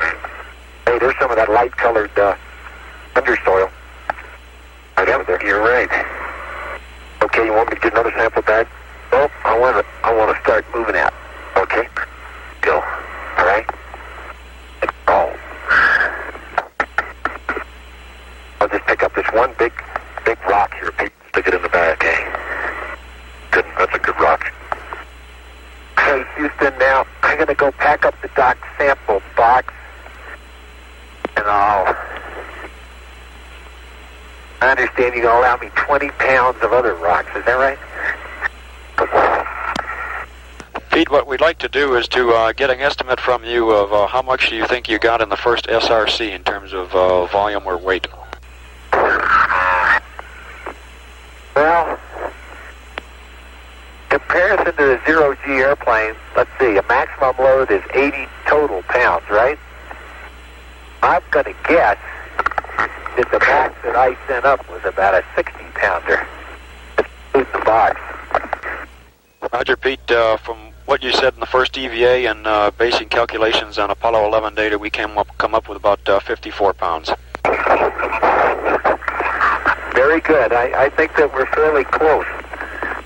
I'll just bet you everything we got here is really black basalt.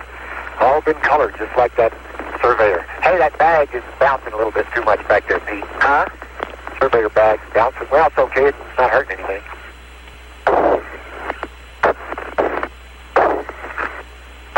Now you got to get the close-up stereo camera going. Okay. Okay, Houston, DDR is back at the LEM. Roger, Pete.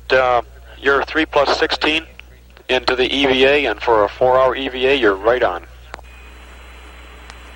Okay. Very good.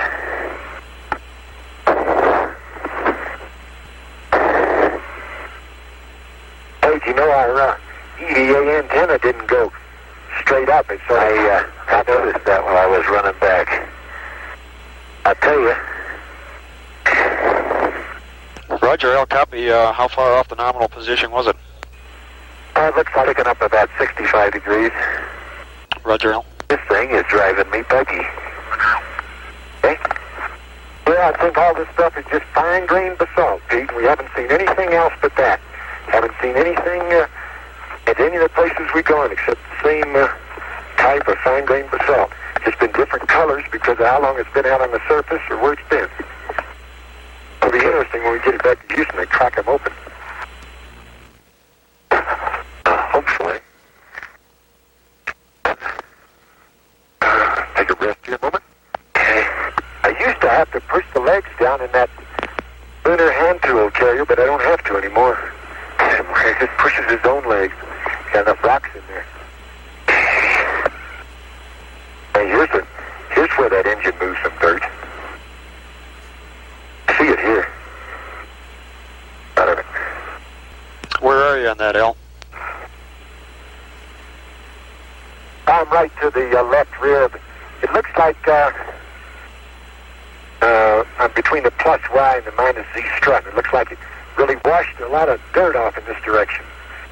If I look back behind me... Hey, Al. Ready to do it? Al. Yep. Let's get that. Need some rocks? Get the rocks over here. Come on. We can't baloney all day. We got to get out of here. We concur, Pete. Okay. I want you to put the two... There you go. Put the tool carrier right there. There it is. Stick your camera in the ETB and get the film can out of there. And I'm going to start packing up the gear. Okay, here's the camera. Yeah, I'm not sure. I wonder if, I guess all this will fit in here, our cameras and everything. Complete with this TV camera. Okay. Don't lift it out now. My rock box will go, okay? Good boy.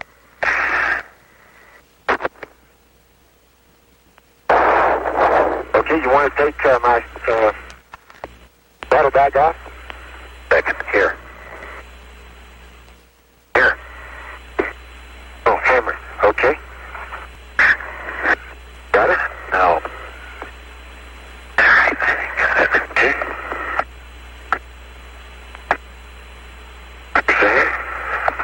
Yeah, go do stereo close-up photos. I'll tell you what, you go get me the solar wind first. Solar wind first? I'll go get it for you. Boy. Let me take that little bag out there with me. There it is, right there. Save some time. Okay? Wait a minute. I'll take. Wait. You're all tangled up the TV cable. I'll tell you, that TV cable is going to be really making me mad. There you go. Wait. Let's take the Surveyor TV camera off. Huh? Put it in the foot pad. Look what you want to do with it? I want you to put it in the foot pad. Oh, okay. All right. Let me set this down, and I'll go get it. Just a second. There you go. You're all tangled up again. I'll tell you, that's a trap. Okay? Put this other bottom one, Pete. Makes it better. Kind of turn this way, would you? Okay. That. Okay, now. So much lighter. We're not going to have any trouble running this one up there. Let me see. Okay, that's off there.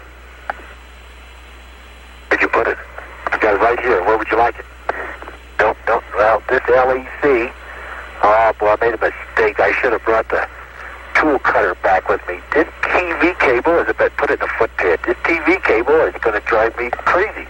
Here you are. Want me to take it and move it out of the area? I just tried to throw it under the limb. Then I can grab one out and just pull it out if you want. How can I do that? It's all tangled up in the LEC now. It happens every damn time. Okay, I'll put this. Where do you want me to put this? Right here again. Right in the foot pad. I'm gonna straighten this LEC out right now. There you go. Now look, when I disappear with the LEC, you get that TV cable and get it out of here. Okay? There you go. Now, just throw the TV cable under the spacecraft. Okay, just a second. There we go. That's better.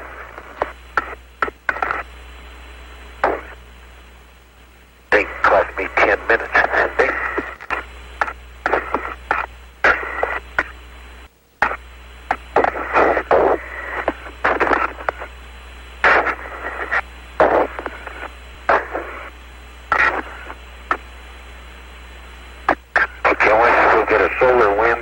Let me get this TV cable out of the way. I've packing some rocks. Pete, would you hold this just 1 second? And then I'll get rid of this cable forever. Hold that. And let me go with it. Just stand right there. And I can get this out over here, see? Before that, I couldn't.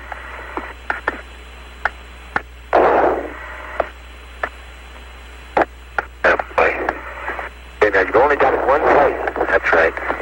Is that right? That's it. Yeah. Okay. Leave it there.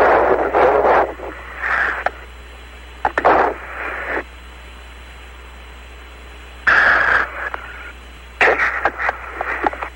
Solar wind. It's bad. It's bad. You want me to use Pete? Yeah. Okay. Hope you do.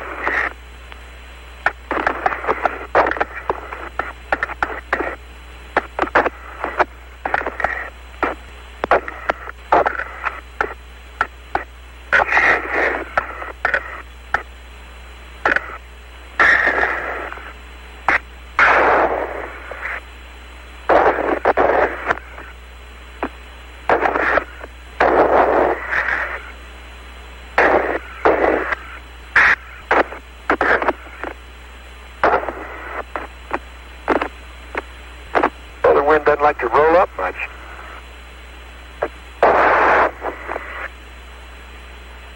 This rascal doesn't want to roll up. Just wrap it around there best I can. Not getting any dirt on it.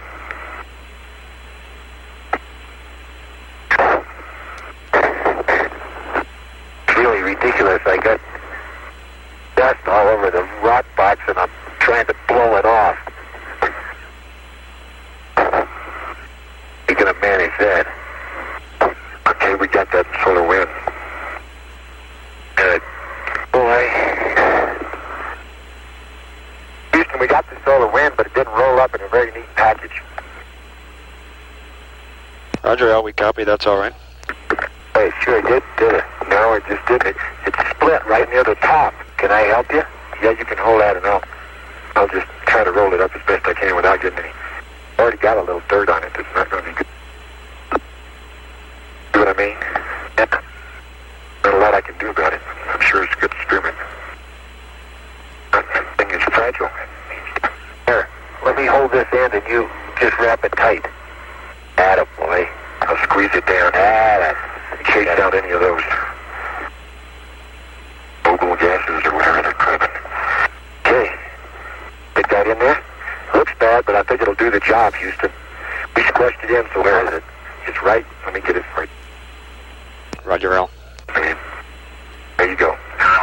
Okay. This doesn't look so good. Give me a hand getting this rock box closed. Okay, will do.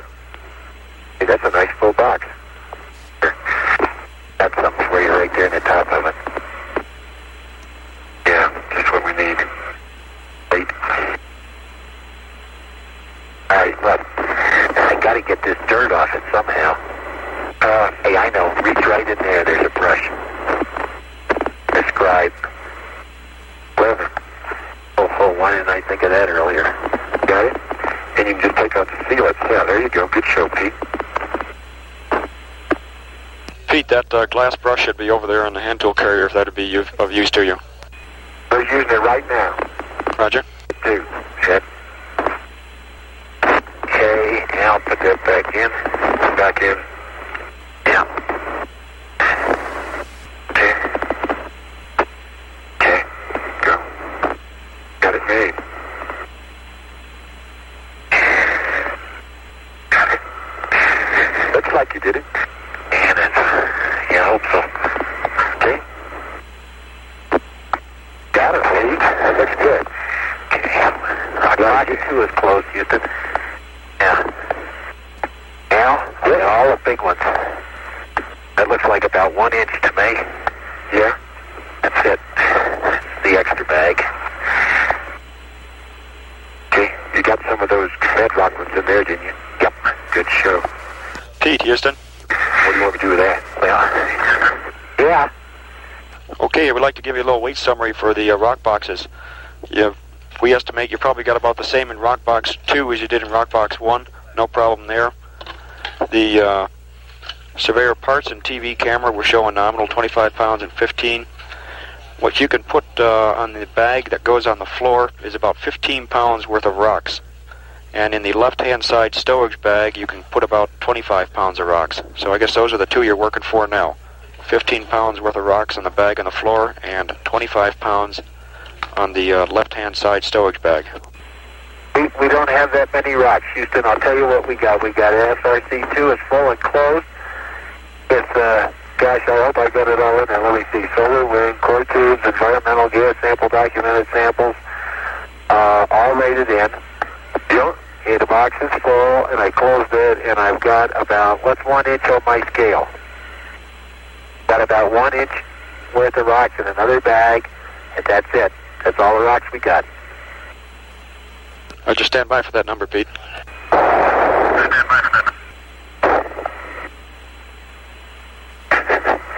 Pete, that 1 inch displacement is about 10 to 15 pounds. No problem. Pack it up. Okay, that's gonna. Okay, now let me ask you another question. I can get some more rocks. How don't I do that? While Al is taking stereo photos, we'll see if I can get ourselves.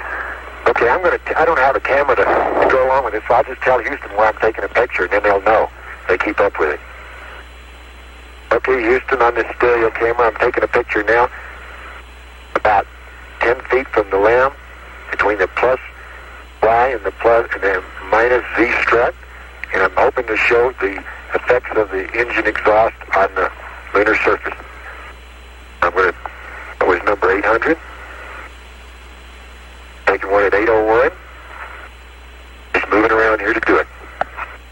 Took another one. The little counter doesn't seem to be working. Everything's working okay, but the little counter. And I'm taking the fourth picture right up next to the engine here. Okay? Another one close to the engine. About 2 feet from the engine. Okay, Houston. The little counter on top of the pyramid's not working. So I'll just tell you what I take next. And the light and everything seems to be working, so I assume it's probably taking pictures. I'm going to go look for a crater that's undisturbed and take a picture down inside it. Roger, Al. Here's one of a, here's one of a rock. Take two of the rock.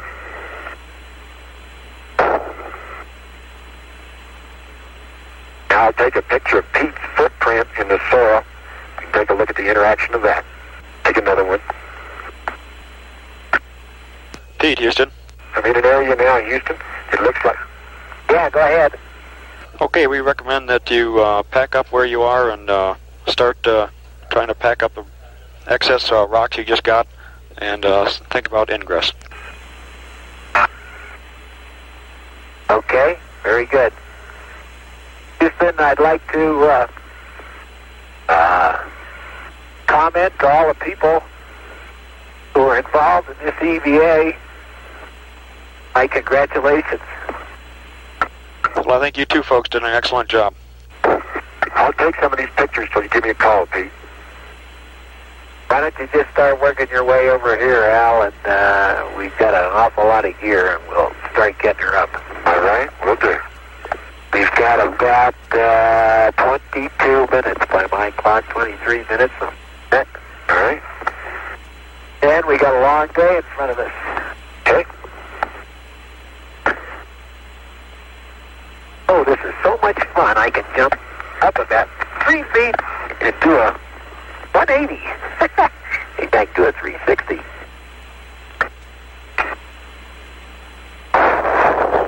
You gotta watch it though. You get all that mass going around and you get in trouble. Trader. What's up with Yankee Clipper this morning? Pete, Yankee Clipper looks real good. He's been doing P-22s and rolling right off. Good. Okay, Pete, I'll take this as my last. Okay, if he can see the Surveyor, has he been able to see us out there? Okay, that did it, Pete. All right. No report on that, Pete. Okay. All righty. There's a red one. Got it? Okay. Okay, lift her up. Got it? I never put it in the ETB. Okay. Here it goes. Hey, wait, I want to watch. Ready? Yeah. Okay. Okay. Okay. I think we got all the film in, didn't we, Pete? Yeah, I'll tell you what, let's send the clean EMU, and okay, clean me and I'll get in there and we start pulling this in because we got quite a load. Yeah. Now, one thing I need to do is hand me the Surveyor. Surveyor bag, come bag. Surveyor bag on the way, babe. There you are, right here. Here's the 2 hooks. And sorry, that one? Alright, it's one. Yeah, it is. Don't lock them. I never need locking anyway. Well, that one's already locked. Let me just leave well enough alone. That's right. Then things are getting jammed. Okay? Is that it? Yeah. Let's see, put her back on the foot pad. Okay? Let's get too dirty. Okay. Now to brush you off. Okay? Why don't you hop up on the ladder?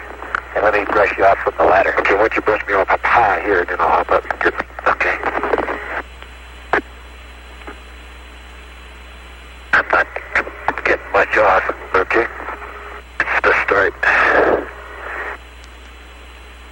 Let me try you, babe. Okay.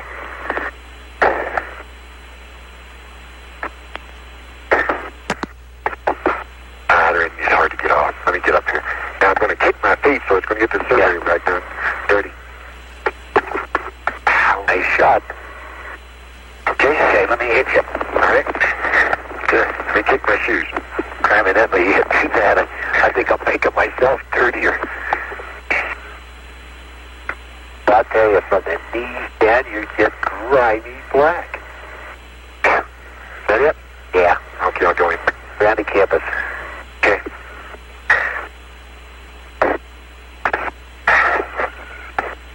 Okay, I'll watch you in the hatch. Okay. Okay, just a second. Good. When you get the door open. Door's open, wide open. Let my golden visor. Get in. Lined up, okay. You might want to turn off your plus speed water when you get all the way in. Pretty good thinking, okay. And a boy. Are in. Does it roll a little left? Yeah, that's it. That's it. Okay, just a second. I'll rush. Take your time.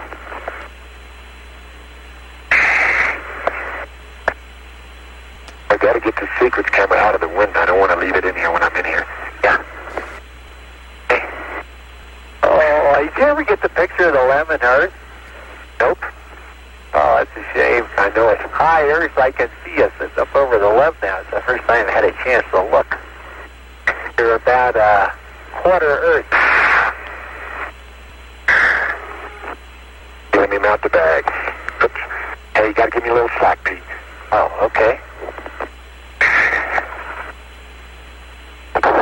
More? Just a second. I'll be okay. Don't put any weight on it yet. Can you hold the weight? Wait. Just a second. Okay. There you go. Now, hold on. Wait. There you go. Heave away. Okay, all yours.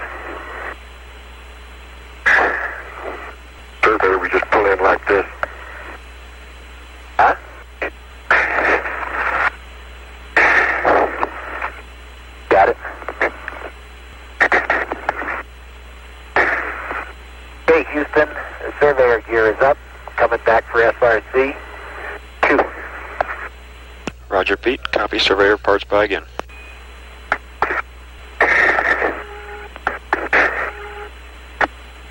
Okay, Pete, take him. Wait a minute. No, not yet. Not yet. Okay. Not yet. Just fall out.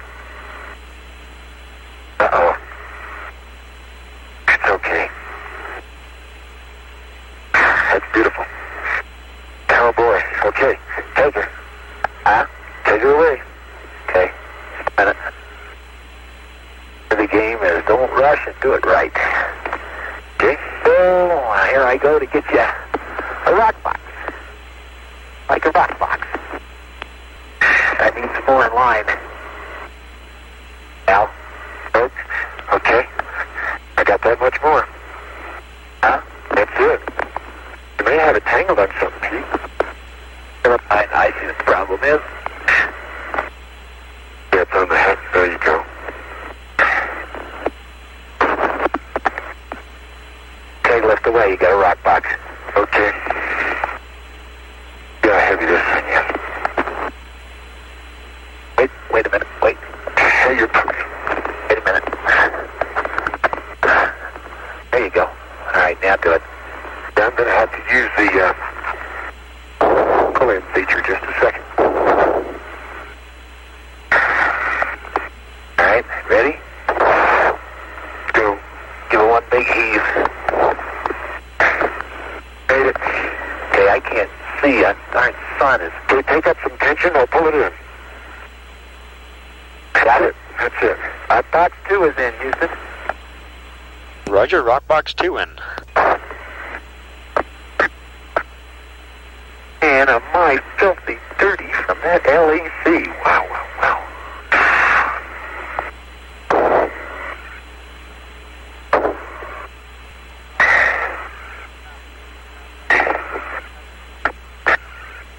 Okay, Pete, go ahead.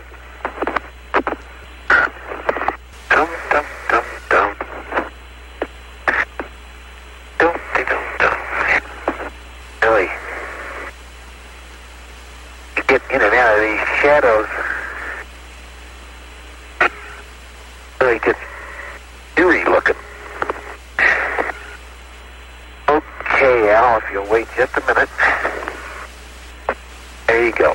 Okay, coming in.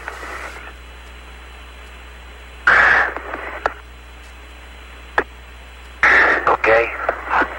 Second. Change it over the thing? You better believe it. I can't see. Okay, pull up a little bit and I'll bring it in. I'm shining right in my eyes. That's it. In? It's in. Beautiful job. Just throw the LEC out. Okay, Houston, ETB is in with the TV camera and all the film and so forth and so on. Roger, V. Copy. You got the ETB in with the TV camera, close-up stereo, and the film packs. Okay, now, Pete, here comes the LEC. Watch out. All right. Man, that really comes out, doesn't it? Gee, that went 50 feet. Okay, let's see. Have I forgotten anything? Forgotten anything? Pete, you didn't roger the film pack. Do you have all the film packs and the close-up stereo film, as well as a TV in that ETB? Okay, close-up stereo film was in the ETB. 2 black and white magazines and 1 camera. I threw the other camera away because it was broken. Went up, and the TV camera went up. So I believe we got everything, Ed. Okay, you got the also the 1 camera which had the 3rd film pack on. The 3rd film pack never got used. Yeah, I did too, Pete. Oh, did you? Yeah. Oh, I'm sorry. Okay, we got 3 film packs and 1 camera up there right now. How's that? Did you send the film pack up? Yeah. Okay, we sent all 3 film packs. Oh, okay. There is something I want. That's my low water pressure, Houston. I just turned off my water. That's good. Stand by on that, Al. Pete, also, how about the tools? Yes, sir. I want to turn off your water too, Pete. Yeah, I knew. I was sitting here thinking there was something I ought to do. Mine's off. Okay.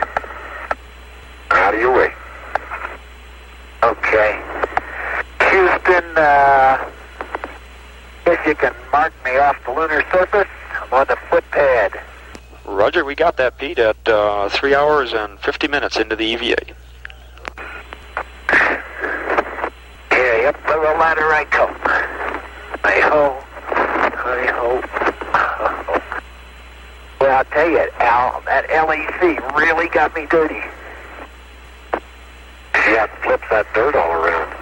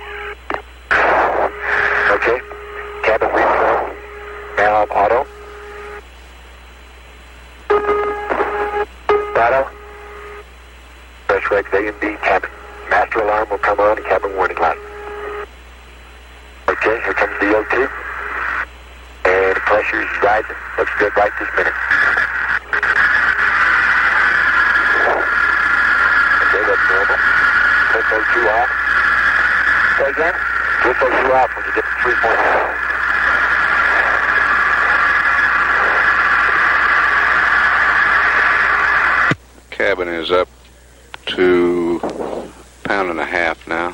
I can't get it out. Just a second. Let me fix that too.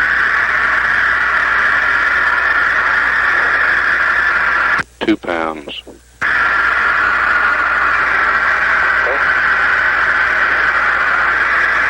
Can you get mine off? Yeah, the try. I can't hear you.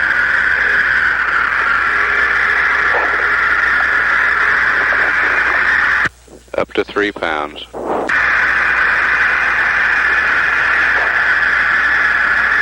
O2's off. Everything's off. And the cabin pressure is... Cabin, 4 pounds. Okay, I'll get everything of mine off. 4 pounds.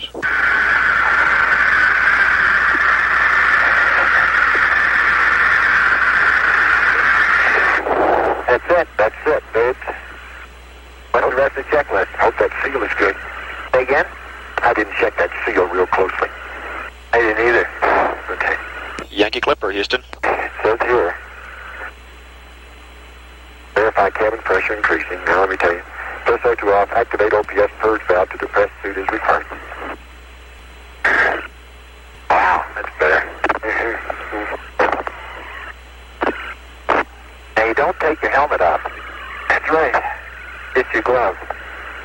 You do that? Yeah, we do, because we have to put on our other ones. Okay. Okay, let me read you. Yeah.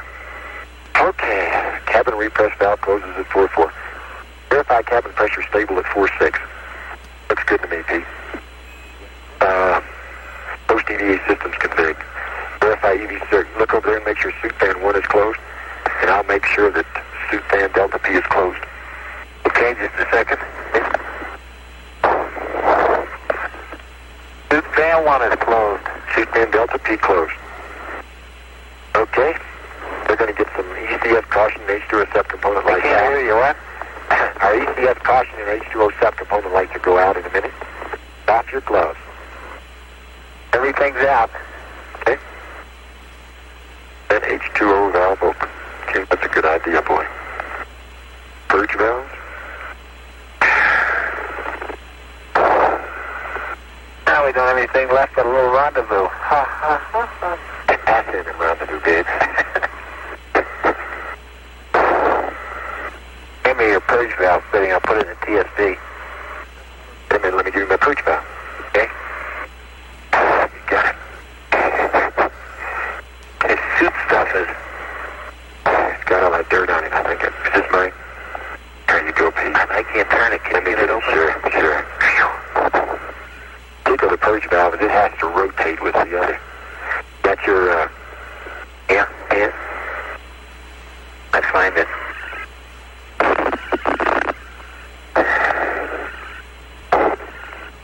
The heck is it? I know. Here somewhere. Just an H2O valve open. I'll turn it over. Purge valve, no PSO2 hose, no purge valve, and TSD. Right, just throw it in there. I'll find the ball. Oh, I may have thrown it over. Maybe behind you. Mighty, these things won't come undone. I think they got a lot of that dust on them. Here. Would you turn this, please? Yes, I sure will. There you go. I don't understand why I can't get them. Here. Okay. They're sticking. Okay. Connect to red hoses. Red to red, blue to blue. Two nice links to both suits. I'll hand you your hoses, see? Okay? So far, we hadn't touched one of those circuit breakers. As far as I can tell. Around in here.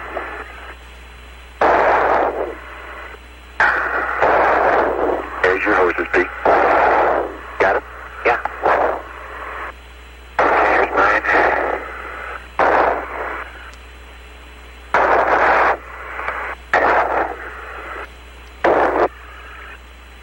Okie-dokie. Red to red, blue to blue. Isolation, both the suit, both. Okay, would you turn mine on? Thank you. You got it. Does that feel good? Okay. Let's kick it. Just pump off and fan off. It's back pressure in your fan. Okay, that's good. Disconnect plus H2O from PGA and connect less H2O. I'll get yours, you get mine. Lift up your RCU a little bit, Pete. RCU, there you go.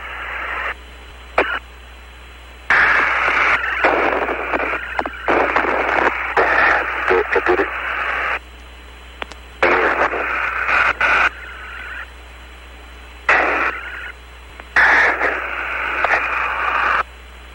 Okay. LCG pump in. Okay. You're going to get cool probably. See him? First mode, both of them. O. Up. Okay. Hello there. A off and B is off. I see it. Intrepid, Houston. Intrepid hooked up on the Intrepid system. How do you read? We read you loud and clear, Pete, and we're standing by to give you any help on the stowage you may need. And when you get down to it, we also have some good words for you on how to stow the TV camera. Okay, we'll wait for a while. Let us get through our checklist, please. Roger.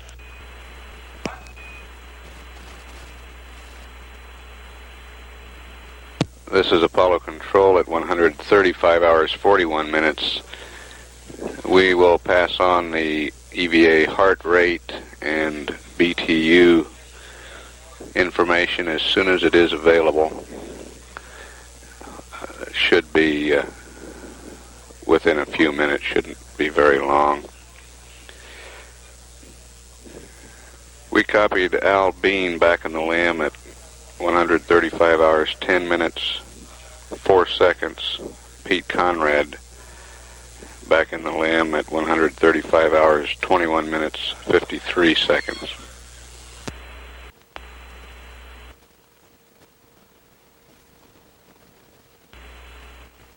Hello, Houston, Intrepid. Intrepid, Houston, go ahead. Roger, are we a little bit early, or do you want me to go ahead with the checklist and put on my rendezvous radar, operate heater, circuit breaker? Stand by, Pete. Pete, we show that you are ahead. You can go ahead and complete that step, and we'll be back with you to on any items which we would like you to hold on. Okay, very good. I'll go ahead and put that in, and we're going to go ahead with our jettison here shortly. Roger. Yankee Clipper Houston on the high gain. Would you give us pitch minus 30, yaw 175.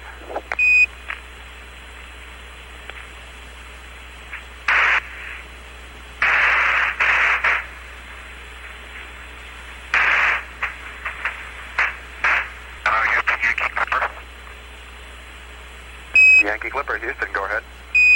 All right. 158 is going along real great. Real good, Dick.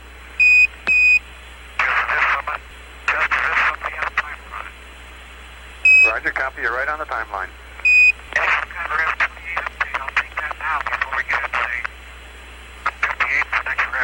Roger, Dick. We have S-158, Rev 28, when you're ready to copy. Okay, go ahead. T1, 137, 2855. T2, 137, 4055. Roll, 90. 228, 338. T1, 137, 49er, 11. For Descartes, roll, 89er, 217, 319er. T1, 137, 5242. From Arrow. Roll, 62, 162, 312. T1, 138, 0347. Okay, I copied T1 time 137, 2855. T2 time is 137, 4055. Delta, roll 090, pitch 228, yaw 338. T1 is 137, 4911. Descartes, roll 9er, pitch 217, yaw 319. T1 137, 5242. Tomorrow, roll 62, pitch 162, yaw 312. T1 1380347. Over. Read back correct, Dick. And we also have map update for Rev 28. Go. LOS 136-3434. 136-59er 16. 137-2047. All right, Roger, I copied that. Thank you. Okay, Dick, and we also have one extra thing here. You can observe a transient event. If you take photos and observe Alphonsus at a GET of 1360002. You need not change film. You can go with the Hasselblad 80 millimeter lens if you want to take photos. And you can go with f4, 250, and infinity. The transient event, area 7. The brightening between the central peak and west wall. 110 nautical miles south of track. Use window number 1. And it can be performed in the S-158 attitude. Roger, I copy at 1360002, EL Hasselblad, 8 millimeter F4, 1250th is standing area 7, window 1, 110 south. Let's see what it is again, please.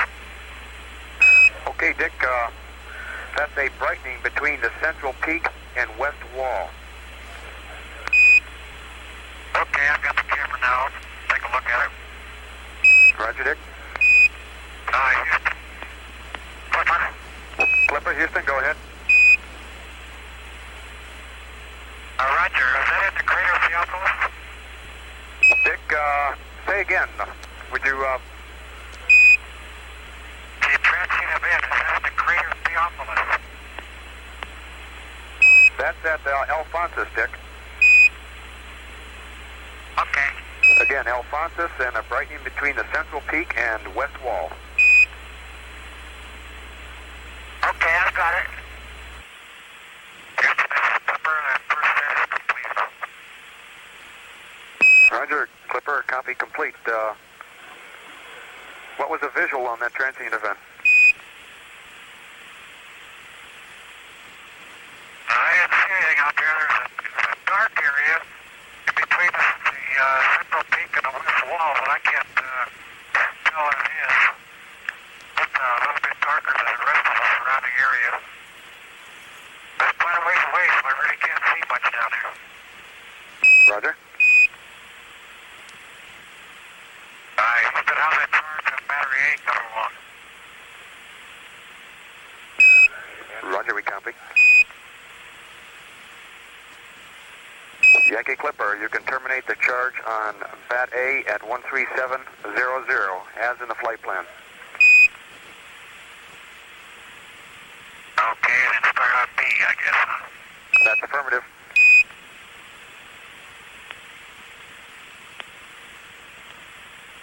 Okay. Just trying to keep you on your toes.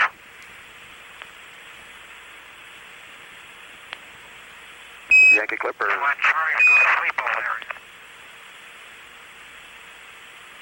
Dick, say again. I want Charlie to go to sleep.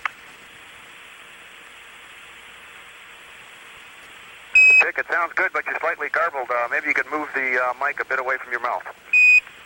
Yankee Clipper. I want Charlie to go to sleep over there. Dick, say again.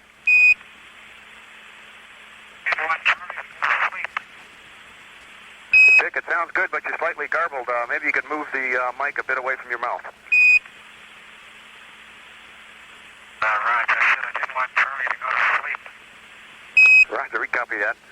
Say, Dick, at 140 plus 00, you have a landmark track coming up of 193.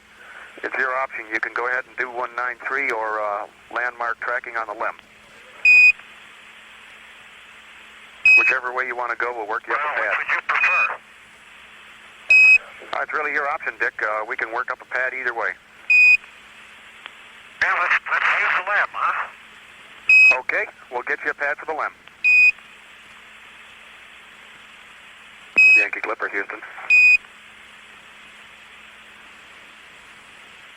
Go ahead. Dick, well, we need some words on the status of that hatch window in order to help us interpret the data you're getting back from the 158. Well, it's really not too bad. It's got a few drops on the outside yet from that launch stuff that's on there, and I've been trying to keep the inside clean. It's got some smear marks on the inside peg where we've tried to wipe it. It got all wet last night. And I tried to dry it off this morning with a towel and some Kleenex. Still smeared a little bit. Other than that, it looks pretty good. Really not too bad. I'll clean it again right now. Roger, Dick. Thank you. Hello, Houston Intrepid. Intrepid Houston, go ahead. Roger, Commander's feed water remaining 0.32 kg. 0.32 kilograms. That's right, and we'll have the LMPs for you in just a minute. Roger. Houston, the LMP's water is .26. 0.26.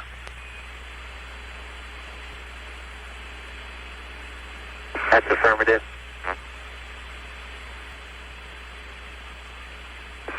Houston, as soon as we get through our suit integrity check, we'll be depressing the cabin for the jettison. Roger, Intrepid.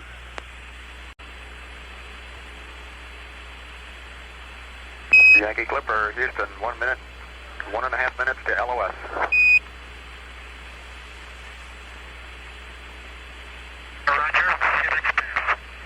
Roger, Dick. See you again. Okay.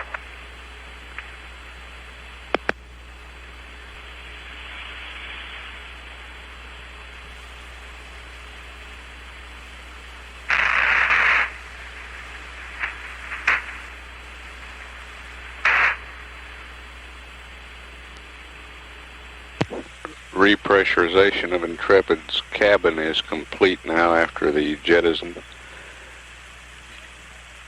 The seismometer people say they recorded several impacts during this jettisoning period.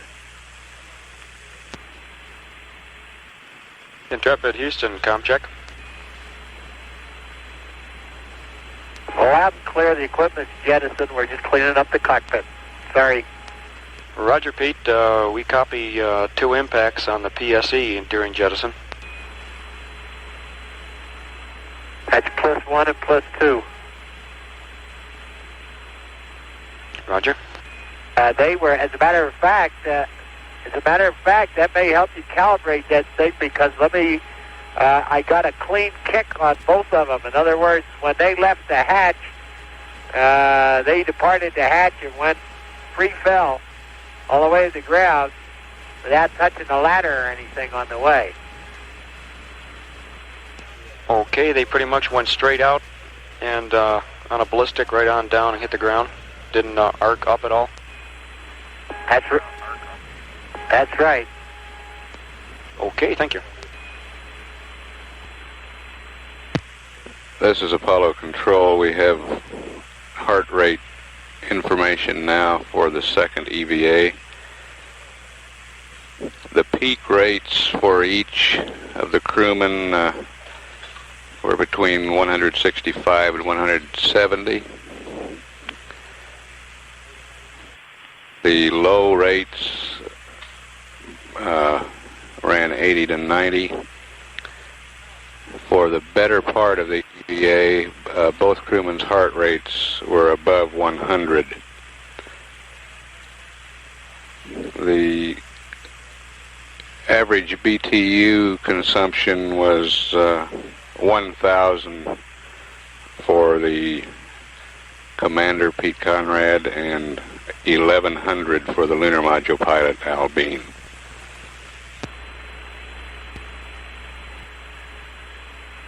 Intrepid, Houston, we have some words for you on the stowage of the TV and also the equipment which is put on the floor by the Z-27. Okay, we're right at that point. We're just ready for you. Okay, Pete, on first, you can fold the TV handle and stow it in the LIOH canister, bracket on the engine cover, lens up. Secure the TV cable end to the camera. Pad the camera with utility towels in the upper boot bay. Replace the knurl knob, hold down. Secure camera with utility straps. Wrap the straps around the lens and the knurl knobs. Understand. And Intrepid, give me a call when you're ready for some information on the equipment to go by Z-27. Okay, that'll be 10-15 minutes. Intrepid, Houston, you can suspect lost comm here for about 1 to 2 minutes. We have a handover. Okay.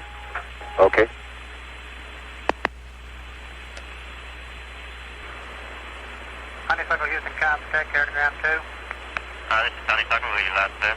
Roger, the same. Stand by for clear the keys.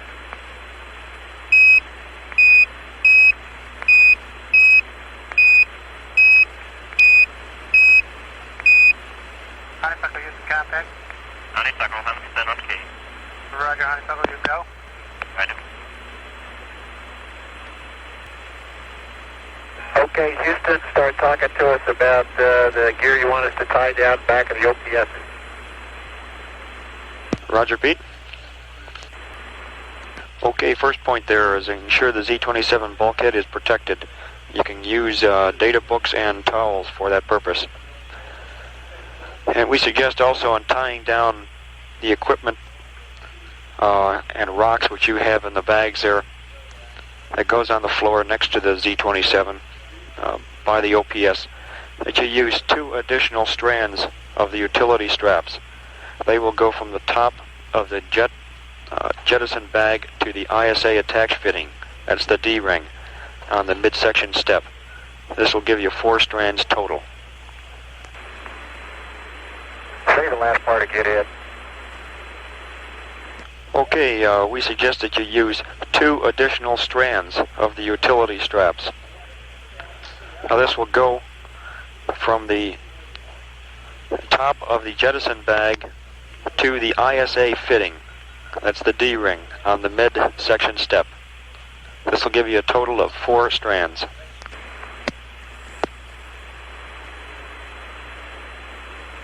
Essentially what we're looking for here, Al, is to tie this thing down with as many strands as you can, at least 4, so that in the docking we don't get this thing coming off the floor and busting the straps. Understand. Yankee Clipper, Houston.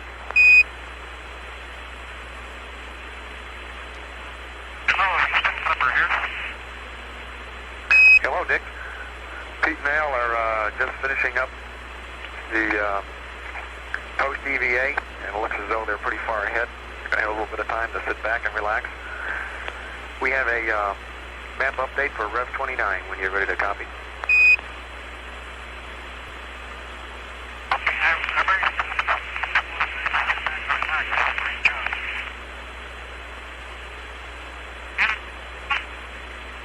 Dick, say again, you're broken up.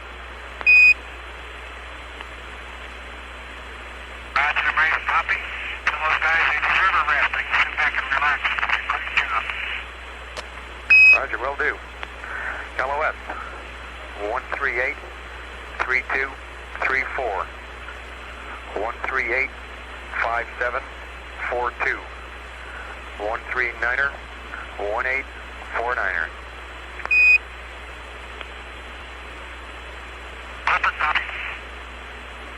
Roger, Dick.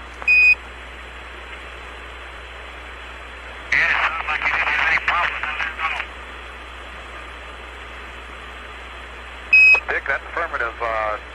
They ran into a few things, but as they did yesterday, they overcame them. No problem.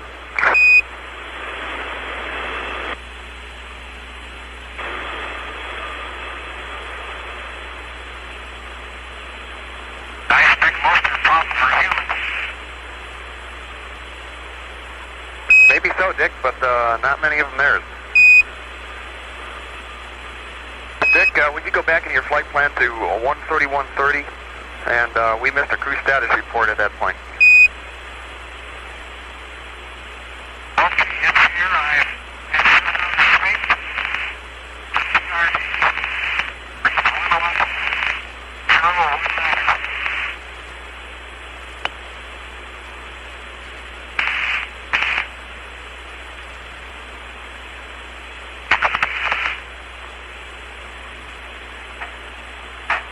Yankee Clipper, Houston, how do you read?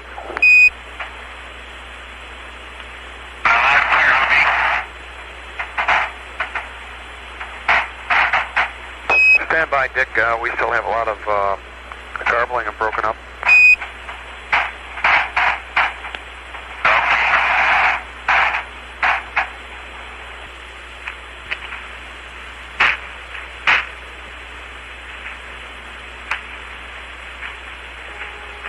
Houston and Intrepid, we have everything stowed, secured properly.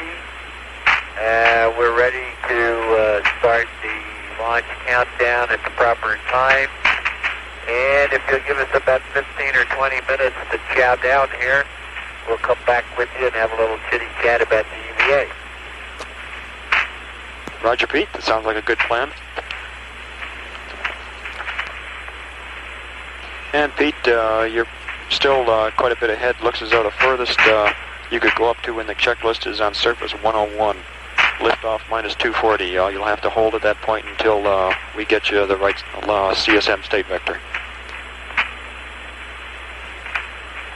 Okay, no problem. I'm not hustling on that. We're just sitting here now. We got the spacecraft all squared away. I'll say everything's tied down. But man, oh man, is it filthy in here. We must have 20 pounds of dust, dirt, all kinds of junk.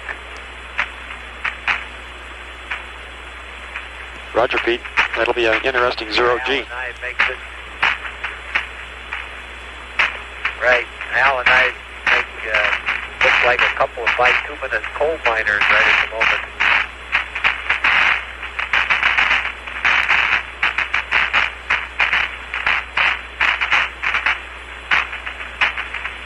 But we're happy.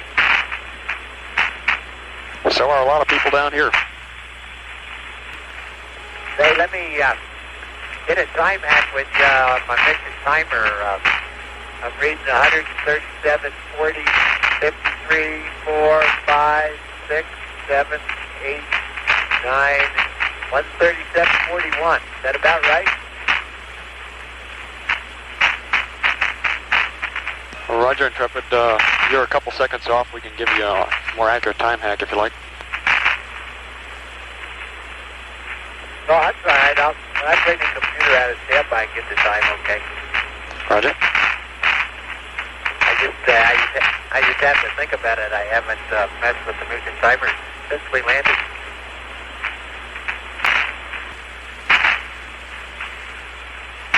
Hey, Houston, how's the side doing? Did that coal gas driver do get running or not? Stand by on that, Pete, and we'll get the latest word on it.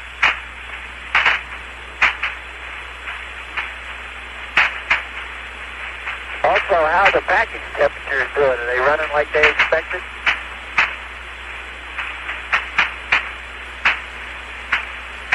Pete, looks good on both counts. The CCIG came up and is looking nominal, and the temperatures are looking nominal.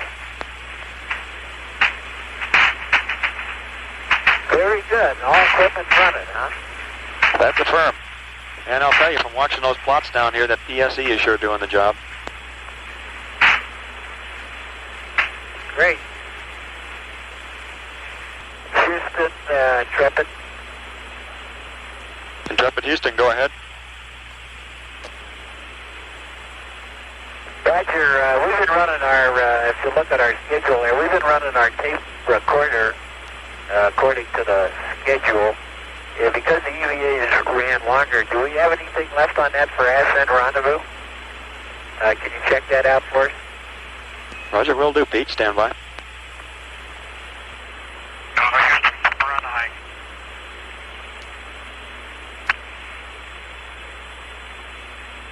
Yankee Clipper, we copy. And you're looking for my status report last night. I had 7 hours sleep. And appeared here at 11019.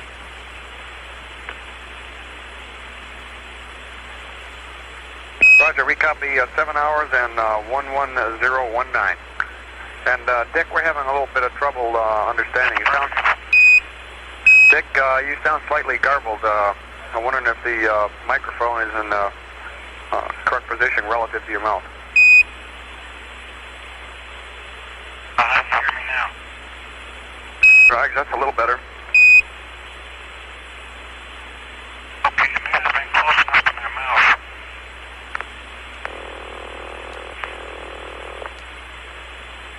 Dick, we show a real strong signal down here, but the transmission is still slightly garbled.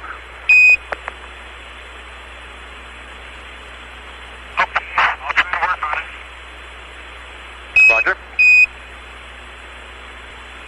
Yankee Clipper, Houston.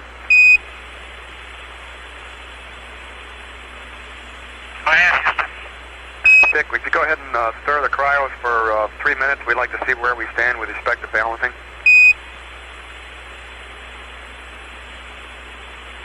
Okay. Houston, are you copying those angles? Clipper, that's affirmative. We have the angles.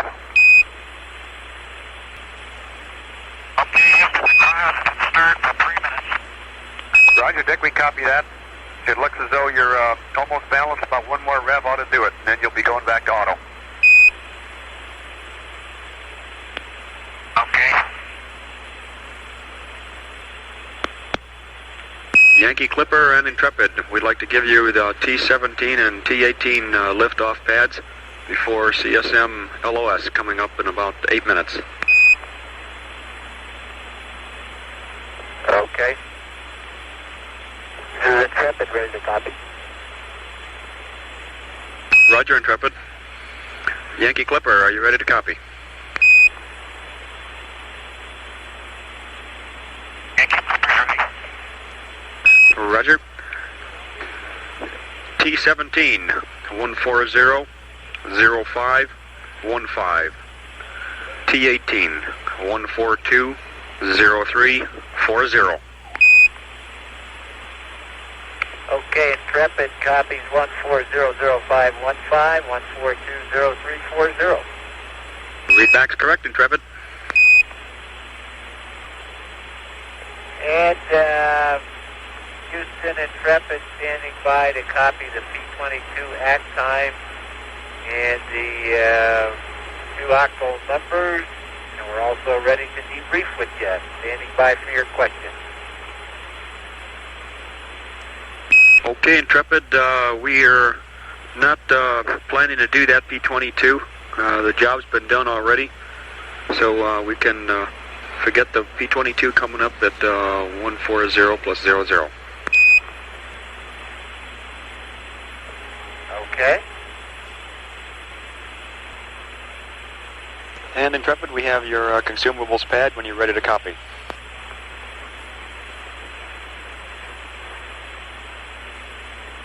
Ready to copy. Consumables at GET of 13700. RCS A 80%. B 76. O2. And we'll give you first the descent and the ascent. 4796 H2O.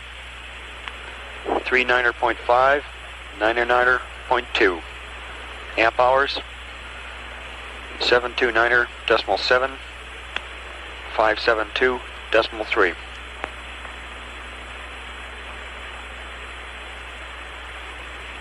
Roger, copied all that. Okay, Intrepid, and on your question on the tape recorder, we show that under the way we'd normally figure it, that by extending those 2 EVAs, we come up with 10.5 hours, whereas a tape recorder normally goes 10. However, those assumptions are first 100% activity in the descent, ascent, and the rendezvous, and 30% activity on the EVA. The 100% figure is most likely high, and the 30% figure is most likely low. So it's pretty difficult for us to come up and tell you exactly when you're going to be cutting off in the ascent, or if you will at all. Okay, so let's just go ahead and run it per the schedule. Roger.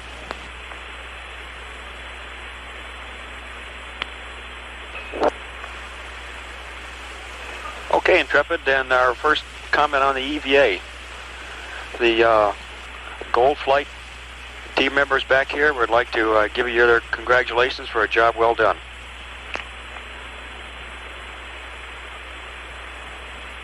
Thank you. And Intrepid, we have a few questions. First one of which is on the way bags and their cracking. Could you briefly describe the problem that you encountered in cracking and what the reason may be for it?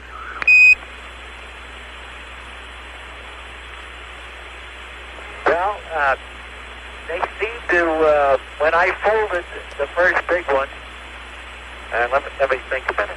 Oh, I know, the contingency sample, one I believe has some holes in it, doesn't it, Al? I can't remember on that, but anyhow, the first big one wound up just about an inch and a half long crack appeared in it when I was folding it, just like a fatigue failure. And that appears to be pretty much what happens. I noticed a couple of the saddlebags were the same way after we got done rattling around with them. They had some 1 or 2 inch long cracks which made holes in it. Okay. Roger, we copy that. Can you relate it to a given thermal situation? In other words, were they all cold at the time, or really couldn't you say that? Well, I really couldn't say. I think y'all realize from the angle that we're at that the mesa was in the sun. Did y'all know that?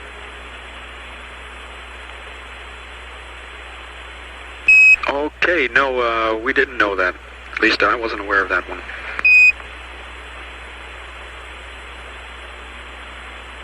Okay. It's not completely in the sun, but it's almost in the sun. When I say almost, you know, there's some gear struts throwing some shadows and everything, but that area was in sunlight. Roger, Pete. Yankee Clipper, 1 minute to LOS. We'll see you on the other side.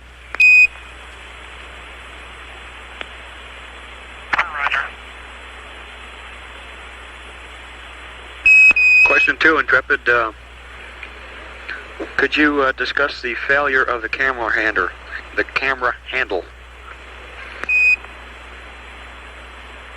Yes, sir. The knurled knob came off the shaft that it was mounted to, therefore allowing all the pieces to fall apart.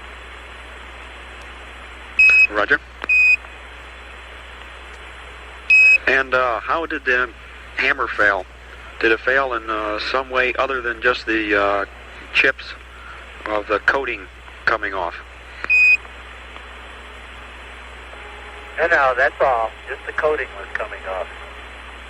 Roger.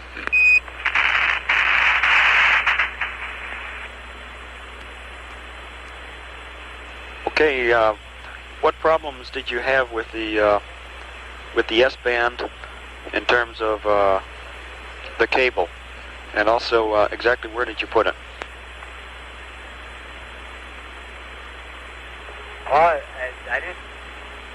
Just the fact that I wasn't looking where I was going, I get tangled up in the S-band antenna wire every once in a while. That one's not as bad as the TV, though, because the TV one doesn't lay flat. The S-band one lays flat. We put the S-band out just like we agreed to do it to minimize running over the wire, which was out the plus Y direction pretty much. Roger. And Pete, when you went back to check the CCIG, could you tell us how close you got to it? I just walked up to within about. I walked up to within about 5 feet of it.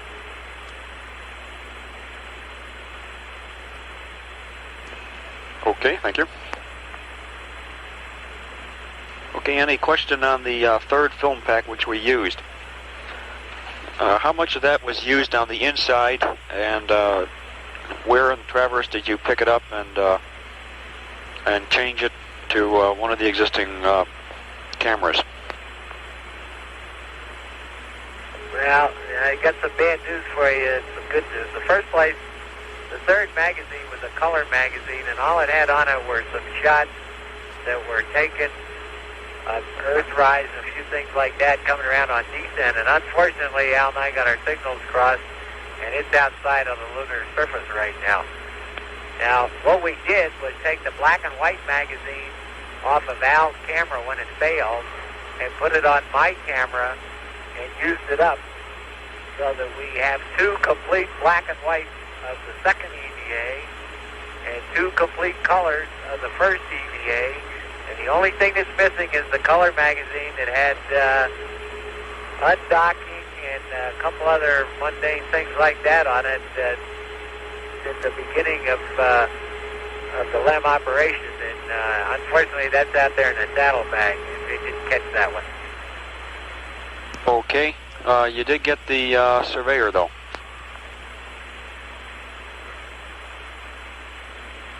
Oh, yeah, we have all the Surveyor pictures and everything, but they're all black and white.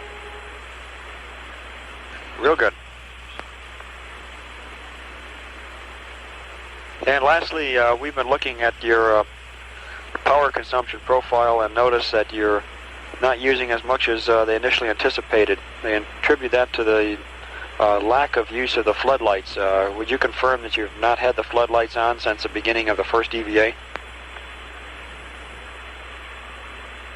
That's right, we haven't had the floodlights on. And also, we've used the LCG pump very, very little.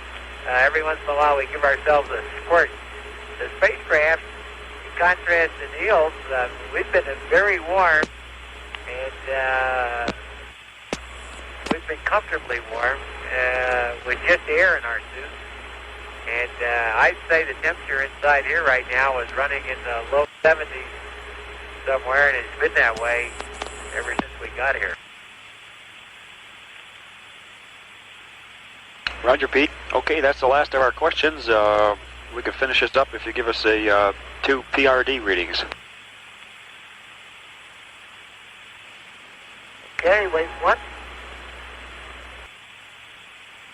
Al is 04022, and I'm still 11020. They kind of give you the idea mine may have quit running. Okay, Pete, we copy 04022 and say the second. 11020, and I think that's what it was the last time I gave it to you. That's correct, Pete. A question on the... Maybe it quit running. Could be. A question on the equipment jettison. Was there anything other than what's already called out for that was jettisoned or not jettisoned?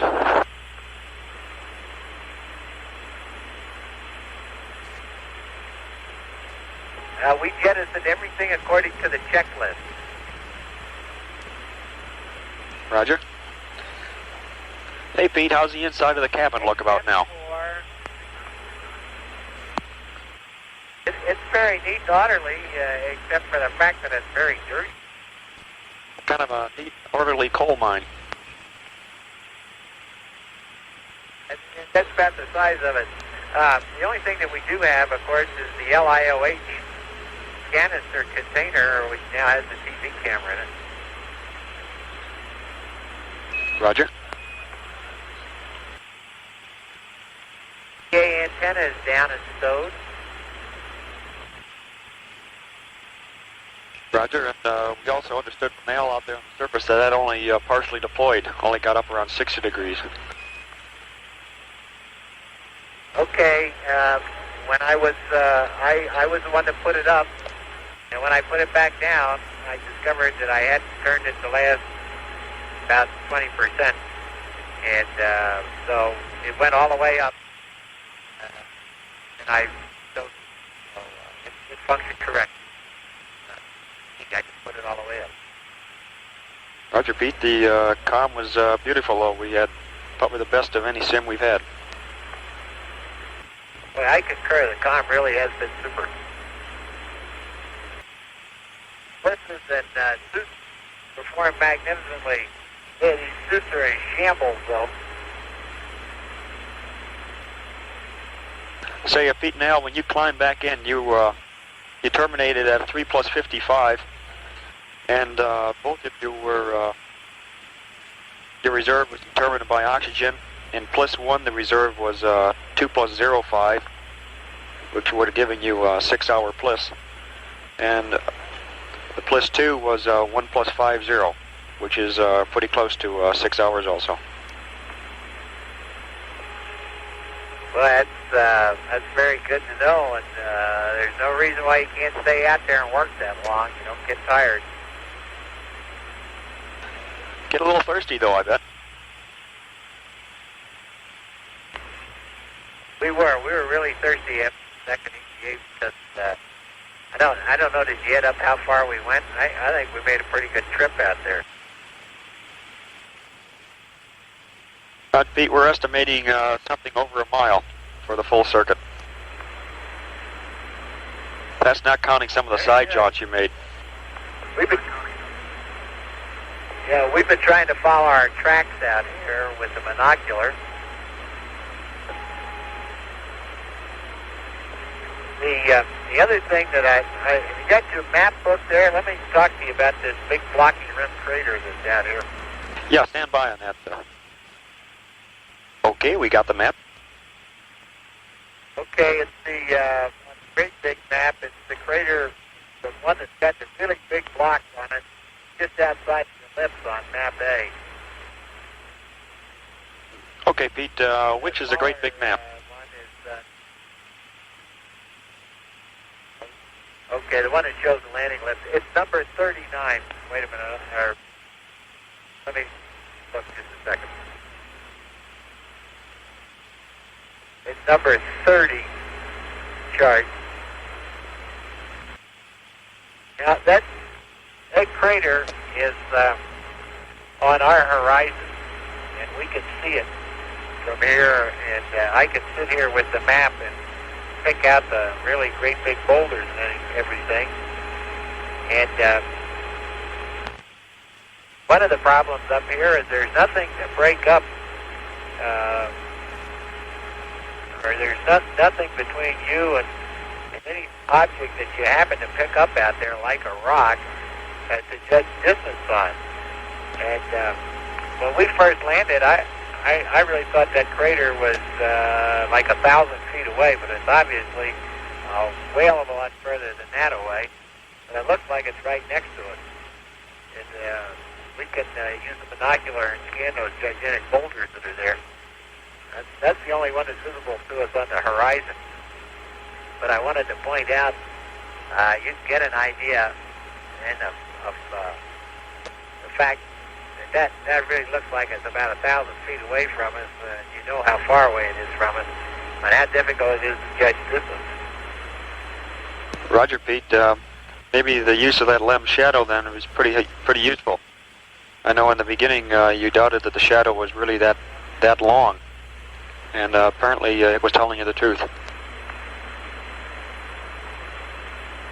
Yeah, I think you're probably right. The other thing is from the spacecraft here, looking at the LSAP, it looks like it's right under the window. And Al and our best guess is that it's at least 450 feet away now.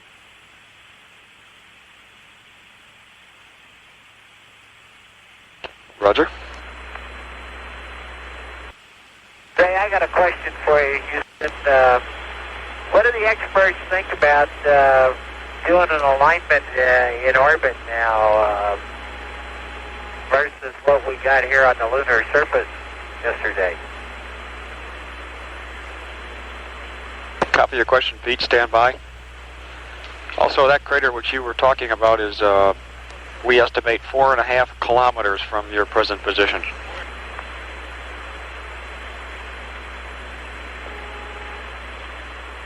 Looks like it's just a hop, skip, and a jump. Pete, we'd like to go ahead and stick with the procedures we have right now.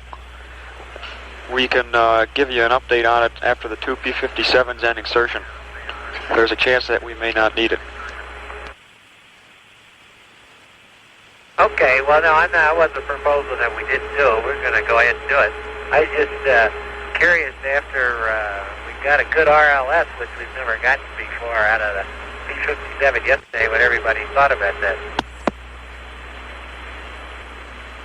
Say, Houston, one thing that occurred to me, the reason we're not using the floodlights is because that overhead hatch is not rigged right now. Micro switch open all the time, and I should say the micro switch isn't rigged right. The hatch, okay.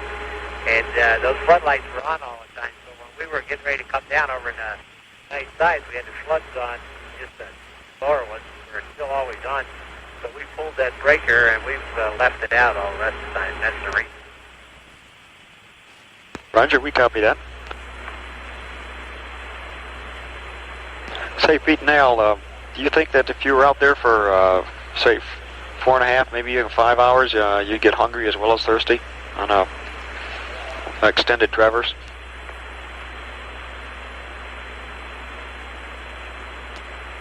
I don't think so if you chat down good just before you left. I agree with that. You really get thirsty, though. Maybe they could come up with something that you can put on the inside of your helmet there. Something like, not exactly like the little valve salvage device, but something where you could maybe reach over and take even a swallow water. You're only thirsty because your throat's dry, and just have something, one swallow where I think that fits you up right there. Roger, Al. Say, did either one of you kneel down in order to get anything off the surface, or did you use the newly developed bean technique of holding on to the Surveyor parts bag and lowering the commander to the surface? Well, we use all kinds of things like that. You could take the shovel and stick it in the ground and just do a one-arm push-up and lean down and pick up a rock off the ground with the other hand. It's really a ridiculous way to do it. If you had a system with bends, well, you'd have the whole program wired. But you could do that. It's okay. I fell over once out there, and Al picked me back up again. It's no big deal. But in the same sense, you're always messing around trying to get down there to get these rocks. And we did kneel down a couple times. I knelt down and picked some stuff up. And it's particularly easy if you got that hand tool carrier with you. But we really do need to, I think, need to come up with some sort of strap or something that would allow you to lean over and grab a rock that won't fit in those tongs. Roger.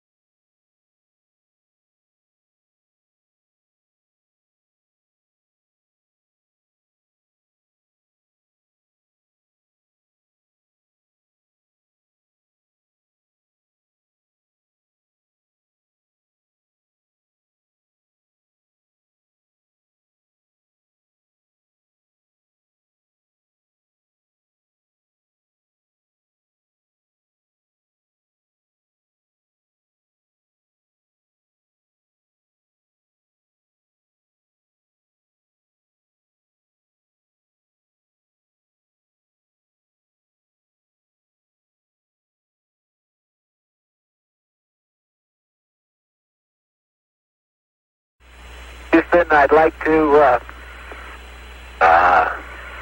comment to all the people who are involved in this EVA. My congratulations.